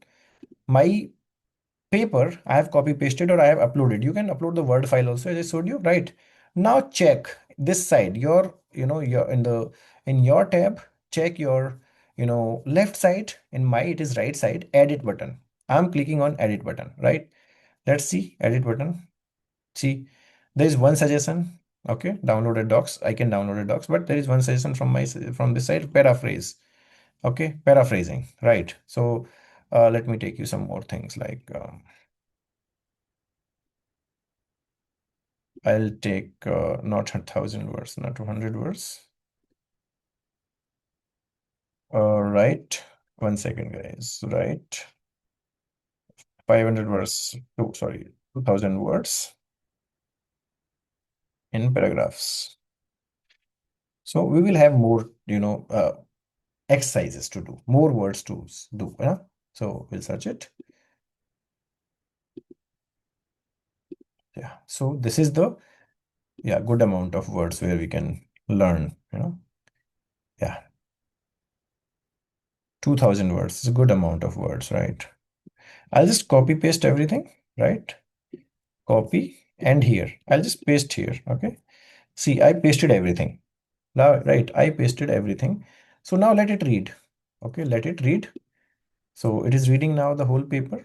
What I'll do is let's go to the suggestions. Now see, every suggestion is coming 29. It is reading and it will increase. It will increase. See, as you go one by one, the suggestions will increase for editing. Okay, this tool is wonderful for editing PaperPal. Just copy paste or upload your paper Word file. It will show you this structure, this type of tab, and you can easily do that. See, now 63 suggestions. See what is there?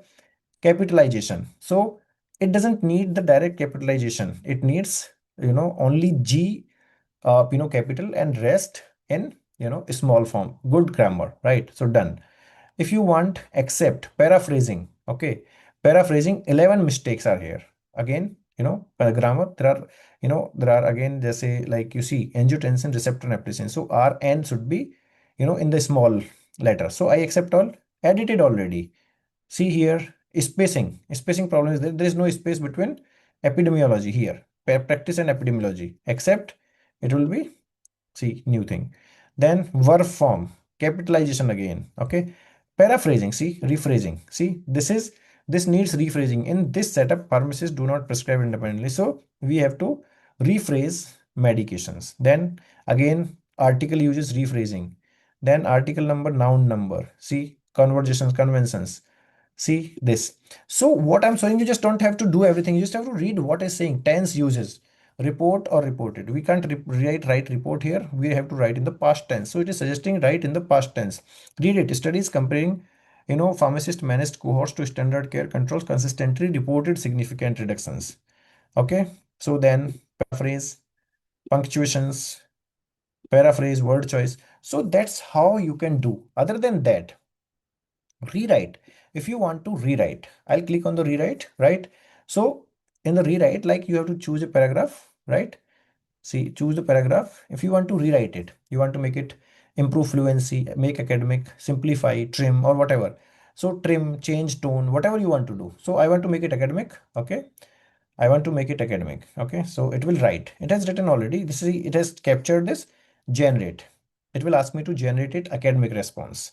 It has written the academic response, like in the academic language. Now, if I want to replace or retry, so read it first and I will replace. Word is, entire paragraph is replaced. Right. Right here. You can write also. You can research, cite, translate also. There are like a lot of things in proofreading.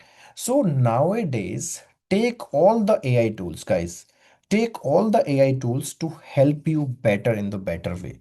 Okay. So medical writing, scientific writing, thesis writing, paper writing has become so easy. Okay. But always use ethically. Just use it for, how much ever you want. Like, you want for the topic search, go for it. You want for outline, go for the AI. You want to write a protocol, go for AI. But don't write the whole paper. If you write the whole paper by yourself, go for grammar properly, proofread, checking, verb, fluency, everything can be done by AI. You know that. Even sometimes, context can be taken from the AI, but use it ethically. The your paper finally should not be, plagiarized. There should be no AI similarity, and it should sound ethical. Okay, so AI can help you in many ways, and it is a wonderful tool. I mean, there are wonderful tools. AI helps in, medical writing, scientific writing, paper writing, thesis writing, in every ways, report writing. And it can, cut your workload. It can cut your, time consumption by 50, 60, 80%. Okay, so yes, that's all from my side, guys. And I hope you have learned from it. You will practice it. You will take something from it. So, I think it's already 5-5. So with that, I'll take a break here and over to you for the questions, guys. And then we will go for, yes, over to you, Dr. Samriddhi. Any questions, additions from our other faculties here? You know, Dr. Ruchi, you are in medical writing. I would like to listen from you also. Yes, sir. What exactly can I listen to your question? But actually, I was just listening to all your tools and No, no, a I just few things wanted even to, I just wanted I also to, noticed certain you to things. add. So Yeah.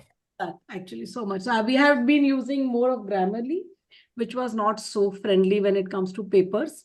And when I saw the paper pal demo, it is of big use, and I'll definitely use it up. And I'll give it that access to my team. So thank you so Yeah. much. Yeah. Anything else, sir? Yeah. What was the No, question? yes. No, no, that's, I was asking you, you are into the medical writing, something to add up. That's all. Yeah. Only thing, sir, I would say actually, when it comes to students, there are so many tools, Yeah, yeah, and true, I true. think every day new tool is coming up. So, Yes. like, they have to be wise and decide which they are hands on. When they come to go to a company or institution, they already provide them. But when it is self decision, maybe they can make a group and play with it, and then they have to decide. So that is one challenge actually. Even we face that challenge, right? Which one to use and which one to omit. So it's like Yeah, this. true. Very true. Yes, guys. Guys, questions, please. Over to you, Samriddhi. Yes, sir. We'll just wait for a minute if there's any questions. Meanwhile, sir, a round of applause for you for taking Thank you. this wonderful session. I think sir has taught us that AI is not here to replace your intelligence in terms of research, but Not it is here to enhance your productivity. The real advantage belongs to the people who know how to use AI responsibly, ethically, and intelligently. So yes. here, just let us take a pause and see if we have any questions. Uh, no, I don't see any questions. Guys, please, if you have any questions, please let us know. Yes, people. Or maybe they'll be ready with their questions for you tomorrow, sir, with all of. No, definitely. I would definitely love to take all the questions, and and that's why we are waiting for them, right? Yeah. Yes, guys. Sir, one question has come. If you can answer that, any tool for plagiarism? Yes, so plagiarism tool, we usually, all of us know that tool that is called Turnitin, to use the tool Turnitin. But the best part, I'll tell you, we use just paper palna. I'll just go back and show you. One sec, if it is still opened. Okay. See, yeah, paper pal is still, no, paper pal is not opened yet, but I'll show you this paper pal. Okay.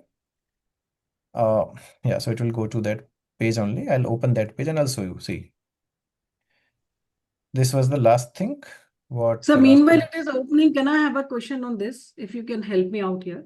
Yes, yes, ma'am. Uh, So see, is guys. that true that Turnitin is only that access is given to institutes? They are not giving it to individual like corporates. Is that true? I'm Or coming to that. only we are facing that difficulty? I'm coming to that. So, Yes. guys, see this. You saw this where we were editing. Now, what are there? Apps. And in this, what is there?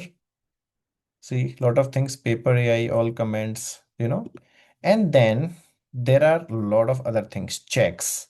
Okay, translate, rewrite, agree. Okay, and see if you go this side also, open the menu. Okay, open the menu, right? Home, library, chat, PDF. Now go to the PaperPal home. I'll go to PaperPal home. Okay, in the checks only.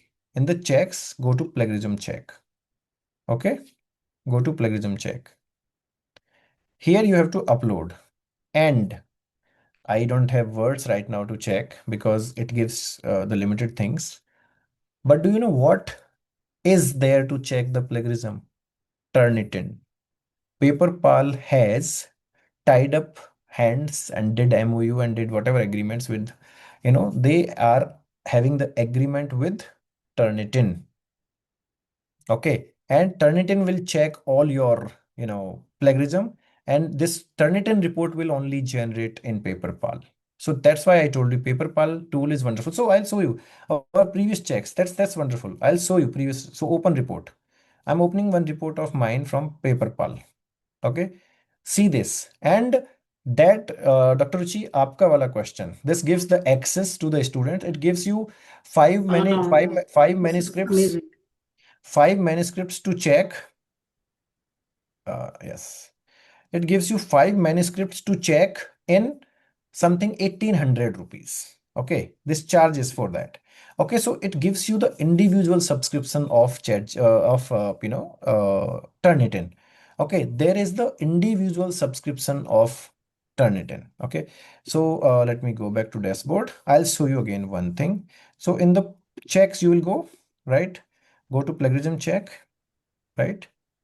Yeah, I'll go to plagiarism check again. I'll show you this. Okay, so support chat chapter 3.1. Okay, I'll go to chapter 3.1. Okay, or I'll directly download PDF or open the report. Download PDF. Okay. So this PDF has been downloaded. Now I'll open this PDF. Okay, let me share the full screen so you can see all this part. Okay, so I'll come back here. And if you open it, okay, this one, I'll open the PDF here. See, See, guys, plagiarism report. So I hope now it is visible, right? So overall similarity. See this chapter wise, it will give you all the reports. So this is generated by Turnitin. Okay, they have tied up with Turnitin. This report is given by Turnitin. Okay, I think this is paper. I'm not sure where is this. This is not report again. I'm sorry. Where is the report? Open report. If I'm opening a report or something. No, no, the settings will not be changed. Something is missing. Maybe I draw our Sir, I Turnitin. feel I think you have very less plagiarism here, so it's not showing much No, no, no, highlights. ma'am. The report will be shown as I mean, the Turnitin has written Turnitin report. So this is like, anyways, Acha, maybe we don't okay, have the okay. Turnitin, with us right now, or maybe this is old one. But you get everything. What is, like if I go to 5.3, chapter number 5.3. Okay, I'll show you somewhere it will be. So PaperPal. Let me, tell you, PaperPal is with, plagiarism is with Turnitin only. Okay, plagiarism is with Turnitin only. Okay, so here if you buy more words or something, see this is like there, this is there. Okay, so these are the things what you can easily take up. Okay, these are the easily things to take up, right? Loyalty rewards and all. So this is like, for 30,000 words, only 1200 rupees for 30,000 words. Means 30,000 words means easily 5 to 6 manuscripts you can check in just 1200 rupees. Okay, in just 1200 rupees. And this is all in Turnitin, right, guys? So, yes. Anything else?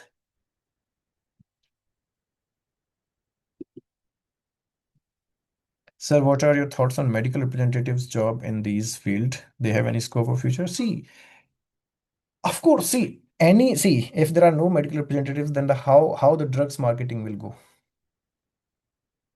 right?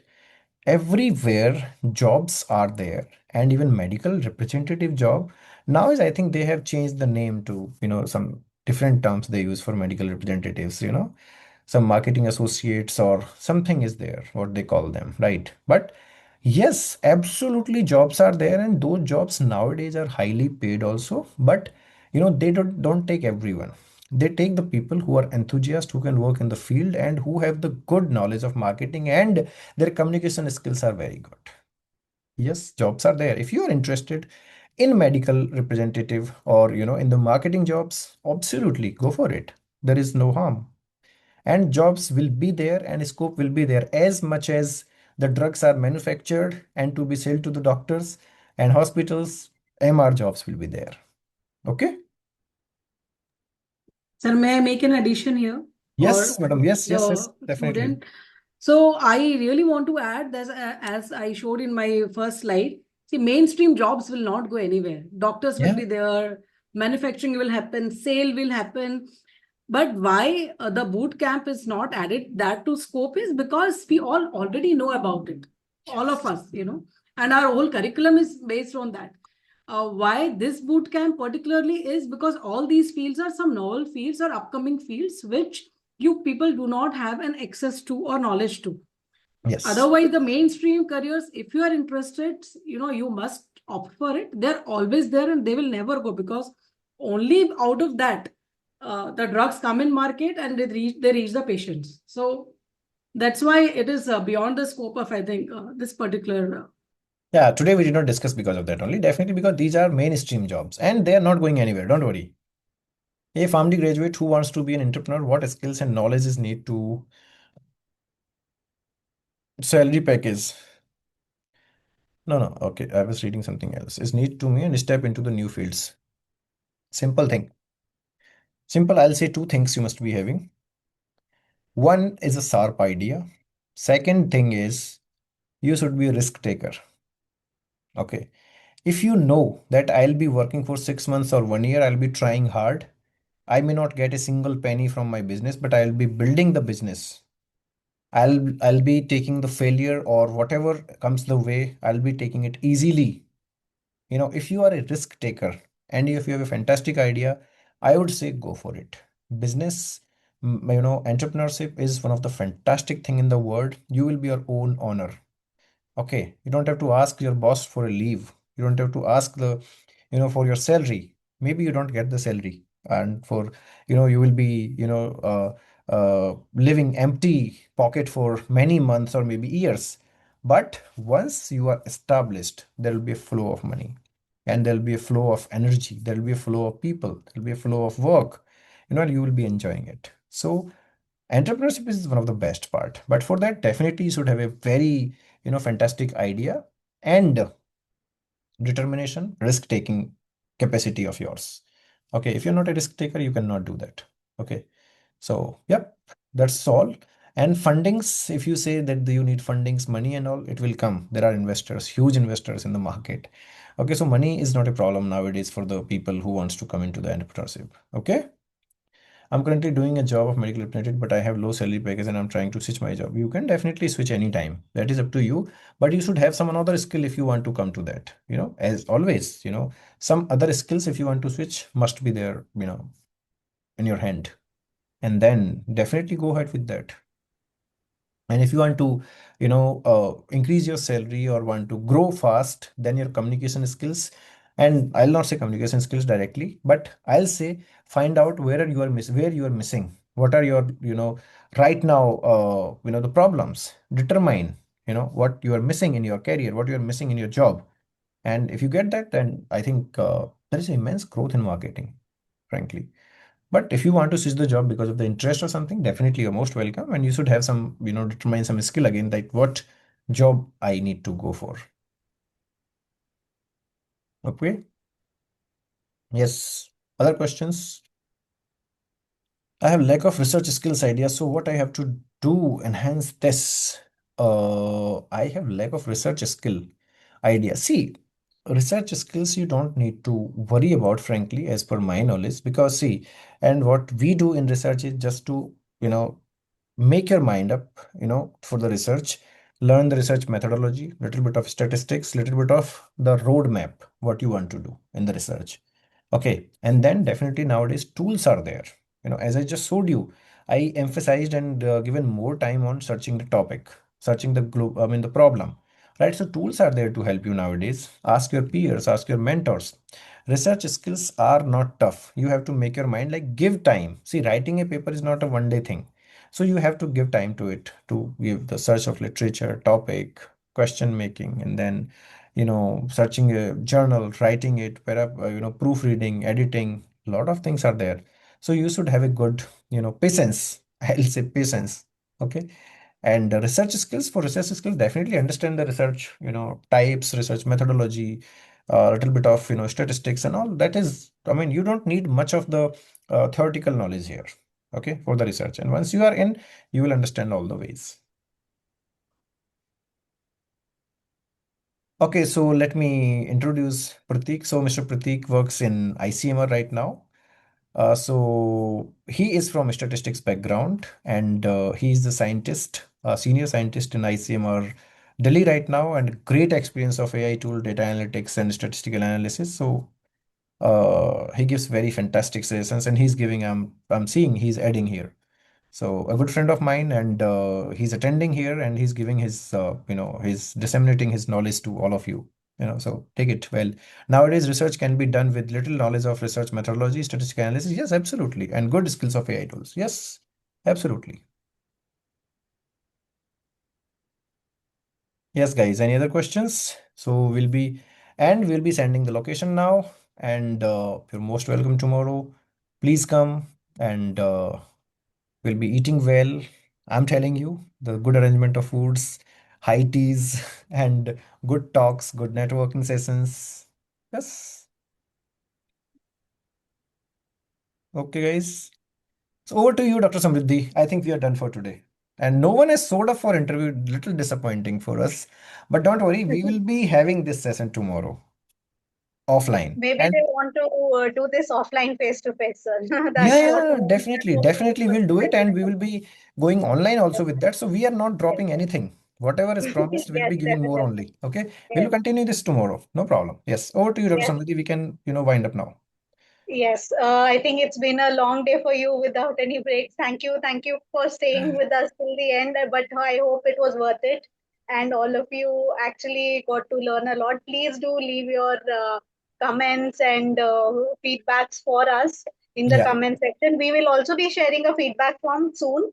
Um Yes. so if you thought today was exciting, tomorrow is going to be transformational. Tomorrow's sessions are Absolutely. dedicated to leadership, career excellence, personal branding, and I think this is what's interesting to the people now. It's entrepreneurship, communication skills, goal setting, professional growth, and long-term career strategy as Absolutely. part of future leaders and entrepreneurship development program. So please join us on time offline at Yes. 9:30 a.m. with the same enthusiasm and positive energy. Trust me, you would not want to miss it. Yes. So Absolutely, before we guys. yes, so before we conclude, a few more important reminders. Just a second, let me share the feedback form with all of you. Please make sure you fill it. Give me a second. Dr. Samadhi, I'll suggest put it in the group. That will be better. Or here also. Okay, it's fine. You put it here. Sure. No problem. Here also I and in the group also. Yeah. Yes, I have shared it here, but we will also be sharing it in the group as Sir mentioned. Yes. Yes. So please complete the feedback form when it is shared. Stay connected with the CleanMed community and for future learning opportunities. Keep an eye on your email and WhatsApp groups for updates related to participations and certificates, and your WhatsApp group for new ventures that we have. Yes. So Okay, guys. Yeah. So, as so, we so, so, so, so, so. Today it's happening very badly. conclude, as we conclude day one, I extend my heartfelt gratitude to our inspiring keynote speakers and expert faculty for generously sharing their knowledge, our respected chairpersons and panelists for enriching every discussion, the entire CleanMed organizing team for working tirelessly behind the scenes, especially after transitioning of today's event online because of the weather. And most importantly, every participant, your enthusiasm, thoughtful questions, active participation, and commitment has made this event somewhat a success today. Thank you so much, everyone. And I hope we get to see you all tomorrow offline. Yes. And believe us, I think we are more disappointed than you that we couldn't conduct today's session offline because of all our speakers, expert faculties are there in the location, but they still didn't get to meet you today. But don't be